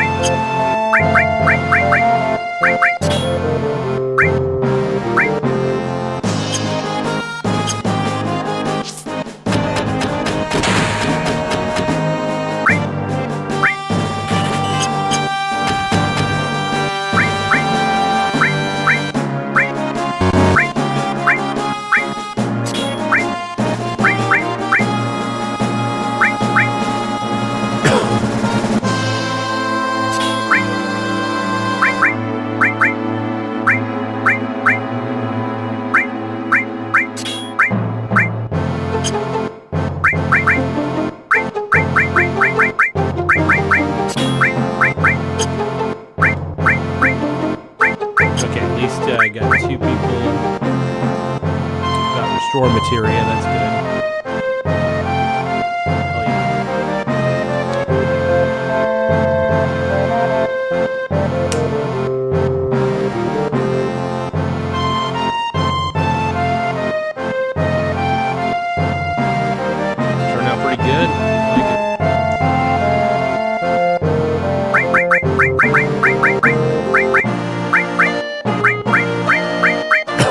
I got all my materials. All I wanted was that sexy one.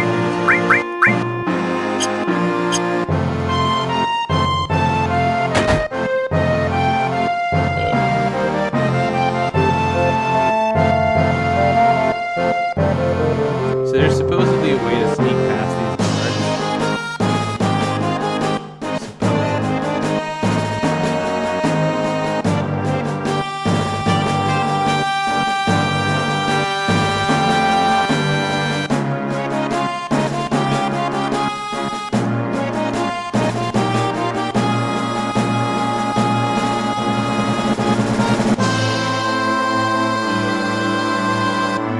Trying to see if I can get these guys to budge. Supposedly there's a way past these guys. Allegedly.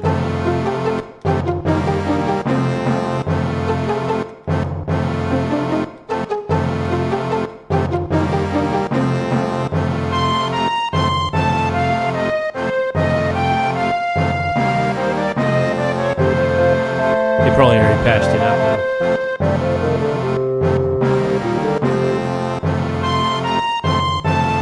I'm gonna save real quick.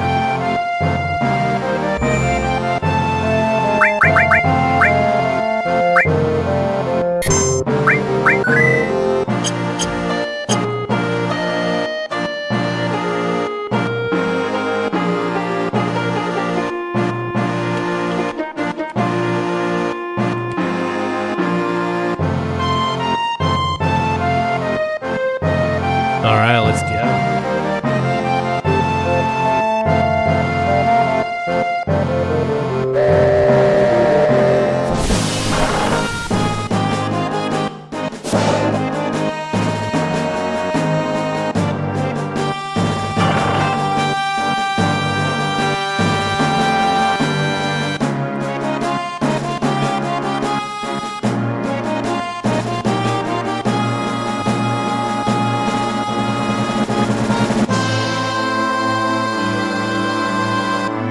You say something. You say something.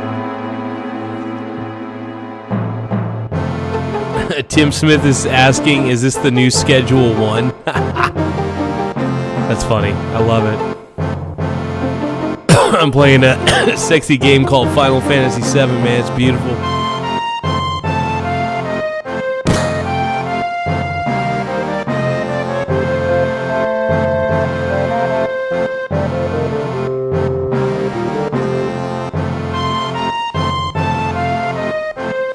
Tim Smith, though, in the house, dude. What up, my brony bro?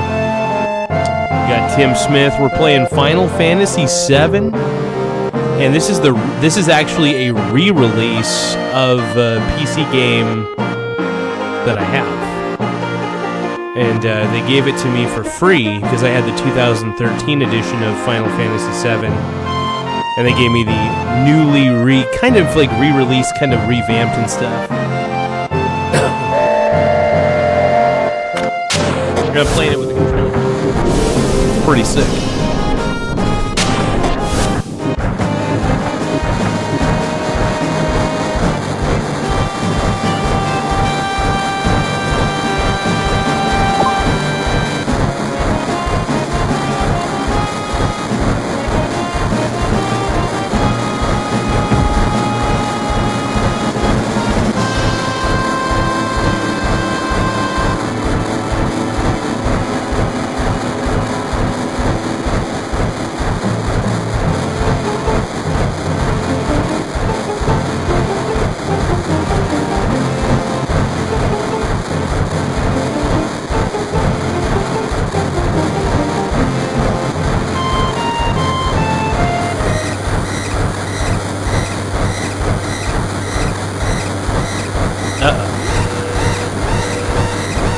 Type A security alert. Unidentified passengers. Uh-oh.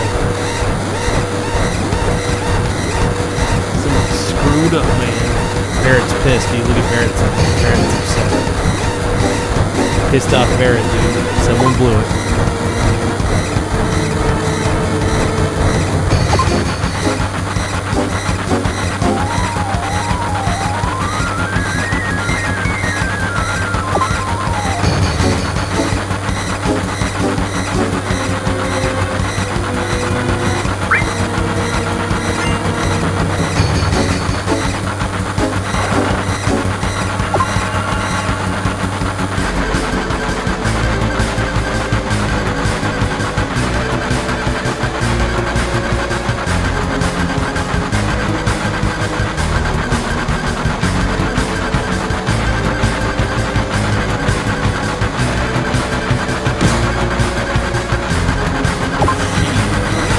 gotta get out this train, man.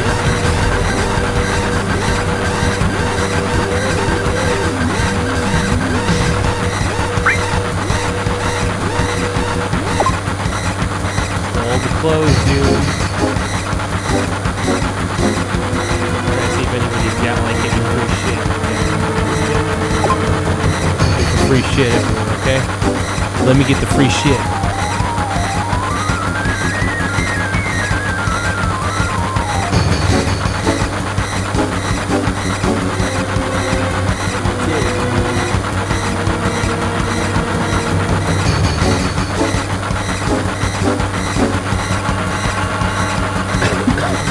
Really happy to see how many people are here. This is sick.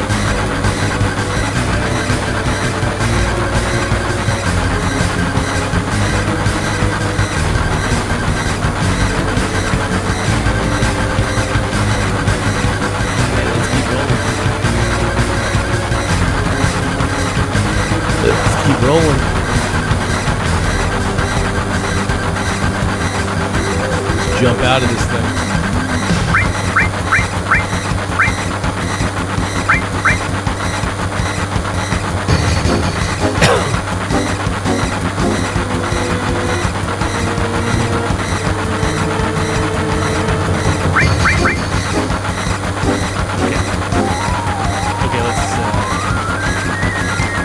Get out of here.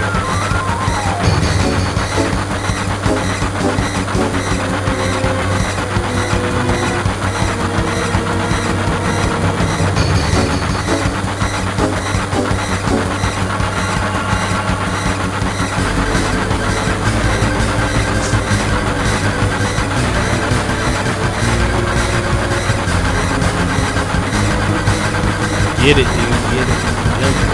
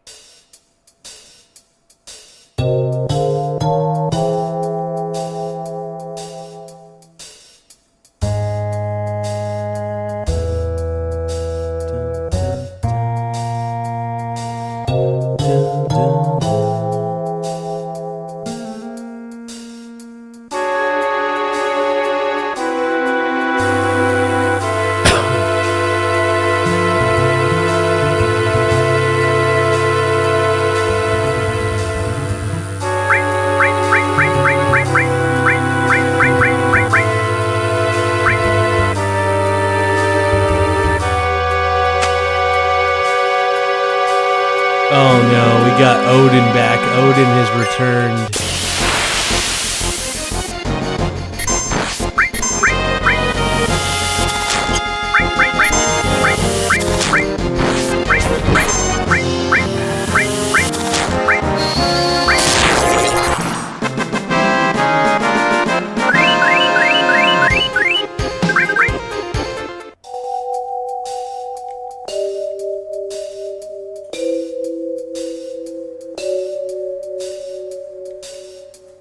We're winning.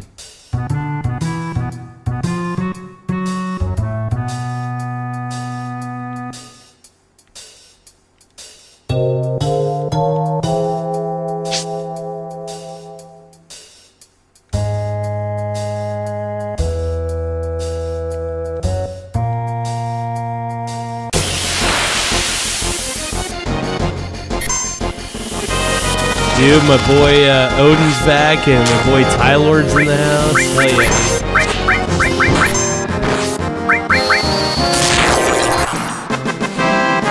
Done winning. Here we go, dude.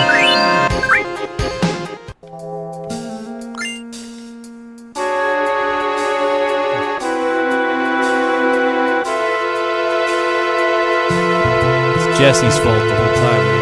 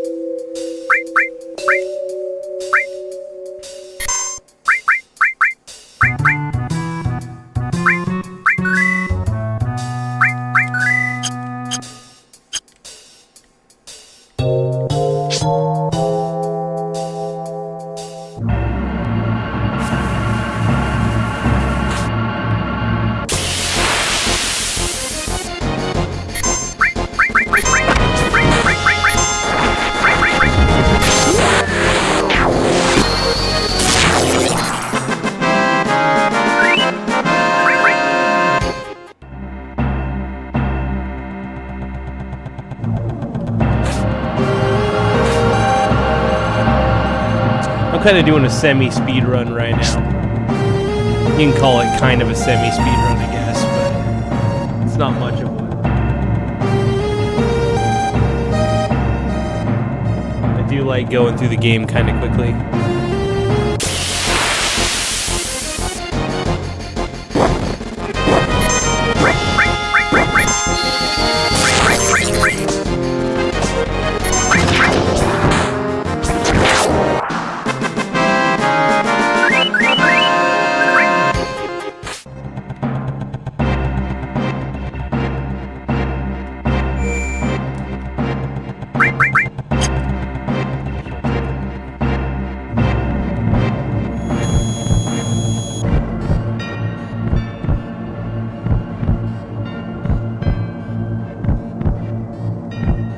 This is fun, man. I do miss playing this game. It's one of the better games to play overall.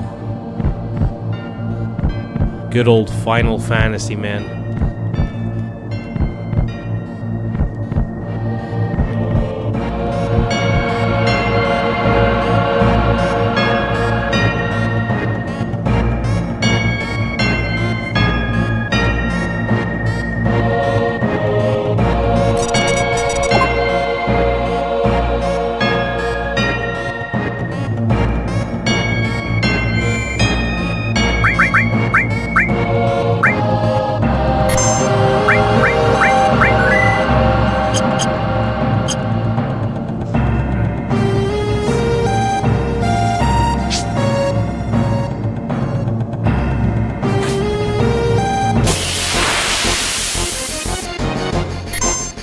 Yeah, just a little quiet. Just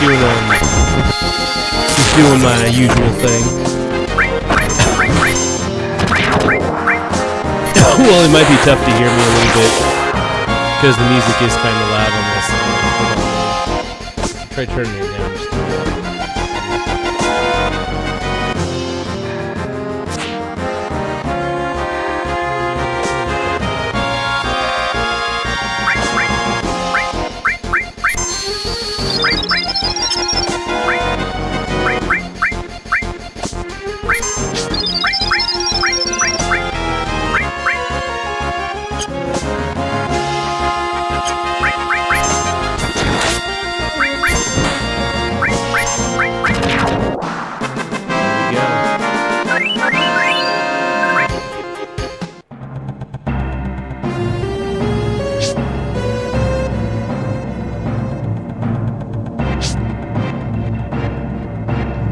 Out of there.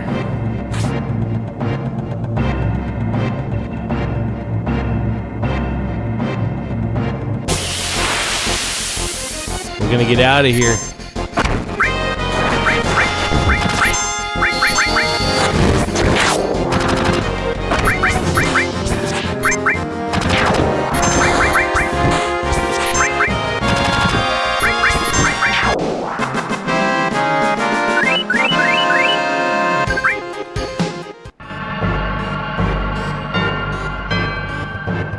Alright, we're going up against Airbuster, you guys. This is crazy.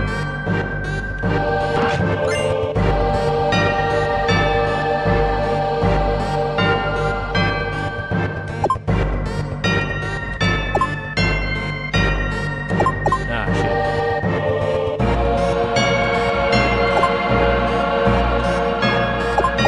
shit. Shit.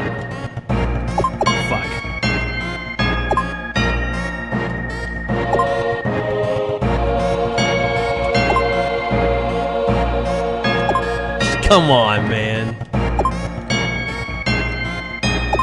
There we go.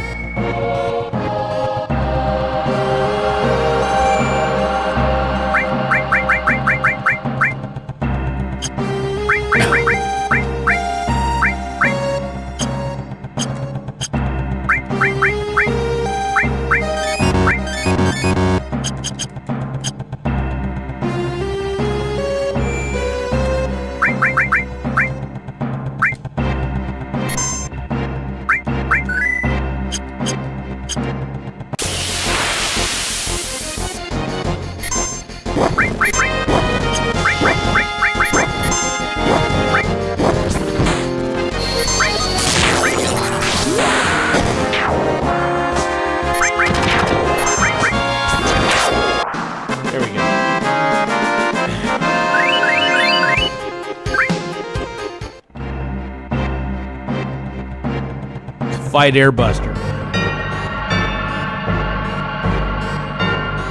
Oh, shit. Oh, no. It's a trap. President Shinra's rocking out.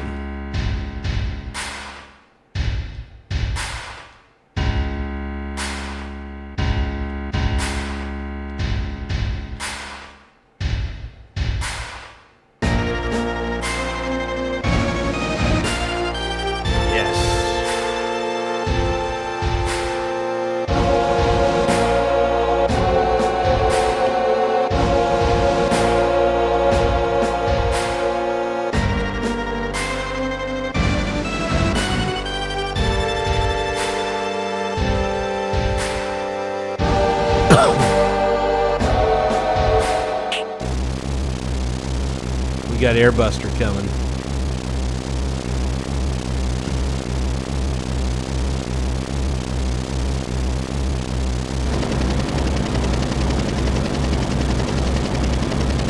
Techno soldier, man.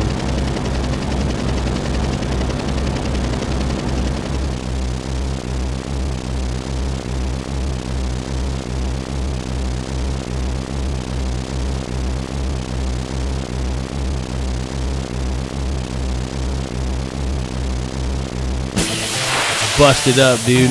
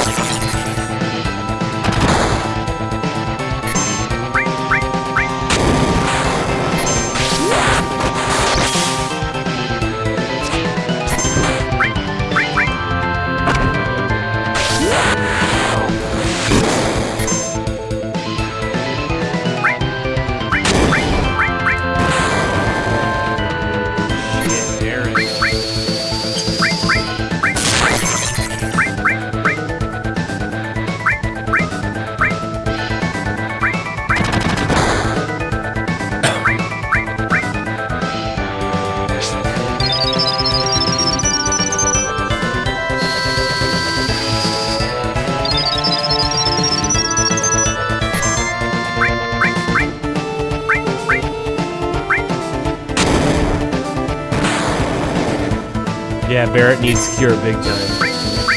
Big shot, let's do it. Hell yeah. Come on, let's go. Gotta beat Airbuster, bro.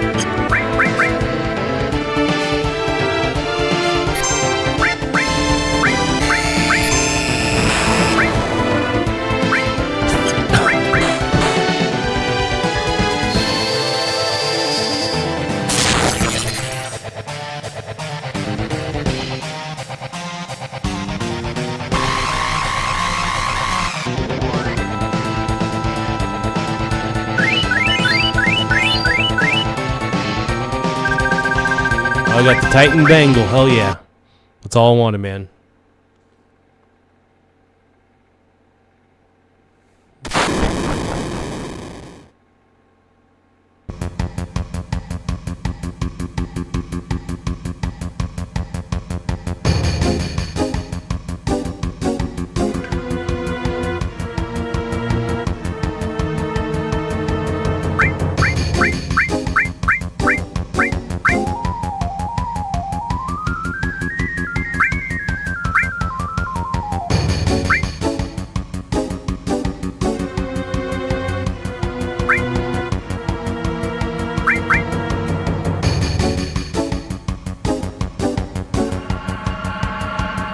This is good shit, you guys. Come on, man. We're doing it.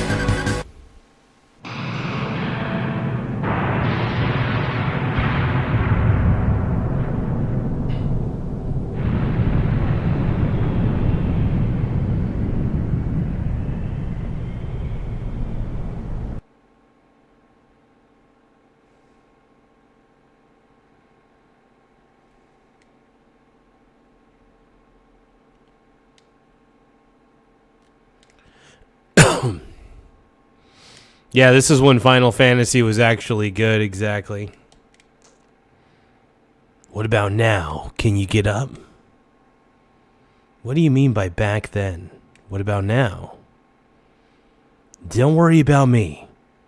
Worry about yourself now. I'll try. Oh, it moved. How about that? Take it slow now, little by little. I know. Hey, who are you? Hello, hello?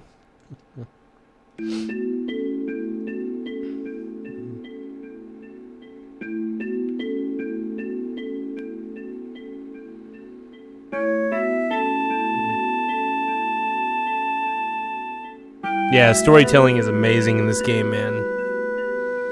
It's too good. Too good.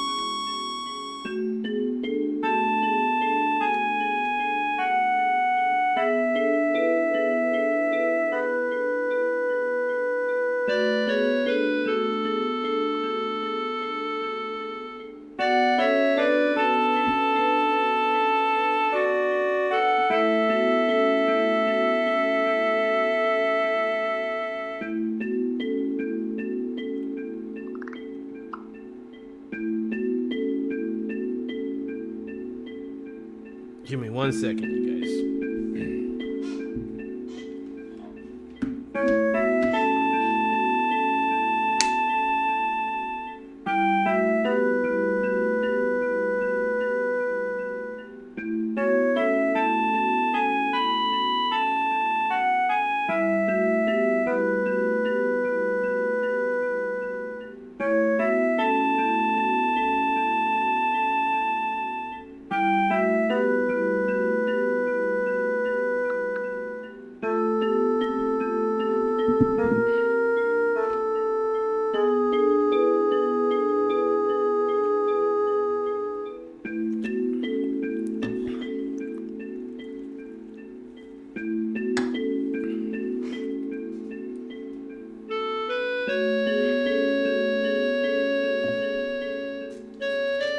What up, dude? Major General Tao says, boo. What up, dude? Playing a little bit of Final Fantasy VII. Chilling. I gotta take a whiz real quick.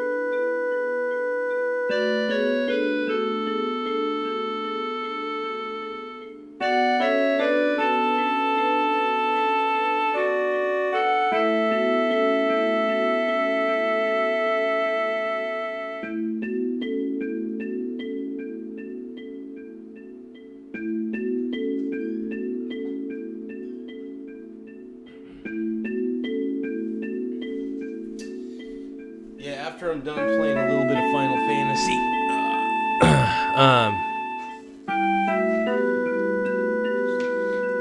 Major General Tao says sugary drinks are beta.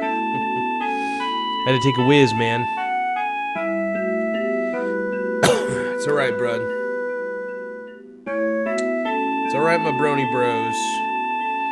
You're all pink brony bros. Yeah, they usually do go straight to the bladder. Yeah, once I'm done with this, though, I'm going to experiment with my laptop and try to get OpenClaw Agent on my Windows laptop.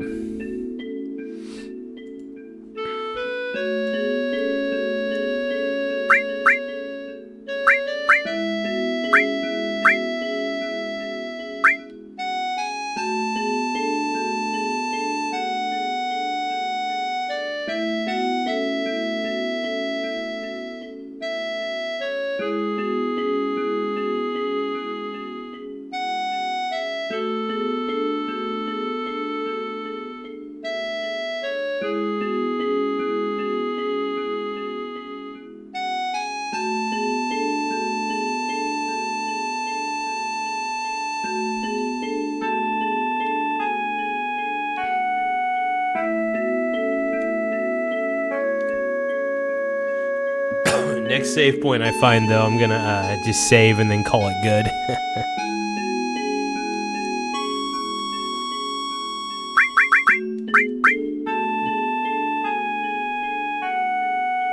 Dance at the gay club, oh my god. Tristan Allen says, yeah, dude, we're playing a little FF7. Oh yeah, there's Reno, and Rude. Well, Reno.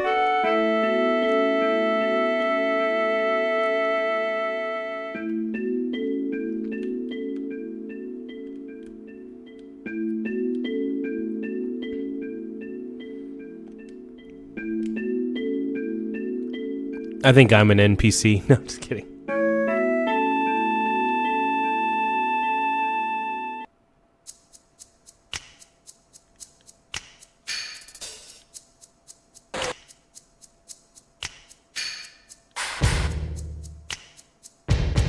Hey sis, this one's a little weird. Oh god.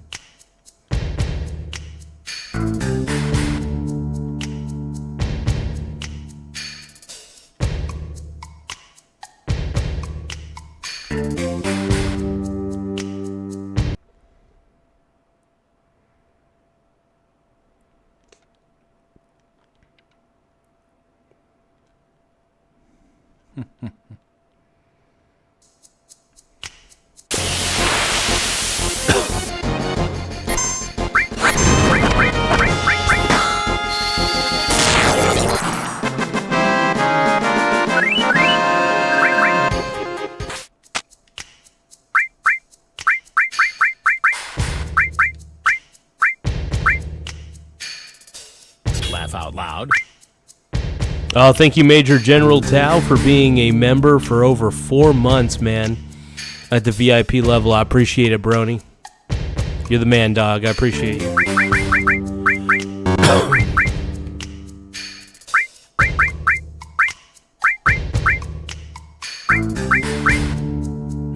Go with Ice Fire Restore.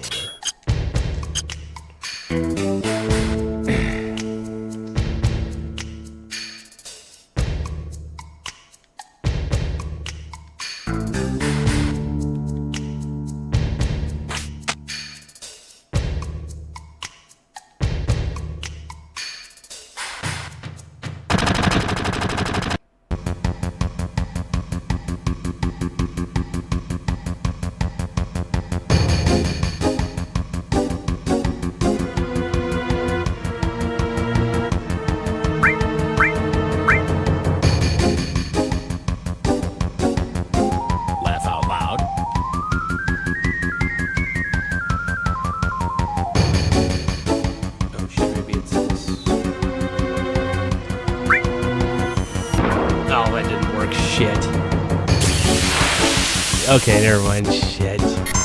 Hey, thank you for gifting a membership, Mr. Tao. I appreciate you, man.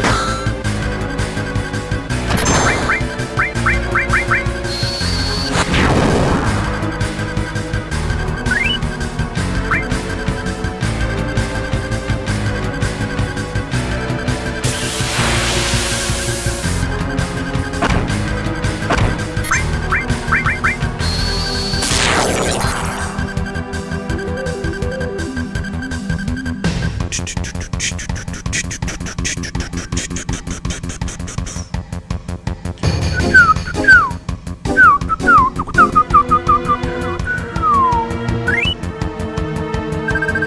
yeah.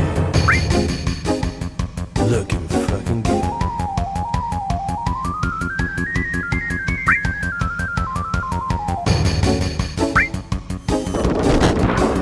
There we go. I got it right this time.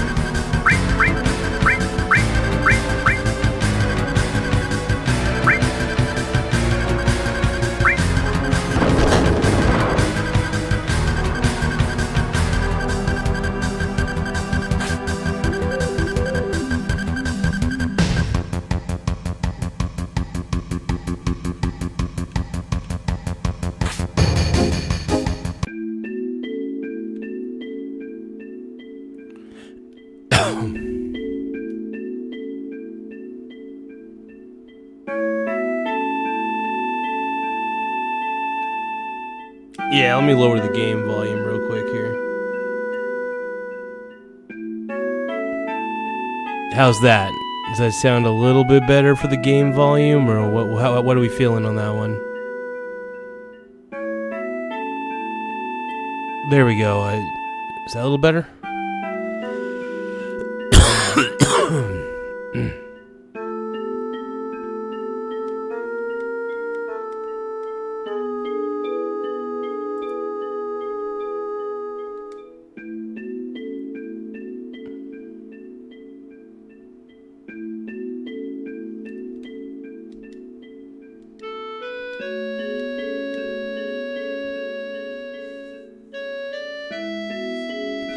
Such a good game, man.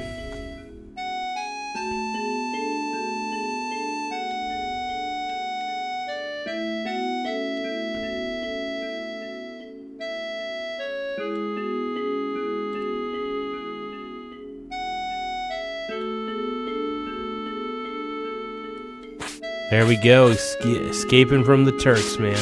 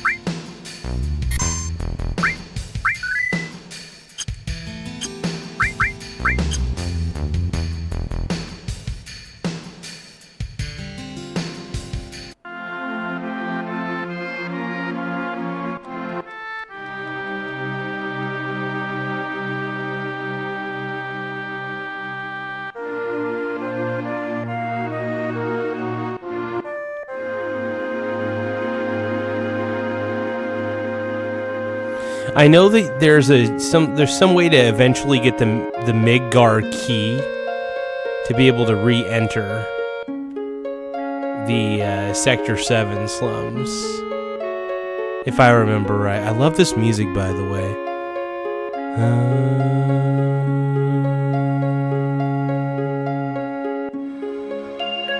Dun, dun, dun, dun. It's very pretty. There's beautiful music.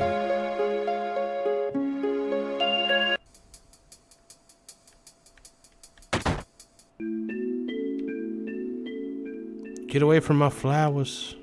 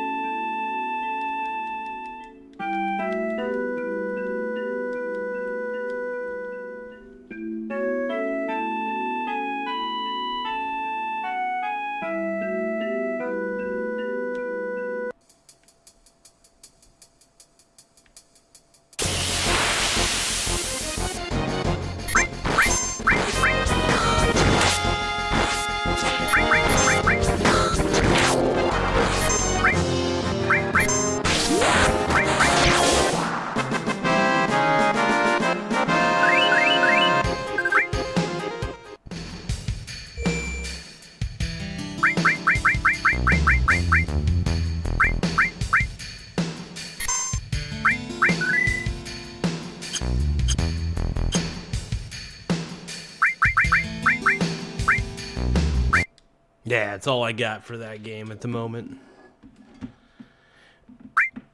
Great game, but that's all I got in me at the moment.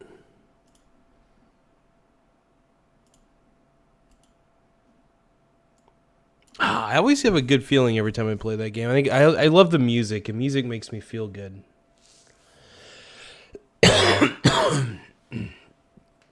Oh, okay. I could get the Sector 5 key in the digging place? Hell yeah. Oh, right. In Bone Village, where you can dig up stuff. I totally spaced on that one. Totally spaced on that one. God, such a good game. Such a good game, man. Well, I think I'm going to call it quits for the night. Maybe. Let's see how I'm feeling here.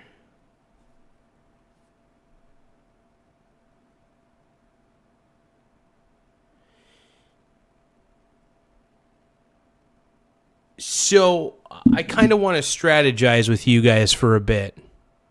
Actually, you know what? I'll tell you what.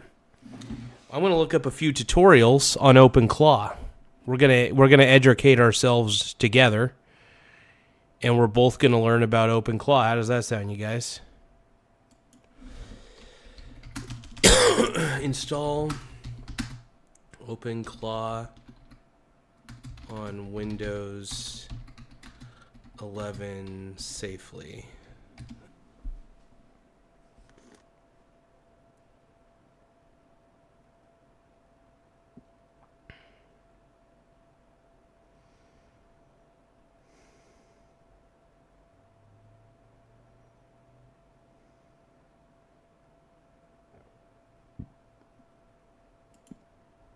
Have you ever wanted an assistant that lives in your computer and can do all of your work for you? Well, That's the the future goal. is here, and it's now possible. Today we are installing OpenClaw directly on our main Windows PC. This will give it access to all of our hardware resources, including our GPU.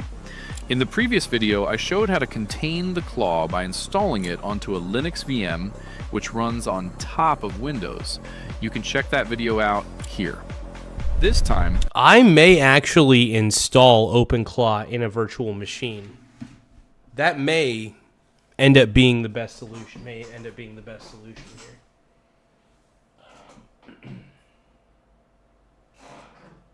Let's see, how can we get this out of here?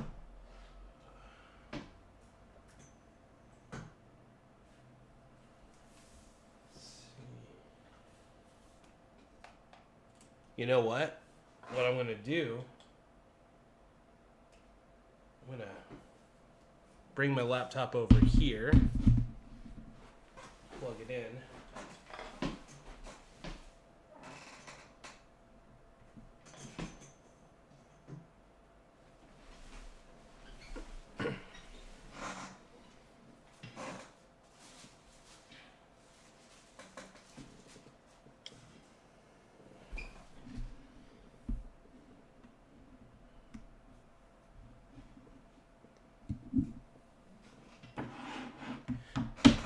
It's going to be interesting. I don't know how safe it is. Now, I may end up going the virtual machine route. I may consider going that route instead. But we'll see. We'll see. Let me get my charger set up there. Okay. Let me boot up my system real quick. So I got my Dell laptop in front of me here. Give me 1 second, though, to get in.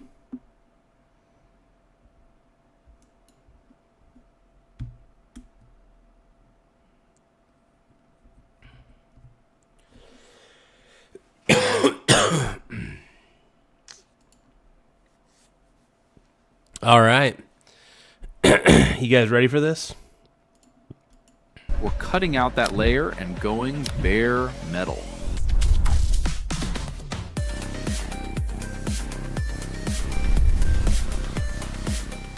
Now, before you call me crazy, hear me out. We will do this in a secure way and check our security score during the process. The first thing we will need is WSL, or Windows Subsystem for Linux. Okay, WSL, got I it. will link my full WSL video here for you now. Today, we will run through a quick start process of getting it going for OpenClaw. Open a terminal as administrator. To see if you have it installed already, type in WSL-stat. Okay. Oh, that's right. I got to connect to the internet. Hold on.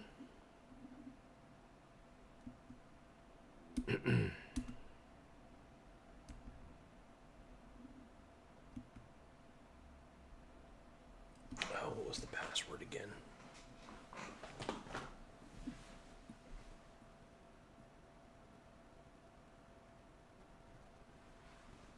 Okay. What was it like? Is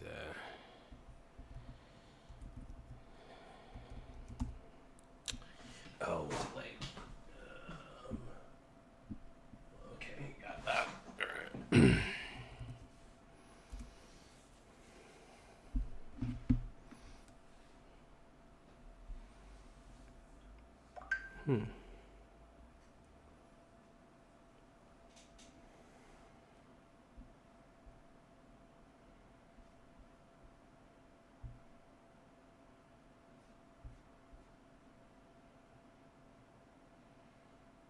Okay, I think I'm connected. Here we go.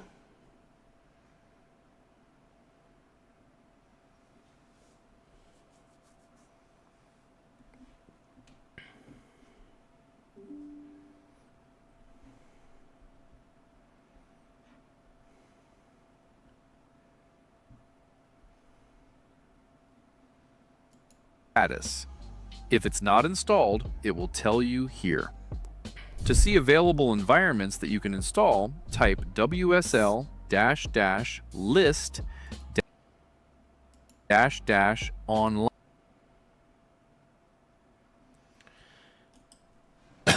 Okay, so let's go to the terminal here on this.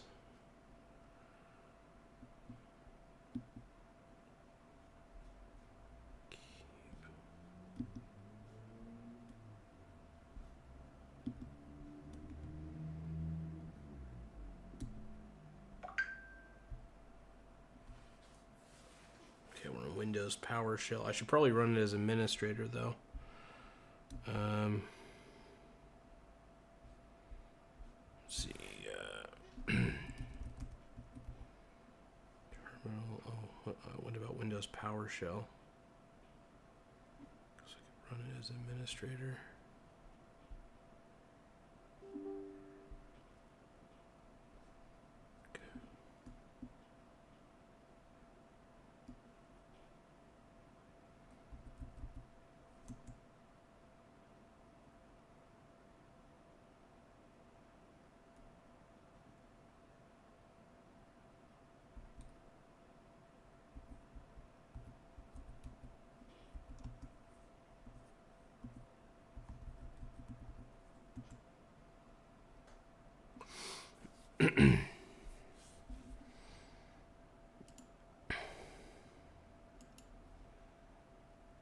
So I'm installing it real quick here.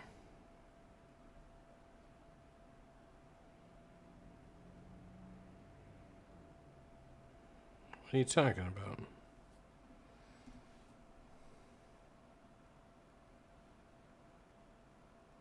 Okay then. The first thing we will need is WSL, or Windows Subsystem for Linux. I will link my full WSL video here for you now. Today, I'm starting to think it'd be just easier to install OpenClaw on a virtual machine.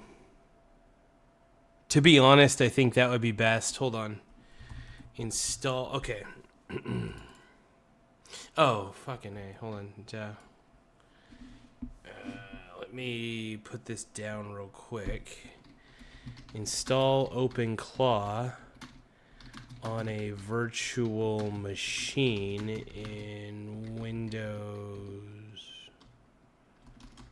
On a Windows PC. Okay.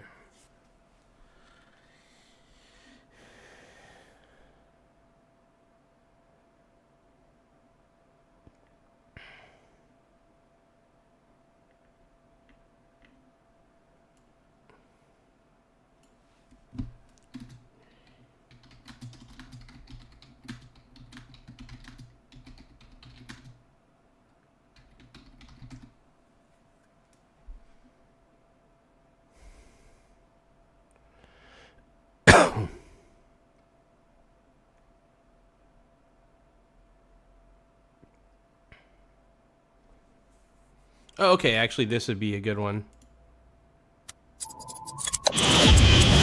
Welcome back, creators.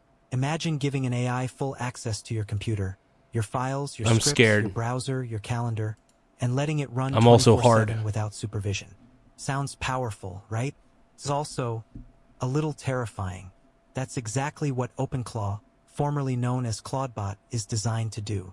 It's one of the most capable open source AI assistants ever built, but installing it directly on your daily machine is like handing your house keys to a stranger and hoping they don't eat all your snacks.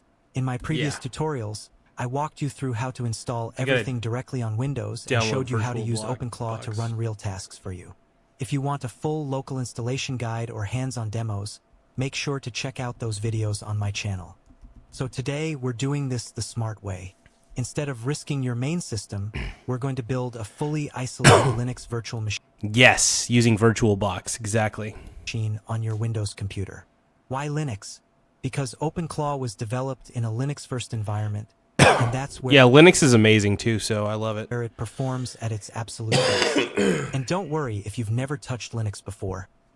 I'll walk you through everything step by step, from creating the VM to installing OpenClaw safely, cleanly, and with zero stress. Let's get started.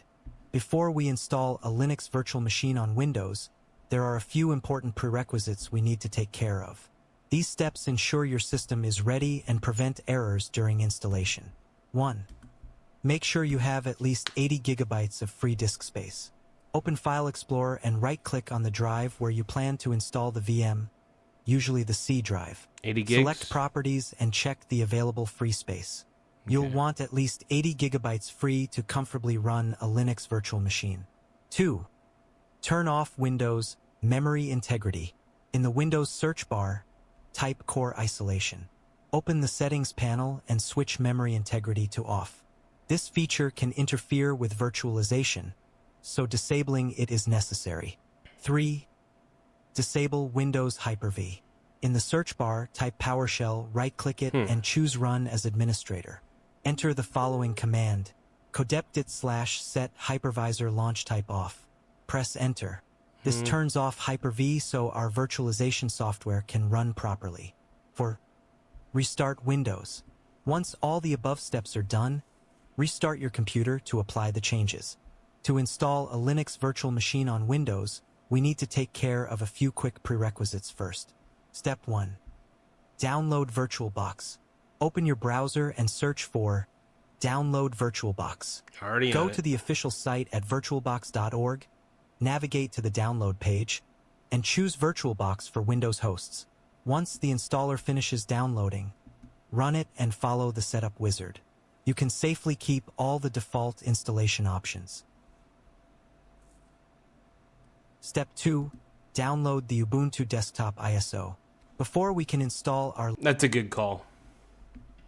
That's actually a good call because Ubuntu is amazing. I love Ubuntu.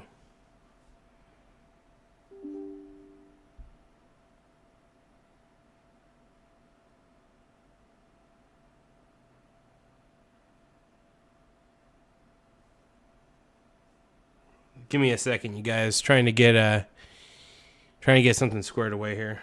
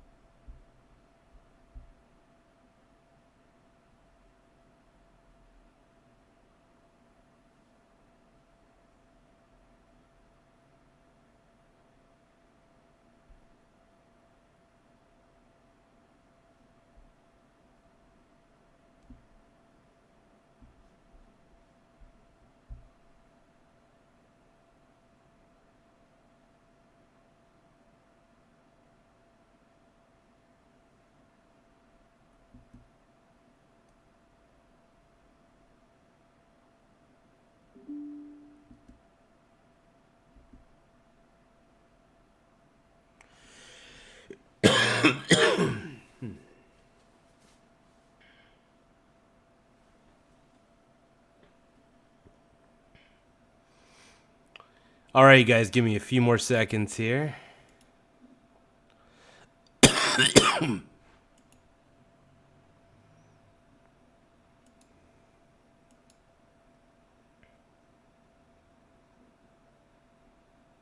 Well, I'm installing this specifically on a laptop. It's not. It's not being installed on my desktop computer. Yeah, this is being installed on my laptop specifically.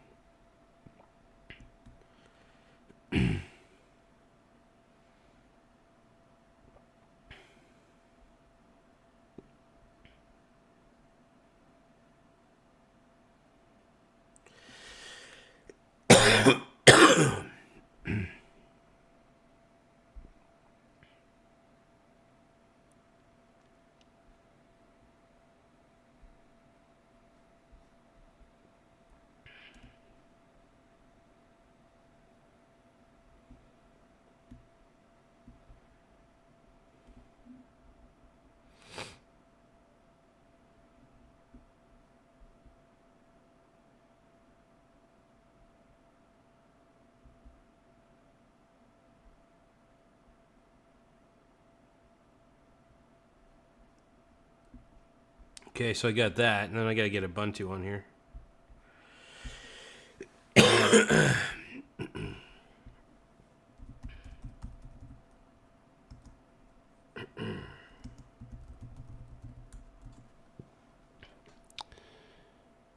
Well, I would run Linux. Look at since I have a Windows 11 license, it's just easier to run a virtual machine in this instance on it.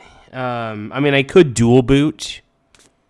Linux on this. That's very true. But sometimes Windows 11 makes things a fucking pain in the ass to dual boot, so I'm just like, screw it.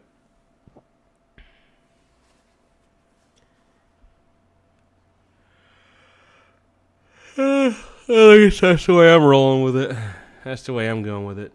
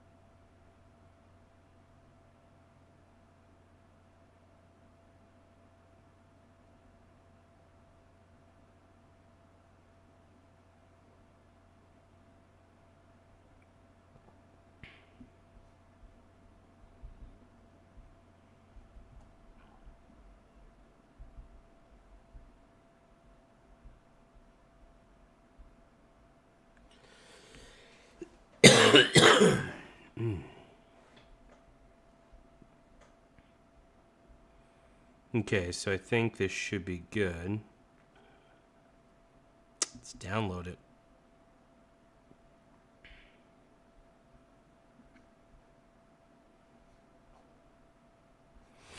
I gotta see how much space is actually on this laptop, though. I haven't really done much on this thing at all. It's got 155 gigabytes free, and all I needed was minimum 80. I could probably pull off a hundo. I think I could do 100. Still leave me 55 gigabytes of free space.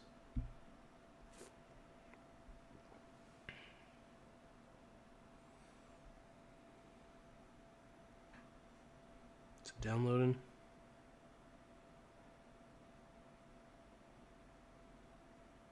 Oh, geez, this did.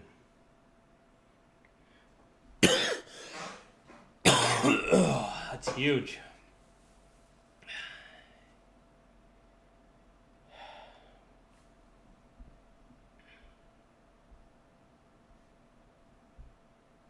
Oh.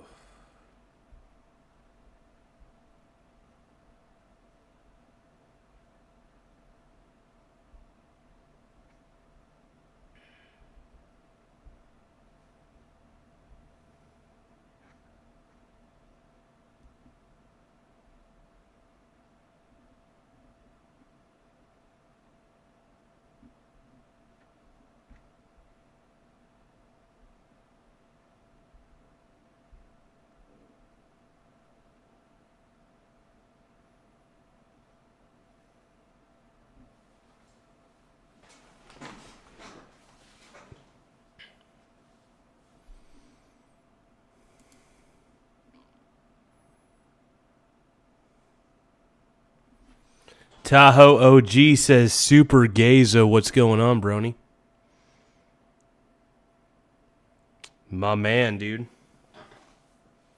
Don't be calling me out.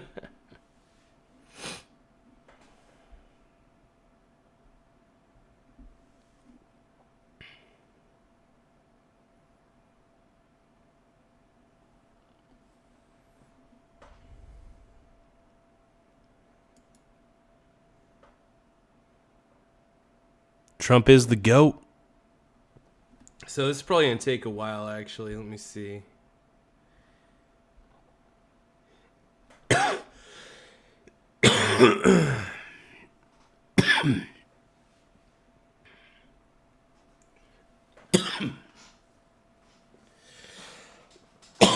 Damn it. I'm sorry, you guys.